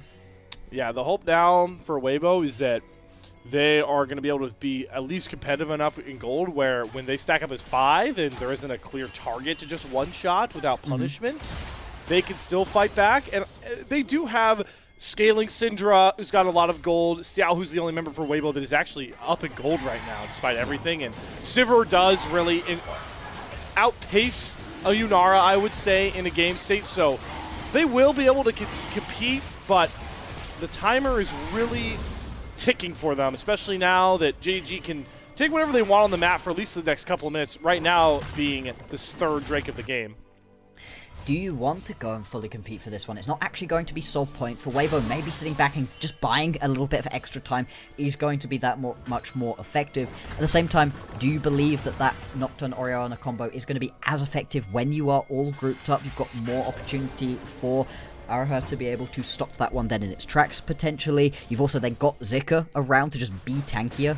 Scatter the Weak as well, another potential option for pushing people away and just buying that little bit of breathing space. Oh, no. I just worry for the longevity of some of these champions. Oh, all right. Well, that's doesn't why he bought the Om Guard, but he's still going to end up dying here. Unleash Power Oh, Scout. wait, Hold no. on. Never Zahu's mind. going to actually outplay. Great Starfall comes across. The Temper Fate is late. Hogq's going to go down here. JJ to the rescue. Xiaosu's the first one to TP back in, though. Call of the Horn will come back out. But now Elk has arrived. All of Weibo's here, and they're on the hunt for more kills. It's the portal out from Vampire to save it. But finally, Weibo have watched the Nocturne Orianna combo not succeed.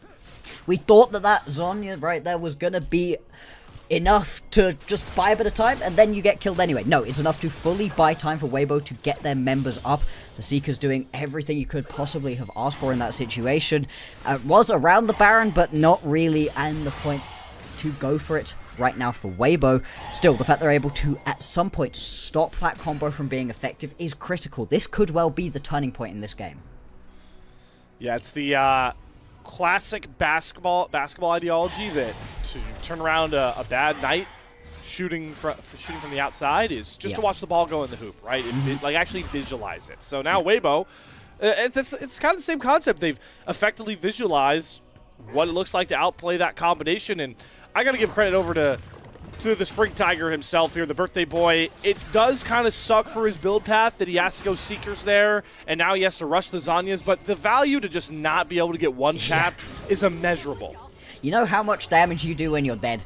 It's done. And he has died a lot so far in this game from that specific combo, so it is good to have that available. And also, it's just good to be able to get yourself out of a couple of different combos at JDG. It's not just that Nocturne Orianna that is going to be particularly interesting. But I'd also like to mention, during that previous fight, the Hogq flashed out of Vampire's ulti. I'm not sure that it would have saved him, but it's just a little bit of anti-synergy that was quite funny. Yeah, it was close, right? And Vampire, again, want to point out that he had a phenomenal Bard game against BLG in a similar spot, right? To lose the series, it was game 3. Obviously, to also win the series, but this is a Bard game in a big spot nonetheless. For now, though, we see JDG starting to overload onto this top side. Zika wants to protect this tier 1 turret, and boy, is he... I mean, I thought he was going to be a lot more punished for it. They're going to let him walk out and just take the turret as 4 strong. As JDG there, you know you've got quite a few members of Weibo in the area, and you've just got turned on. You don't want to have that happen again right around Baron at the point at which Weibo probably could go and pick that one up. For now, they're going to be happy with just taking that tower, establishing themselves a little bit of control topside. They've already got bot lane tower down as well. So they're in a good spot overall, monetarily 3.4k ahead. As you said, a lot of that put across a few different members. Junjie and Gala is where the big gold lead is. Yeah, and I want to take a look at some of these items for both sides of Two Things Box. I'm going to point out very quickly. First of all, Ornn, level 15. We have upgraded Ludens and Stride Breaker. So the gold lead is actually bigger for JDG and raw stats. But for Weibo, Xiaohu has completed the Zhonyas before he can be punished for the Seekers being broken. So now it is going to be a much more sticky situation to decide when can we go for that automatic, now in quotation marks, Nocturne Orianna combo. And the fact that Elk as well is just a few more gold away from being able to get himself onto that 3 items, that's the point at which the Sivir really begins to pop off, and you really need the Sivir to be dealing the damage. Earlier on in the draft, it looked like they were going to go for a more single target focus. They spread the love a little bit more with that Renekton and with that Sivir pick, but you need the Sivir to be able to do the damage. Gala's fine. Okay, but I mean, it's been the tale of recalling on wards all series long. You gotta stop it. Yeah, we have to stop it. I mean, it did ruin that game 1 for JDG, but it does take a lot of interesting ults off the board. As this Hextech Drake comes up, I don't think even the Hexplate Paranoia will be available. No, I mean, that's going to be a big combo just gone. Xiaosu going to have to dash back towards his turrets, but JDG do a good job to defend the tier 1. Inside track towards the pit, though, is going to be Weibo's. Zika holding strong, will be able to clear out the vision. The Scuttlecraft vision is very valuable, but JDG, could be a pretty tough ask to walk into this pit. Elk, though, is chunked down very, very low without the shockwave even having to be used. Don't know that you can even step up in this situation as Weibo. With Elk as low as he is, fighting this one is going to be incredibly risky. And yet, Weibo, once again, they're going to show restraint around a dragon and give this one up. That does give Soul point over to JDG as well. Still, they're going to be able to go take full resets and head towards the top side of the map and start setting up around this objective. The Baron now going to be the big focus for both of these teams. Well, don't we now have a clear climax to this game? It's undoubtedly going to be this next Dragon in 5 minutes. Weibo have to respond to it at that point. What can they get done in the time, though? Well, right now it's going to be the Shockwave Orianna combo onto Zika. He pops the Dominus, gets the Sterak shield, but the fear autos from Junja should be enough to even get down the big bad Croc. Yeah, and the fact that that combo still works versus Zika, even through his Steraks in that situation, is massive. That means you've not really got a single truly tanky member. Again, not having actually tanky champions can really hurt you in games like this. As much as the Renekton can try to be a bit of a pseudo-tank, you're still not going to be strong enough in this individual 1 versus 2 situation, and you just need members on the side lanes at the moment. This is constant side lane pressure that JDG are able to push through, because anybody that goes to the side lane is constantly terrified of being jumped by Junja and Honky.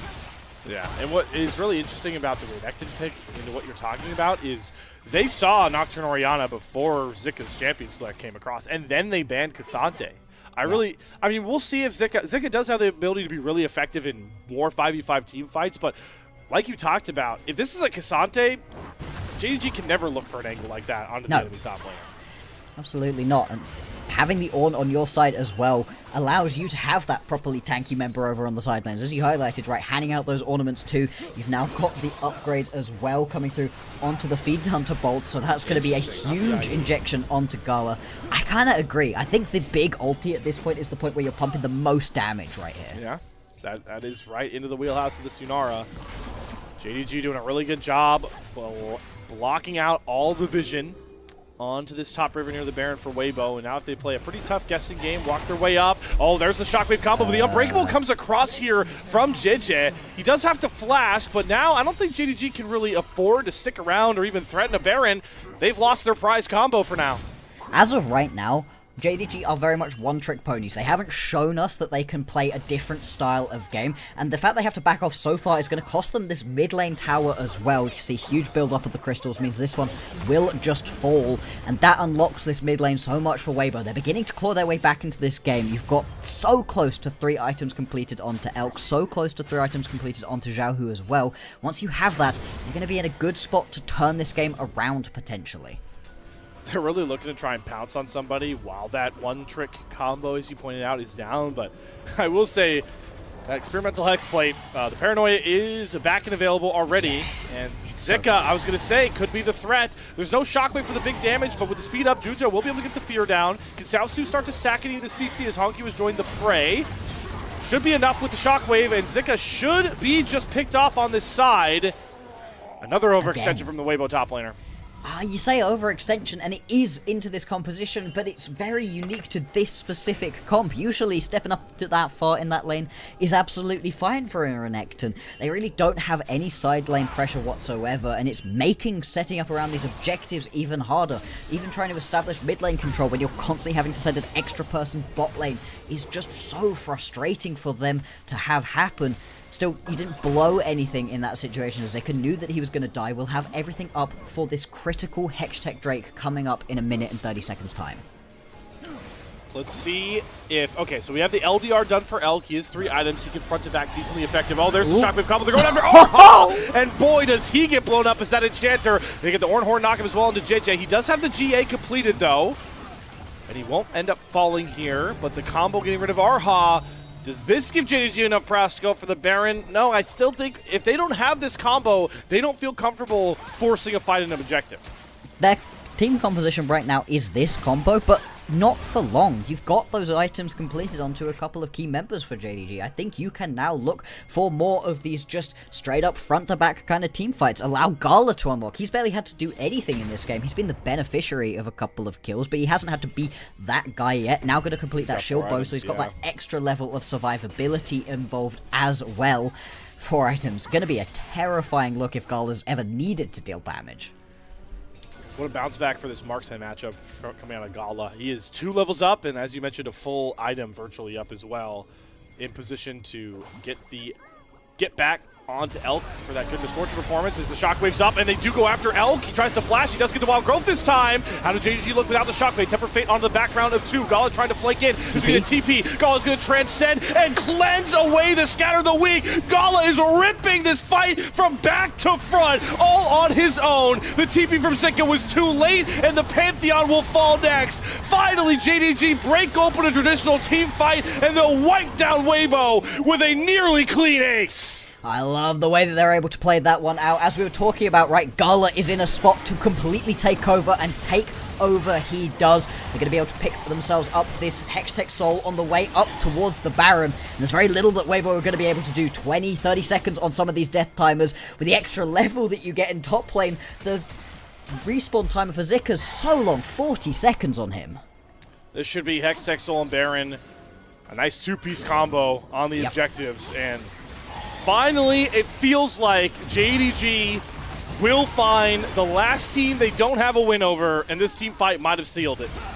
Absolutely. You can watch this combo coming on through, but it's not the main point right here. It's what you're actually able to do as Gala, and he just comes around the sides into the people coming out of stasis.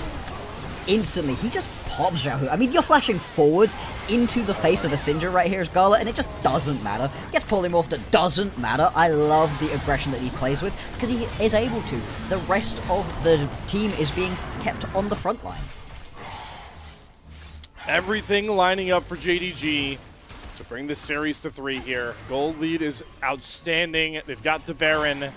And now they can really punish anyone from Weibo that goes a little bit too far away, honestly, from their base, trying to clear out some of these waves. And what really rubs salt in the wound is just how many summoners were used for some of these carries to try and survive, mainly Elk, to try and live through that combo. Yeah. Now he is a sitting duck.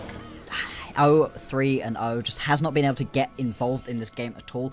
Close to being able to pick himself up the eye edge next, but is that really even going to matter too much in this game? Probably not. Not particularly sure at this point. Still, with these Baron empowered minions coming on in, it's still not very easy to be able to take down towers in the face of Elk. The Sivir always going to give you a ton of wave clear, which is nice, but I mean, Gala steps up and auto attacks him once. Oh, wow. Yeah, that wasn't even the Fiend Hunter bolts. Nope. Nope. That's a straight up merc. That was a straight up crit auto. All right. Oh my god. See who's looking for Gala though. It's a Transcend dash away. The Temper Fate is going to grab onto Gala, but in the background, Junja has executed Elk as they dive under the Gala turret. wins this. Gala, positioning wise, once again, premier in the LPL. The General thought he had an angle to knock down the big bad Gala, but instead he lives, and JDG turned into an ace and their first win over Weibo to force us to a do-or-die Game 3. JDG, it looked good from the start, and they never let it go. Nocturne, Orianna, the combo of dreams in this game. Weibo, they just never got a foothold in this one. We get a game number 3, Slayer. Let's go. It was a rough loss in Game 1 that could really spiral a lot of teams. But shout out Coach Tabe for living by a pretty well-known rule. Let's just keep it simple. Nothing more simple than Orianna Nocturne. And, well, yeah, congrats. They've now finally gotten a game off of every single team in Group of Set. They have indeed, and that does wonders for the standings. Even if they were to lose this game versus Weibo would leapfrog them, but it just gives you that extra win in hand that allows you to push yourself beyond some of these other teams that have been losing 0-2. Really, really important not to get 2-0'd at the moment.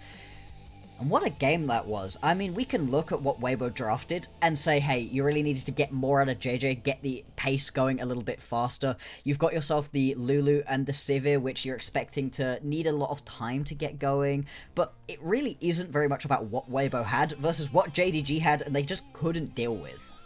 Yeah, they put them in such a tough corner where they really had to kind of like give up a lot of the map to buy time for scaling champions, but it got to the point where they couldn't give away everything, obviously, right? Like, they were going to have to compete for a Hextech Soul Drake at one point. They lost a lot of space on the map. Again, there's been 2 games where JDG, like, through the first 20 minutes, like, dominate the turret game. And that buys even more space for those picks to be found. And I don't know, I mean, like, how many kills do we think were found on that pick alone? 8 or 9, Yeah. almost 10 from that combo. Most of them, really most of them. They got more kills with that combo than they did in their first series versus Weibo. It was really impressive to see. But also, you've got to look at what it was that Weibo were doing and question how they never managed to adapt their playstyle. They kept sending a person alone over on into a side lane, and they kept getting killed. Every time, again and again. I mean, you saw Zika do it time and time again. We just highlighted how well he'd been able to play into JDG. And yeah, he doesn't get moved around by Xiaoshu. I mean, you don't expect him to in the order matchup, but it doesn't matter if you're constantly getting taken out by that combo. And you highlighted it really well with the transition period that we saw from JDG, where it was Junja doing the big damage on the combo, to Honkyu doing the big damage on the combo, and it never felt like it dropped off at all. It just kept getting more and more. There was never a point at which you felt like, this Nocturne not useful to this game. Very rare to say that about a Nocturne in competitive. Yeah, and another way that going for Nocturne Orianna, specifically into Weibo, was so valuable. Who have we talked about as like the premier performer for Weibo? It's been Elk. And, I think the Sivir is quiet because it's so hard to make this champion work into a composition like that. I don't really think there was an Elk champion that really would have worked into this. It's like this is a classic conundrum for an AD carry player where a Nocturne and Orianna get fed early. It's like you don't really get to play the game anymore if they dictate correctly. So, but to credit to JG, right? It's like, okay, Elk has been playing out of his mind for Weibo consistently. Let's play a style of game where we can effectively eliminate him to the best of our ability. And I mean, look at that. Elk doesn't even get into 10k damage this game. Oh yeah, looking at a Sivir not managing to do 10,000 damage, and this is not an OPL Gold Draft. It just keeps getting better and better for JDG. They make this composition work beautifully, and I really do love getting to see that synergy between Junja and Honkyu. It was the combo that we were kind of expecting to be the big part of this team. As much as Gala has been fun, as much as you're expecting good things out of Vampire, and I think Vampire played a sneaky, really good game, actually. He was hitting quite a lot of big tempo baits that were making things happen for his team. It really was just about this combo in the jungle. My question about it is, can you replicate this? Is there another combo between the mid-jungle that's as strong? You've kind of lost all of your big map mobile junglers, and you've kind of lost a lot of your big wombo combo mid laners too. Yeah, I'm willing to bet that our jungle matchup for Game 3 is Wukong's and Zhao. It's probably what we're going to get. The fact it's not picked yet is crazy. Yeah, that's true. The more I think about this, maybe you know what? I'm not going to apologize for glazing Tabe of all people. Okay. I was trying to think why did Nocturne Orianna fall off a lot last year? Part of it was probably like Nocturne value went down, but I think I figured it out, Bloxer. This year, Xayah is not a prevalent AD carry in the meta, and Xayah is like the immediate counter to this type of play. Yeah, you just say no to it instantaneously. I mean, I'm pretty sure that we definitely did see the hover from Elk. We did. Onto it. He thought about it. He was like, I don't know how much I'm going to survive right here, but it didn't work into the composition. The Xayah isn't particularly strong at the moment. You've already not got yourself the Rakan, which kind of makes it useful in a lot of situations. It's fine with the Lulu, but it was all of these things kind of sitting against wanting to play the Xayah. The thing that's making you want to play it is, well, I don't like Grey Screen Simulator. Unfortunately, he didn't pick it for the team, and I understand why, but there was nothing that you could do. The one spell shield was not enough to overcome the damage that could come through. No, he tried it in that bot lane play. He's like, all right, I'm going to throw a spell shield up. It just did not matter. Just unfortunate there for Elk. Let's top player of the game here because, I'll let you start this time. I went first last time. What do you think of Bloxer? I do have an opinion, though. There's two options, right? It's Junja or it's Honkyu. Now, do you think it was more about the jungler in this game, or do you think it was more about the mid laner? That's interesting. I actually think those weren't my two picks. I'm trying to think of the mind of the voters, okay? I'm trying to, play to what we saw towards the end of that game. I think it should be Junja, but I think it might end up being Gala. It could be. Gala did just sort of sit and allow the game to come to him. Okay, good. But with what was happening with the early game, I do think it's very fair to give a lot of credit over to Junja. The thing is, the reason I bring up Honkyu is because this combo doesn't work without him. And yeah, he wasn't the beneficiary of a ton of the kills, but he was providing a lot of the damage. He was hitting the shockwaves consistently. As much as this Nocturne Orianna combo is easy, we have seen a lot of whiffs, even at the highest level of play. He didn't miss a single one. I think it was a good game out of Honkyu, but Junja, he was the star of the show. All right, well, we sold this matchup as talking about how fun the marksman will be in this one. I think both of them have stepped up, but it is very cool to see that, you know, one of the mainstay veteran junglers of our league for years, JJ, has a masterclass game 1, and then one of the hopefully upstart, newfound jungle talents coming back to the LPL in Junja matches him ban for ban in a game 2. Also, deathless performance. This is shaping up for uncharted territory, folks, in our final matchup between JD Gaming and Weibo Gaming of the regular split. They're going to a game 3 for the first time, and it should really shake up the Group Ascent standings. We'll send you there to game 3 draft after another short break.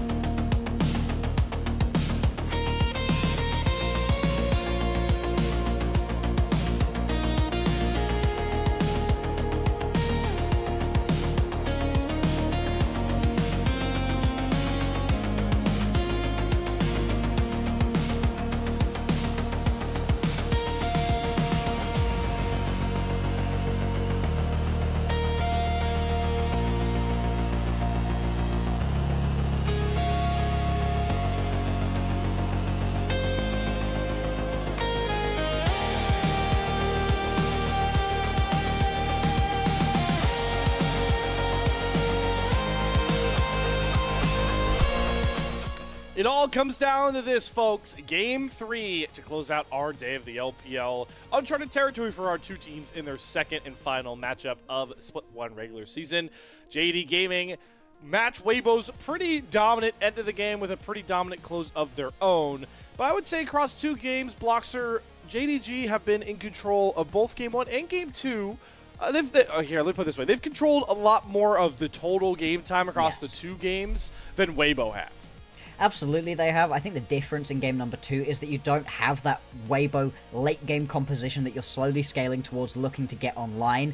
They really did need to pace during the early game, especially in the jungle, and that just didn't end up happening. In this third game, right here, it's very much going to be on what the drafts are looking like. Do you go fully early game as Weibo and try to actually win the early game like you haven't so far, or do you just keep leaning into the late game that seems to be your forte?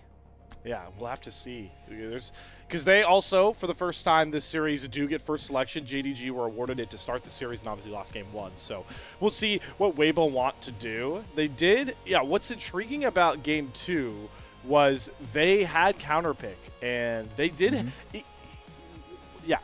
the laning phase, like the actual early lanes, were really positive. Like, Elk and Arha were getting constant shove.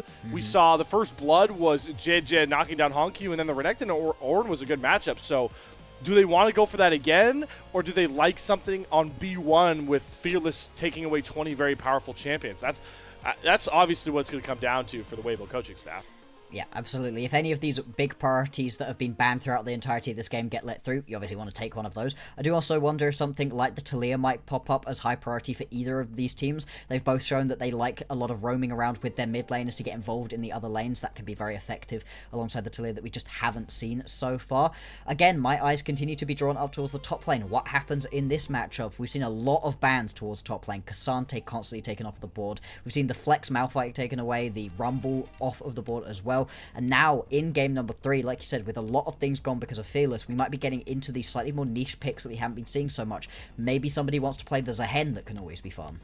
Yeah, Zehen is an option. I do really want to give Xiaosu his flowers on the Jax. I think he is one of the premier Jax players we have right now of the top laners. So yeah, can have that look. Gnar, I think, is pilotable by both of our top laners, but yeah, we've kind of thinned out a lot of the tanks, so if we just take out Cassante, like Ornn is like the emergency tank of top lane right now. So we get rid of that. We definitely don't have a lot of tinkiness in top lane. We're not going to ever get it with the current jungle pool.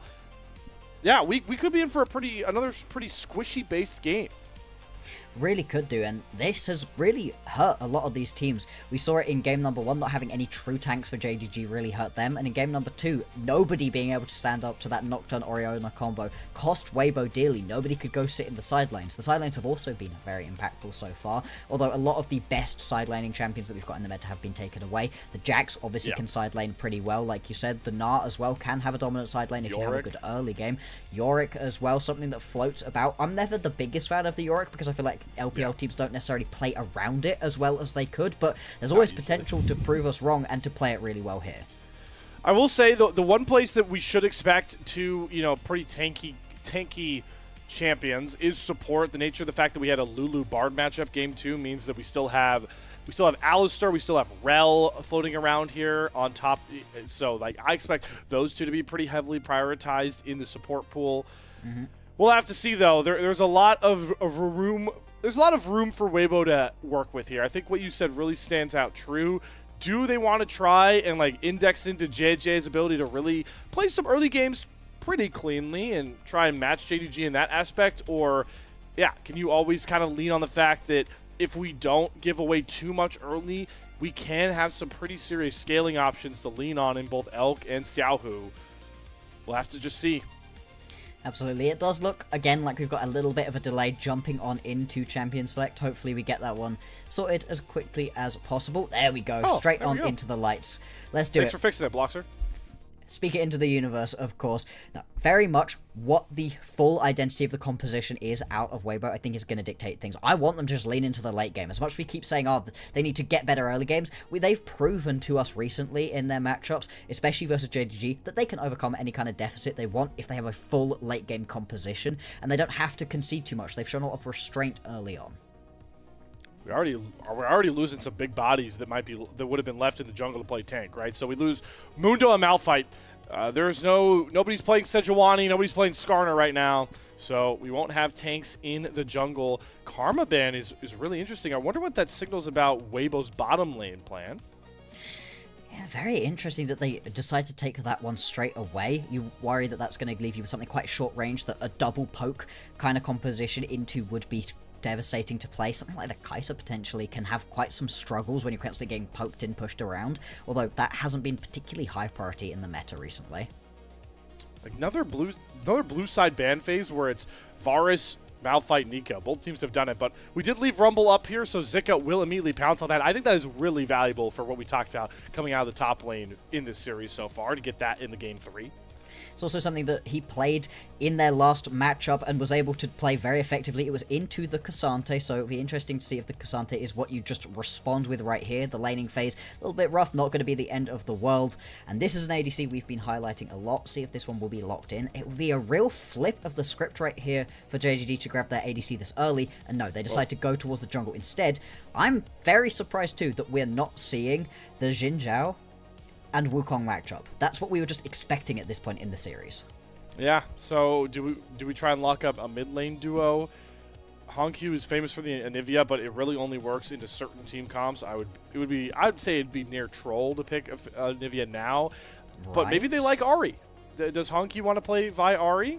They'll wait. I think, like you pointed out, just take the Cassante into the Rumble now. Yeah. Oh, but JJ is one of our few Poppy jungle players still left around. And you get to move that around if you want to. It can still go down into the bottom line for Aha as well if you want it to go there. And it does just stop a lot of what JDG's composition already wants to do with their dashes. At the same time, though, it isn't going to be as fully engage focused down towards the bottom lane. It doesn't give you any sort of hard engage at all, really, other than that dash. I still always like it to really just inhibit the ability for Junja to play the game he wants to play. So I like that call. You can get counter pick in the jungle, but if this does go into the jungle directly, this is one of those rare times this actually feels like a purebred counter pick. Yeah. What do Weibo want to round out their comp with here? This is all right. So we're gonna pick for Seattle. Wow. So picking they are gonna do it. Man, Junja, I'm sorry, buddy. You've been gapped in the draft. Miasma and the why am I blanking on the Poppy? I'm blanking on with the Poppy. Steadfast Presence. Steadfast Presence, Miasma. Like, JG, I dare you to pick more Dash champions. I mean, it has been played 5 times, so it's not completely unplayed so far during this split, but it is just locked down fully. If you want to try to go anywhere with this composition, Weibo are just going to say no, and the response will be the Anivia. The Anivia can have a pretty good matchup into the Cassiopeia. One of the few champs who actually can step to a Cassiopeia a little bit. For the most part, though, you're looking to play safe, play a little bit further back, and look to just chuck that Storm down during the big team fights.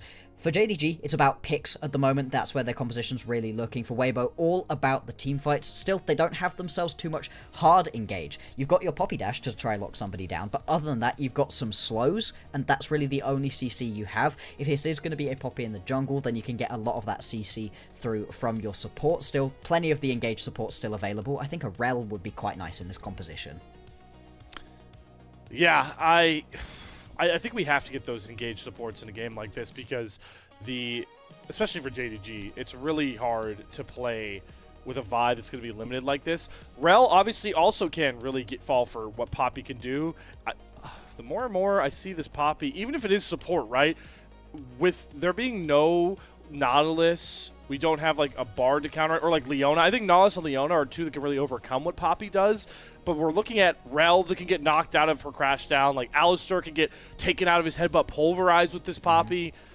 We'll have to see what the support pick looks like. The Renata ban does scream that it will likely just be Rel or Alistar here for JDG. Very, very likely. Either of those are just going to give you that extra level of engage, potentially extra level of support overall. I think that Alistar would make a lot of sense right here because it also takes the Rel away potentially from Weibo, where they could look quite good in their composition. You don't necessarily want to play it into that. At the same time, though, do you feel confident in actually being able to get onto the backline right now because of all of the stop? No, you're not allowed to move right here. It would work in a usual composition, but specifically into the Steadfast Presence and the Miasma, I don't know that you want it. Lucian would be very surprising, considering you've already got anti-dash. Interesting. Yeah, good call. The miasma value just goes up here. Up and up. Up and up indeed. But this should signal, I would assume, Lucian. Oh, no. So Lucian Nami or Lucian Braum, right? Lucian Braum is also the combo if you want to get a little bit tankier. I like the idea of the two Freljordian champions for JDG being able to do a lot of space creation. Because even if you do have a lot of dash cancels, at some point Weibo are going to have to try and go into this team. But here's a bottom lane that we have rarely seen come across. It's going to be the Caitlyn and what, Bloxer? Oh boy, I mean, in this situation, you still kind of want yourself a little bit of hard engage, but that doesn't fit particularly well right here alongside the Caitlyn. What do you want to pair up with it in this specific spot? I mean, so the pairings we got used to last year were Caitlyn Lux, obviously, and then Caitlyn Elise was the Elk and On special. Wow, okay, so Elk found, let's just say, some high highs on this pick and low lows on the world stage. And now he goes over to Weibo and he's like, Urha, how's your Elise looking in this game 3? The reason I'm hesitant to call towards the Elise right here is because, yeah, you've got some extra dive potential, and yes, it does give you the cocoon as one bit of extra CC, but you are still in a real, actual CC deficit right here as Weibo. Whereas for JDG, they've got so much extra lockdown that they can put on through, especially now with this Nami, the bubble, the wave, those are going to be very annoying for a composition that has to just run at you. There's not really another way for Weibo to engage a teamfight other than sprint at you, hope you stand extra wall for the Poppy to be able to slam you into it, and then slow you to death. There's so many slows, so little actual CC out of Weibo. Still, the amount of damage that this composition has is incredible. Yeah, and we talked about it, right? Do we think Weibo are maybe going to try and index to play slower, like the way they were able to win game 1, or do they want to try and finally win an early game, something they have yet to do in this series, something that they were pretty successful in doing to sweep JDG the first time these two teams matched up? We got our answer on the back end of this Red Side draft. Yeah, we did, and it's into a composition out of JDG that's very, very interesting. That Lucian Nami wants to get aggressive early, but into that Elise, you really can't. That doesn't allow you to get that aggressive early in the individual 2v2. So what are the junglers going to do? I'd have to imagine both of these junglers are going to be wanting to start up towards the top side of the map and work their way down to the bottom lane. It should be very explosive. What a fun draft we got here to close out this series. Some champions rarely seen in 2026 for the LPL. The Lucian Nami bottom lane, the Caitlyn Elise first look of the year. But we have some staple champions from our mid laners as well. Hongq, known as such a big Anivia player.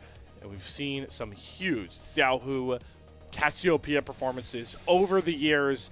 All of it to decide our series for the final time in the regular split. It's JDG and Weibo taking the Summoner's Rift.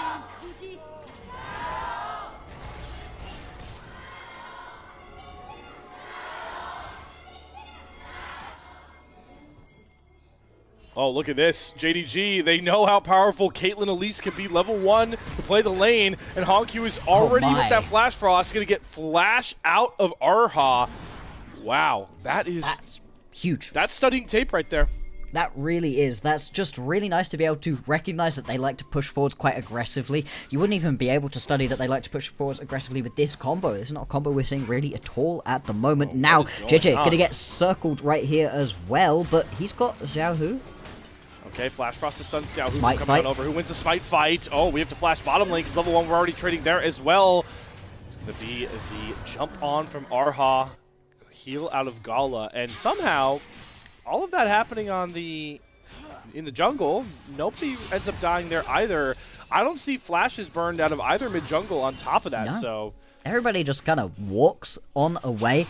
Junja is able to grab his camp. He's able to smite that one away, so really no harm, no foul in the end. I do like the aggressive attempt right there out of Weibo, though. You know that you've got yourself a bot lane that you could potentially play around. You've also spotted where everybody is. You know, you've moved down towards the bottom side of the map for that initial play, and with the timing of the map being that much faster with the earlier minion spawn, you can't now walk to your top side, so I like the idea of Weibo. Doesn't really work out for them, though.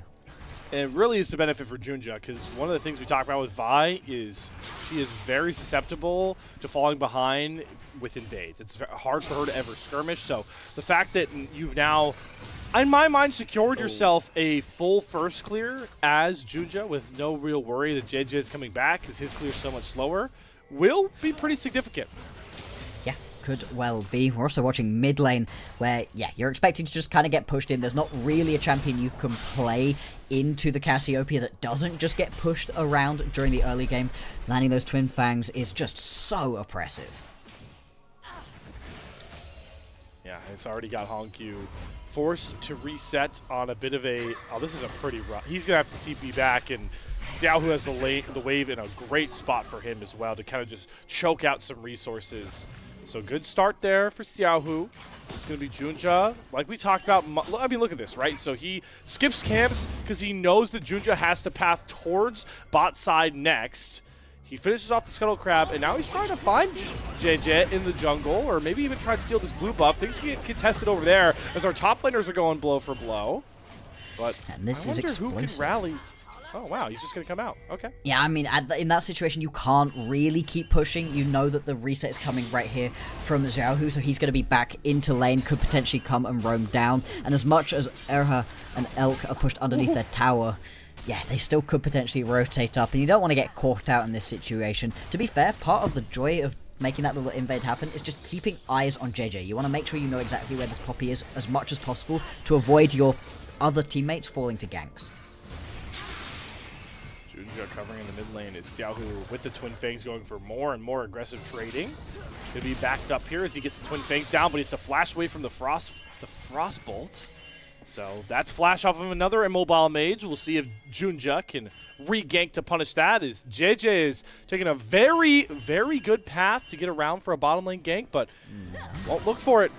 Decides against it, doesn't think he's going to be able to fully get that one off. And to be fair, Gull and Vampire were on their way back towards base. Now, he's going to have a couple people in his lane, not really too worried about this overall. Oh, okay. Thank God he's got the egg for him, because I saw JJ looking for a flash slam into his own turret to find that kill, but egg form is going to take away from that. What really brings over from all this moving around on the map for JJ is he continues to fall further behind here. He not only is much slower on his clear, but now he's been double scuttled by Junja as well. Which is really, really rough. Getting towards that level 6 that much faster for Junja is going to be huge for him. This Vi ulti is kind of the big thing. The Season Desist coming on through, it's what you use to get yourself as many ganks and as many kills as possible. And I feel like surely the Vi should be even stronger at the moment because people are in their laning phase for longer. That's where your ulti is most effective. You walk in, you press ult, you at least get a flash out of your opponent. So if you can get to that level 6 quickly, then use it during the laning phase, that should be really effective for JDG too. Gala and Vampire, for now, doing a pretty decent job, able to keep competitive, actually up a couple creeps for the time being into what was known as the most oppressive bottom lane combo. Yeah. Again, I really want to call back to what Elk was able to do in some huge Game 5s of big postseason matchups with Owen to find wins on this very combo, running over lanes as we get to play my favorite game, top laner ultimate chicken. But my god, Zika, the damage is ludicrous. He finds First Blood bot side. It's just flashes galore coming out here. Urha trades out Vampire. Elk dead though to Junja. We have kills flying off the map early, but it's the support. Arha picking up the kill on the Elise actually might be more valuable than you'd think.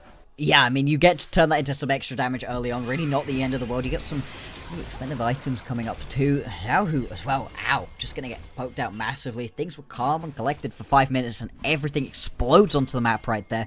Critically, Flash going to be gone from Elk as well with the upcoming dragon down on the bottom side of the map. That could be critical. Need that extra level of survivability into the face of a very aggressive composition out of JDG.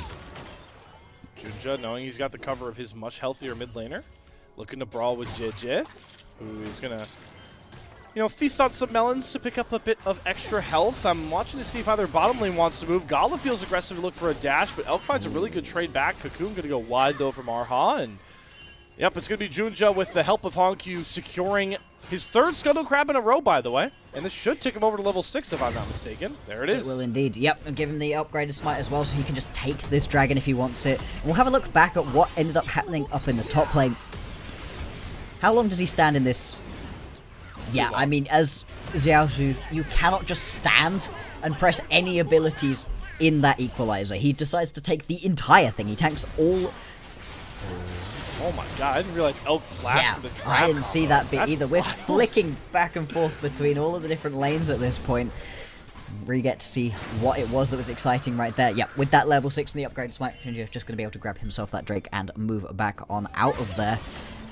And through the early game, a small gold lead opening up for Weibo, just with that kill going down top lane. But still, it feels like JDG, they've been more in control of the pace of the game and what's happening on the map. And no reason to really panic about Zika's lead. The annoying but powerful thing about Cassante is even if he does fall early, as long as he doesn't drop a couple more times, Zika can really let this lead balloon. He's going to pick up MR very early, and it will kind of shut Zika's ability out to kill him, especially on his own. But again, it does pull to that trend you talked about. Stats-wise, Xiaosu is having a phenomenal year, but it feels like against Zika, he doesn't find that same mark he's used to. No, he just can't find that next level. This is a matchup they played in the last go around as well, and he wasn't able to get anything really going on with Cassante. The whole team of JDG wasn't able to get anything going that time around, so they really need to pick up the pace on that.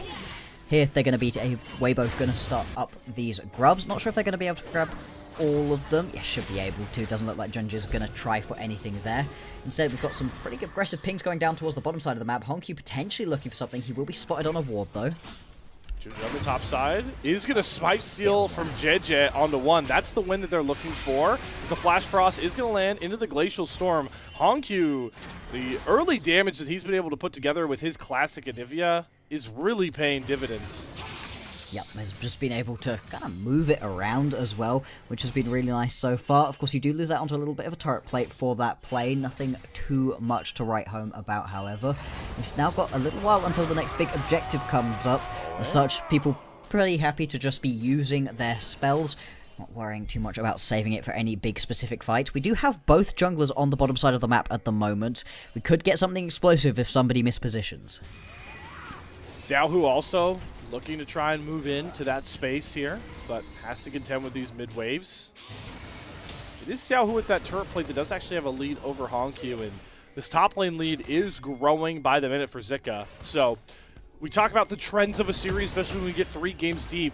This is something that Weibo have not found in this series. Their solo lanes having leads through the opening 10 minutes is, oh, I love that all out from Xiaosu, but does he really think with less resistance he can find this win? I guess with the fact that Junja is coming on over, Zika flashed over the fat wall, and now he's trying to run his way out, and he will survive, but good on Xiaosu standing up to a lane state that is not friendly towards him. Oh, absolutely, and the fact that you now lose out onto that flash is going to be huge. As much as the Rubble does a lot of damage, very immobile if you can get right on top of him. That's just going to make things a little bit harder to play out. We have a look at what's happening on the item fronts. Nothing too exciting coming on through. I like the early pickup of boots coming through for a Cassiopeia. Doesn't that feel weird? Doesn't that feel weird? I don't like it. Every bone in my League of Legends body feels like it's wrong right now, looking at that. Yeah, this is like, well, is Xiaohu putting the boots on Cassiopeia's hands? I mean, it can't go on. There's no feet. I don't know. There's no feet. That's a conversation for other people to have. As much as it looks wrong, it will be really useful here. The Swifties just going to give you that extra little bit, weaving your way on through. I mean, as Cassiopeia players, you've got to be thrilled with being able to pick these up now. Speaking on the boots, Honku, rarely can you see an angle to go Merc Treads on a mid laner. This is actually a game I really like it. Obviously, the double AP solo lanes. Petrifying Gaze, Honku dodges it. Miasma slow. Arha can't get close enough for a cocoon. Just love what Honku can do and what he brings to this league with those small little outplays he can find.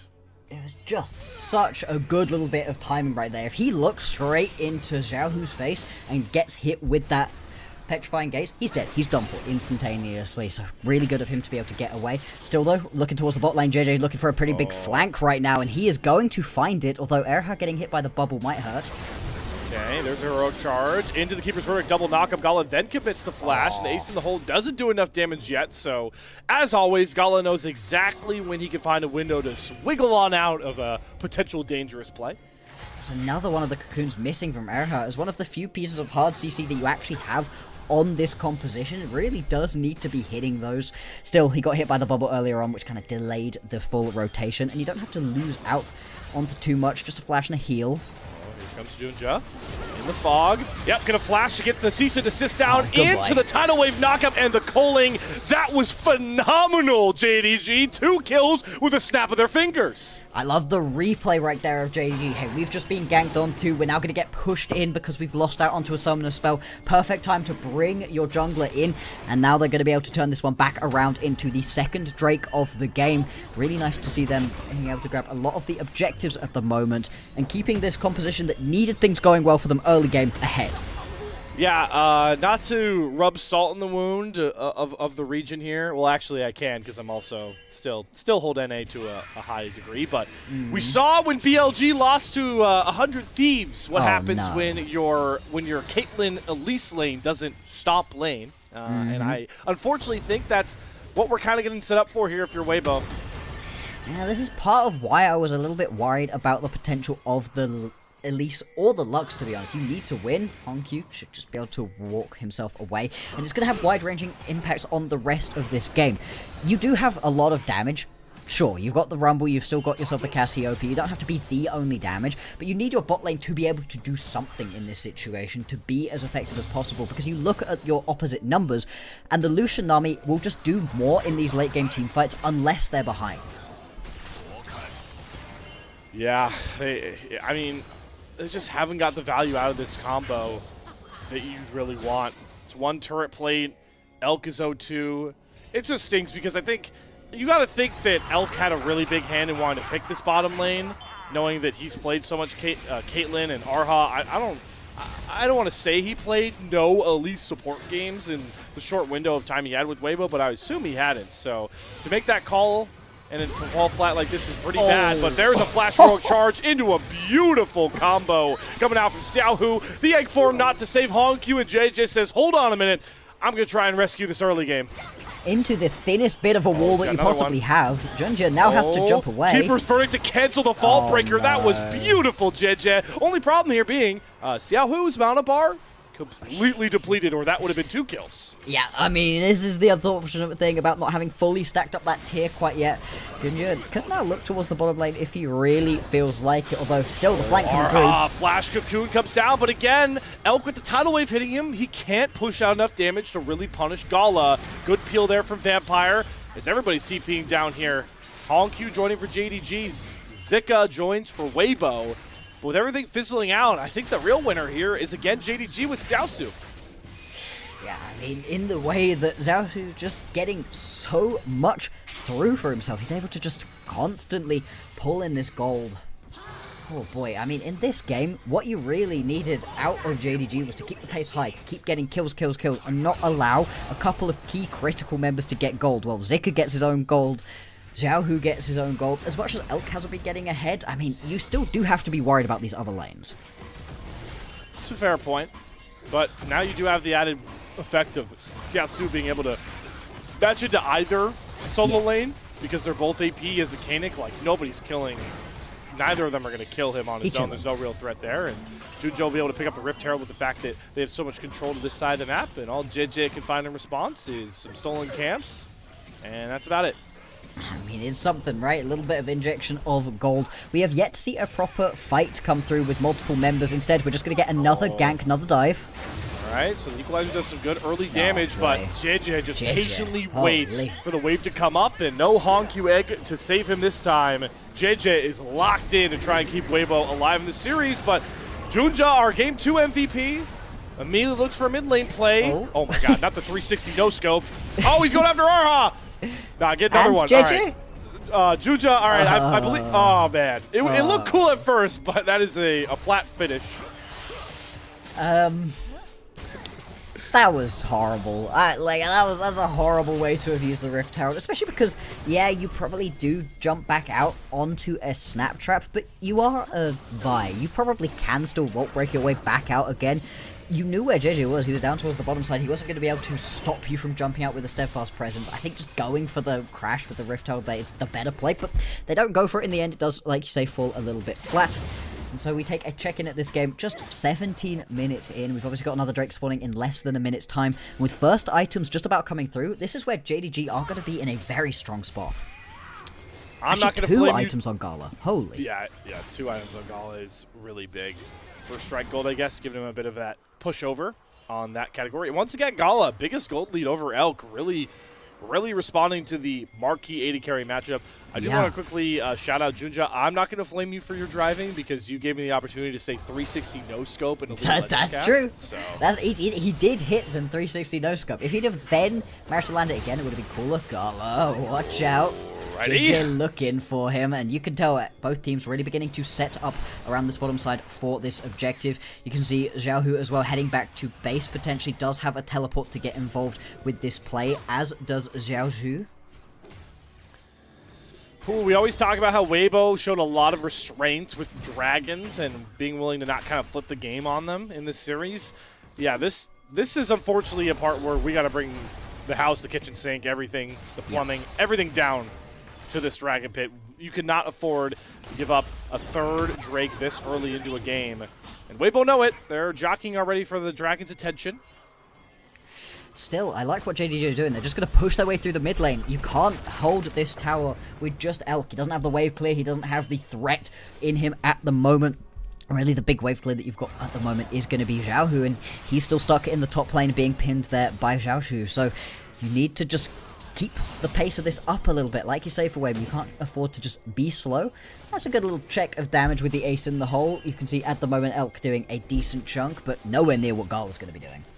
JJ is trying to be really sneaky around Vision, but Arha's going to have to walk right up to Gala. Oh my god, that's Lucianami, if you ever forgot about it. None of the calling hit, by the way, there. Both top players are going to TP in. That is a fat shield. Elk? Oh my god, Gala.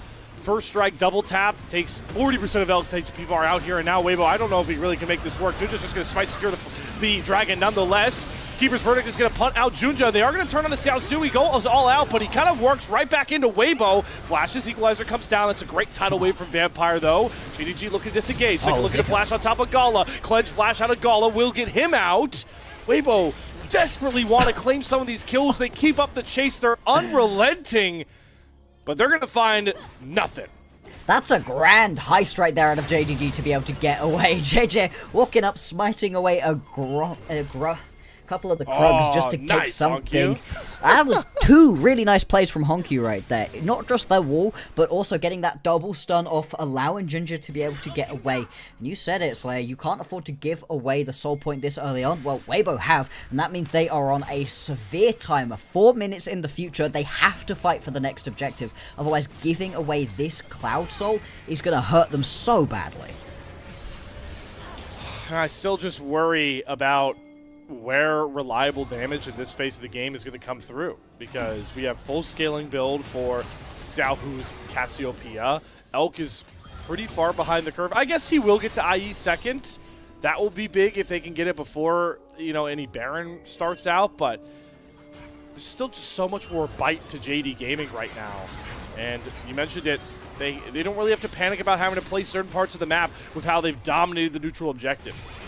Absolutely, you have that little bit of extra just calm that you get from being this far up. You don't have to worry. You can sack off a couple of potential Drakes, and it just gives you that little bit of extra time to get that scaling up again. You talked about how much damage Gala was doing with the first strike and that initial double tap, but it's also just, he's got the rapid fire. He's hitting you so hard on that initial hit from so far away that it's so oppressive to try to play into. And again, you're in another composition without a true tank. The Poppy's not building full tank, you know? You've got yourself the Sun to Sky, so you just have to be very careful of where Gala is. Oh, like this. Yeah, there we go. JJ. Boy. He's chowing down on the calling for now, but I think he's full. Yeah, I mean, you're very close to dying to that, right? Second item coming through, that's going to be impressive. Honkyu as well, going to be able to grab that bot lane tower, and you now got a nearly 2,000 gold lead coming through for JDG. And man, even, you know, coping maybe for Elk to have some damage back, but talking even further about Gala, he's got two cheaper components, but it's only a couple of gold off. He's going to have the IE at relatively the same time to get to 3 items that Elk will get to those 2 items. That is definitely going to be the story of a lot of these fights. But we still entered a bit of a lull state here, as JDG are more than willing to kind of farm up, reach those item breakpoints, and if they can stall any sort of desperate Baron play, which they should be able to, Weibo are going to enter the real death spiral I like to call League of Legends games for some teams, where it's like, oh boy, we either have to give Baron, give Soul, or we have to fight to make sure that we don't have to give either of those, and that is such a tricky trap to find yourself in. Really is. Yeah, the ace in the hole at this point not doing as much as Gala's first auto attack. That's a really rough situation to be in. And it really sucks for the man on Weibo, who we really highlighted as that key carry. Elk coming on over from BLG, and we were like, yes, this is going to be who takes them to the promised lands potentially. As much as Weibo as a team have been looking better overall, Elk in this series, first game he looks great, second game a little bit shaky, and in this one just hasn't been able to get anything going at all. Finally completes that eye edge, so he will deal a little bit of extra damage, but so has Gala for his third item. And this is the problem with picking Elise support. You feel so useless outside of this lane, and it's even further exacerbated by the fact that you have a double Matt MR stacked K'Sante. You have Honkyu, who does now have that passive backup. What targets can you even comfortably find for that full Elise combo that are reliably going to get flashes or kills at this point? I mean, look at what you've got right here on Xiaoshu. He's got himself the Koenig and the Unending. Yeah. Bro does not care. Zero cares given about any of the damage sources on the map right now, unless he's just stood there in the middle of everybody else, and that's pretty unlikely to have happened. It's exactly why I didn't like the idea of the Elise in this game. You need more hard commit CC. The only CC you've got available to you is JJ, who, to be fair, has been doing really well with those heroic charges, but you can't rely on that as your only true engage tool. So, uphill battle nonetheless here for Weibo.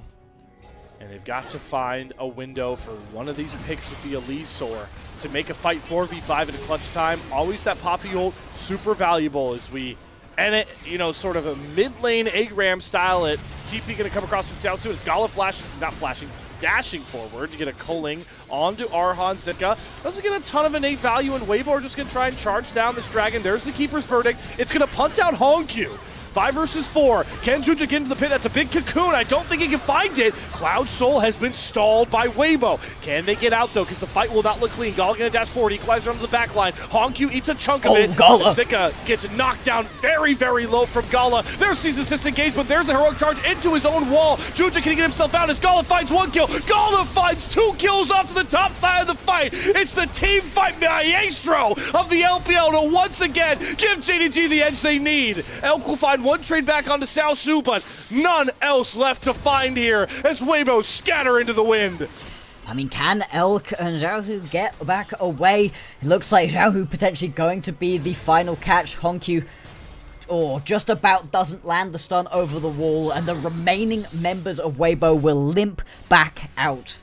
But we talked about it. We were hyping this man up the whole time. Gala popping off in that team fight. He just completely splits himself off from the rest of the team. Usually a death sentence on an ADC.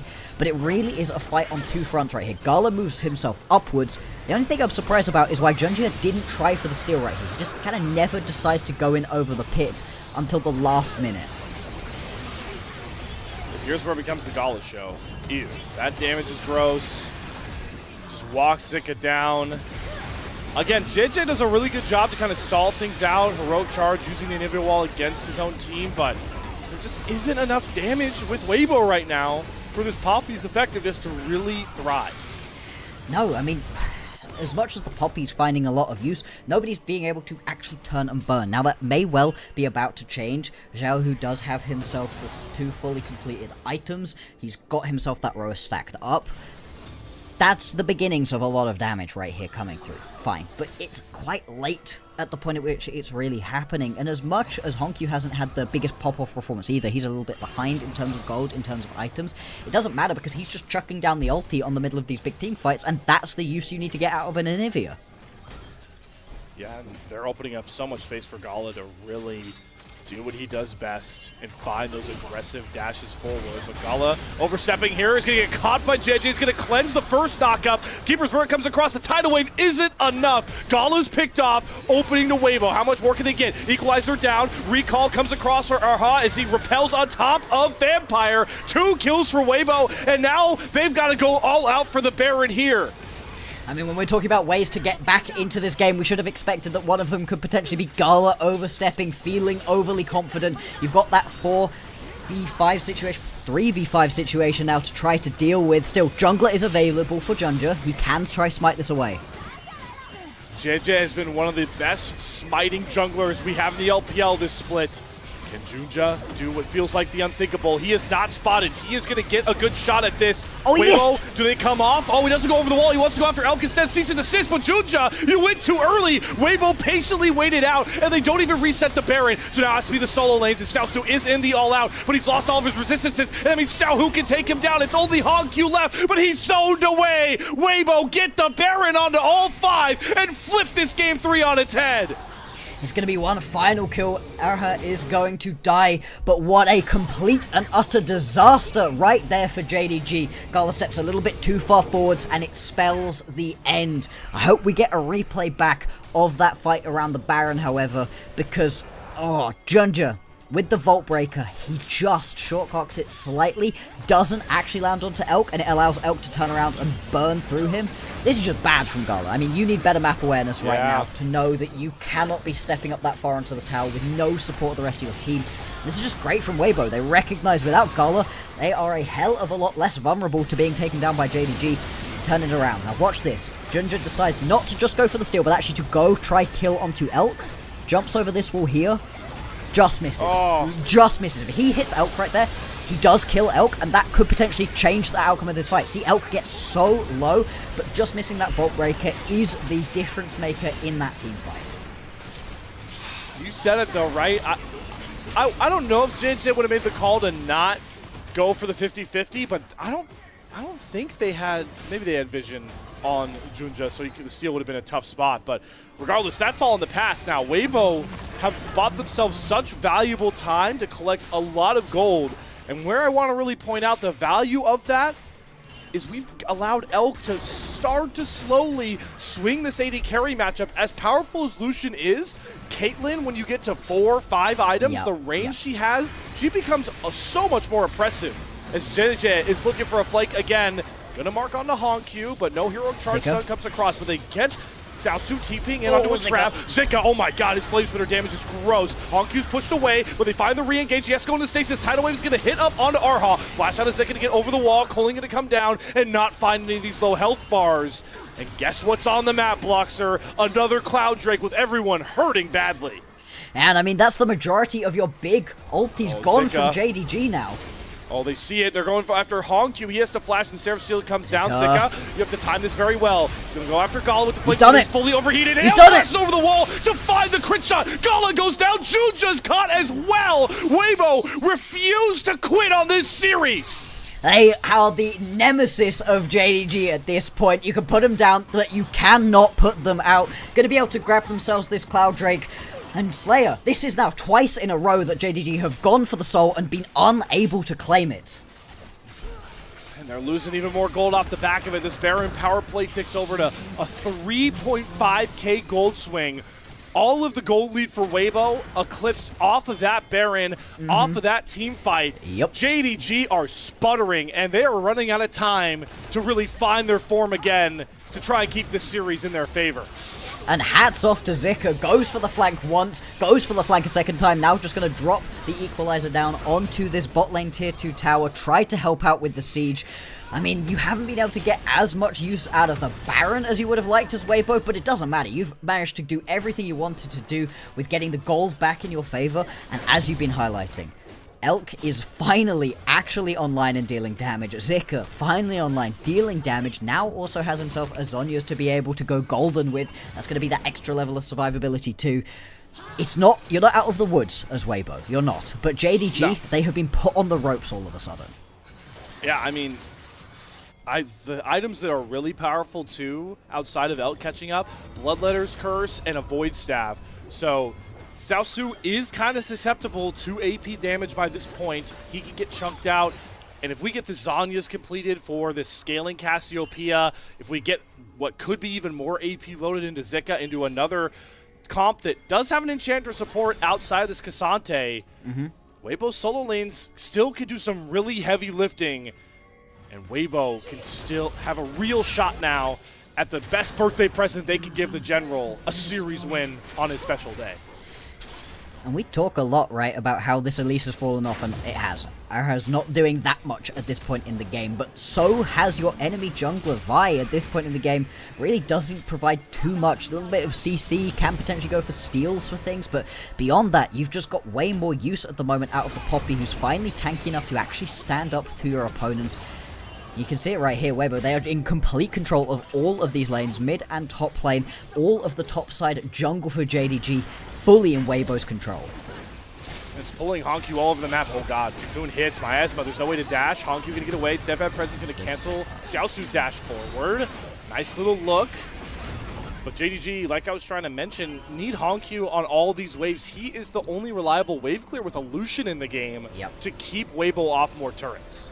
If Gala is allowed to hit somebody, fully hit somebody with his 4, soon to be 5 items, he will shred through almost anybody. There's not really a member of Weibo that can stand up to him. But the thing about these team fights is that he's not being allowed to stand around. That's part of what we liked about the composition out of Weibo, with the equalizer, with the miasma, and just with the constant threat of a long-range elk hitting down onto you. How do you actually weave your way through these team fights as a Lucian?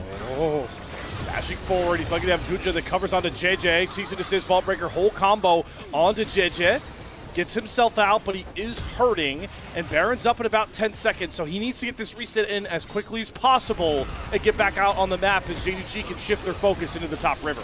Yeah, but that's a couple of big ultis away from JDG right now, so you need to try to stall this out a little bit. If Weibo can re-engage right now, they've got all the ultis in their advantage.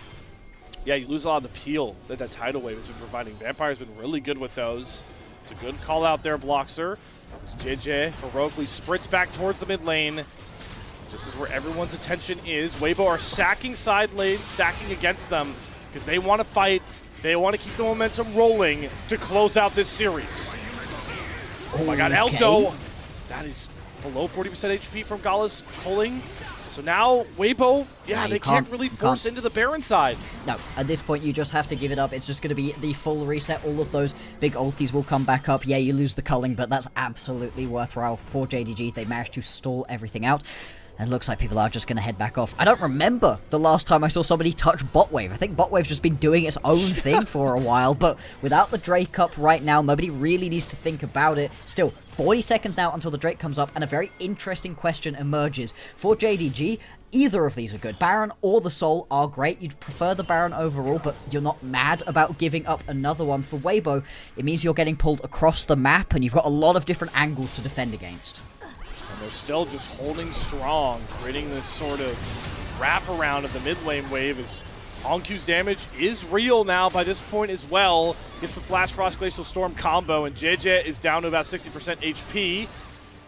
Still more just looking, prodding. Both these junglers daring anybody to look for an angle. Elk's damage, oh my god, double crit shot. Honku down to about 15% HP. He has teleport. He has the advanced recall. He now needs to get back into this fight as soon as possible. Oh, I love this. I really like the side of JDG. They see that, so they just head straight up towards the top side of the map. God. And right now, Xiaohu is going to try to take himself down that Cloud Drake. He's now going to be late to this. No, he's just going to have to turn tail and run. Yeah, he's after sprinting back up. JJ's getting chunked. Honku doing so good. Zoning with the Glacial Storm, getting this chip damage that's slowly going to start to hurt. JJ, can you get into this pit? There's the equalizer down. Honku has to flash out. Keeper's verdict engaged. Xiaohu! Pitted is Xiaohu's going to go after and cut down a huge carry. Gala falls to the birthday boy who makes the play to maybe win this series here for Weibo. JJ going to flash after Vampire to try and find this last kill. With only Junja up and remaining, Baron be damned. Weibo might find the series win here. Vampire's doing a good job stalling, but Weibo, they're going right down the mid lane, and they have Junja cornered. Zika flashing after him. He does get away for now, but these death timers might just be too long for JDG to save this series. They've done it. They've turned this back around. That's the benefit of a snake with boots. And they're going to be able to take down JDG once again. One Nexus Tower falls. The second does as well. And a final Keeper's verdict will close the series out. What a series. What a statement win there for Weibo. Man, they have now swept the series score against JDG and made Group Ascend just as chaotic as we left it heading into this one. Oh yeah, we knew that this was going to be a tough matchup. Whatever you think about Weibo and JDG, they play each other tough. The last matchup was the worst that we'd seen JDG look. What I think is particularly impressive about this win, Slayer, is that it wasn't a JDG that didn't show up. This was a JDG fighting and finding angles and making lives difficult for Weibo, and it didn't matter. Weibo was still able to overcome those challenges and prove that they are the better team in this matchup. Yeah, straight up, Bloxer, I can't believe they made this draft work into a win. Yeah. I thought it was pretty putrid. And, man, they just outplayed JDG. A lot for Tabe to go over in this game.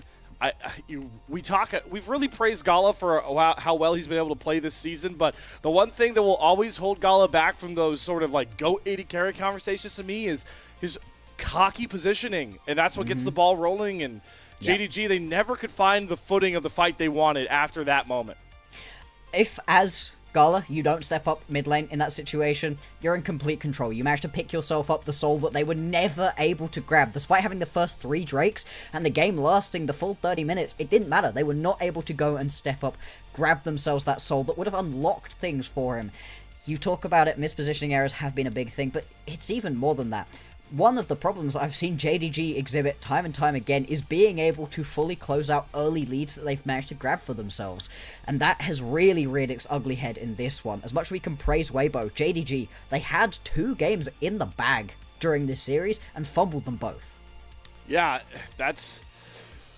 maybe it's a little bit of early coping, but, I mean, this team is still really trying to figure everything out. It's another one we mentioned for Weibo, like a roster that's done a lot of changing. JDG has a lot of parts moving in here, but yeah, that one is going to sting. A series loss like that will have ramifications on the seeding when we talk about the Knights rivalry tournament for Group Ascend, for talking about playoff seeding. A loss like that makes the group just so intriguing. I mean, I know we don't have updated standings, so I'll just kind of talk about it for everybody. But now we have if I'm not mistaken, 3 4-3 teams. Yep. All under it's AL right now. It's a mess up at the top of the league right now. Yeah. Yeah. So AL and BLG are both 4-2, and then these two are going to be 4-3. Yeah. Okay. Oh, wow. All right. So yeah, we can. Thank you, production, for throwing up the standings. So it's 4-3 JDG, 4-3 Weibo. The game score does still give JDG the edge, but like, we are that top 4 is such a conundrum. Yeah. And because game differential comes above head-to-head record, the fact that you managed to pick yourself up one of these wins here by JD is important. If they'd have gotten 2-0'd again, that would have completely locked them out of the tiebreaker between them and Weibo. But still, head-to-head does matter. In the instance where you've got tied game scores, head-to-head is then the deciding factor, so getting this 2-0 right here is absolutely critical, and I love the fact that we are seeing a Weibo resurgent. This is an incredible turnaround from a team that, we could all admit, they looked terrible during the first 2 weeks of the year. Yeah. They were bad. They were in conversations for the worst team. All of a sudden, Top Esports and IG, they are the ones that are going to really need to step up their games. There are only 2 teams in Group Ascend that have put together 3 series wins. Billy Gaming and Weibo Gaming. That is a fact. Yep. It's been really back and forth, and now we can fully talk about it.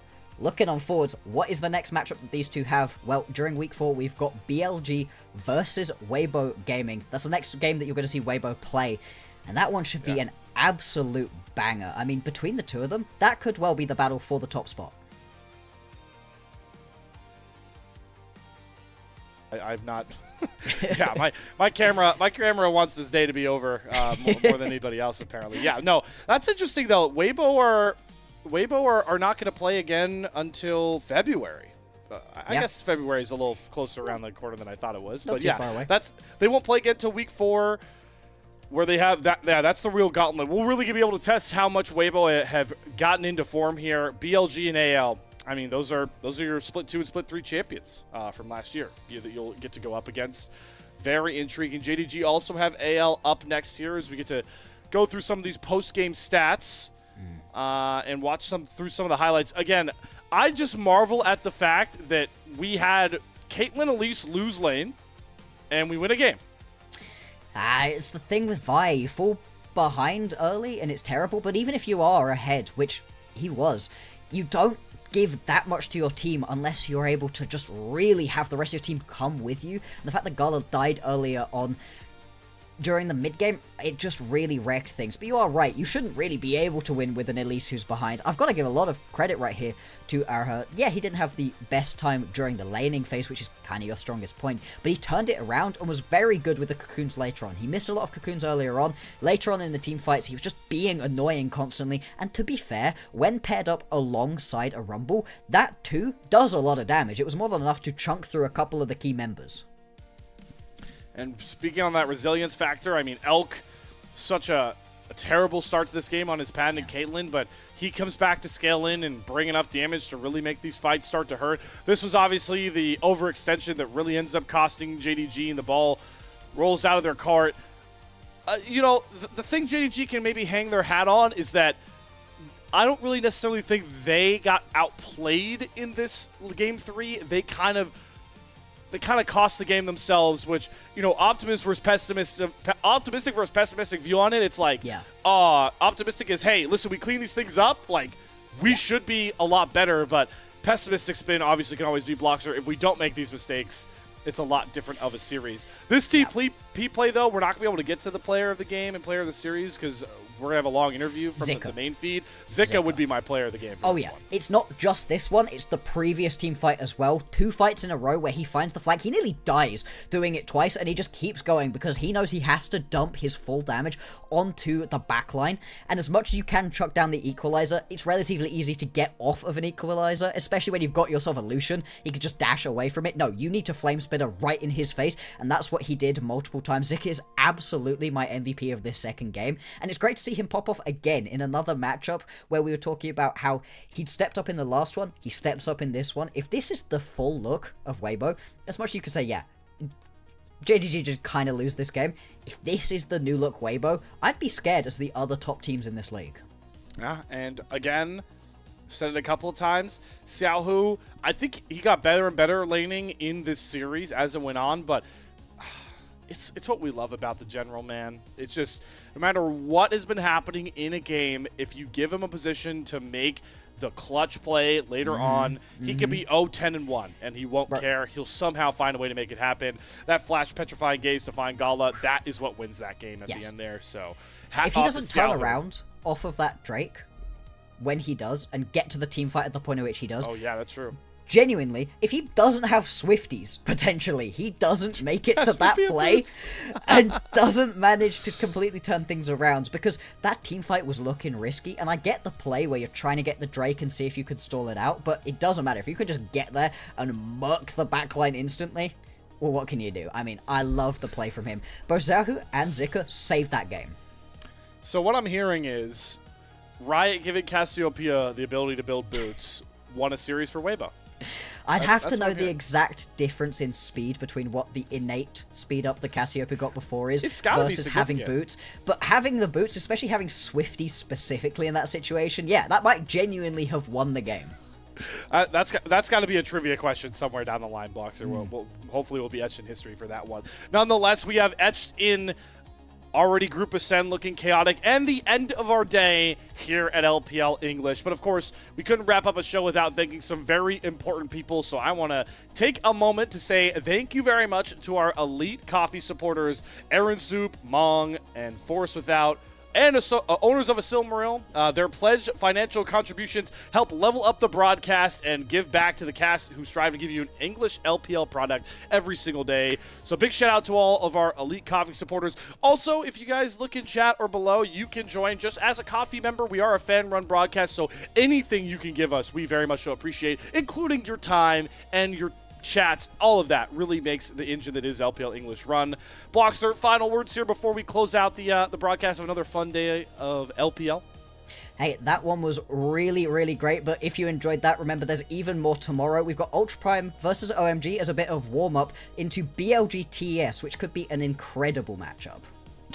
Yeah, there will be a lot of eyes on that series for sure, Bloxer, so we will get ready for that day nonetheless. Myself and Bloxer are done for today. Big shout out to Shivam, our production behind the scenes as well, pulling the full day shift. We will see you guys in February, but enjoy the matches to round out January because the end of the regular season is coming February 6th. We are almost a week away from that, and it is going to be crunch time with some of these group standings. We'll see you guys tomorrow for more LPL English action.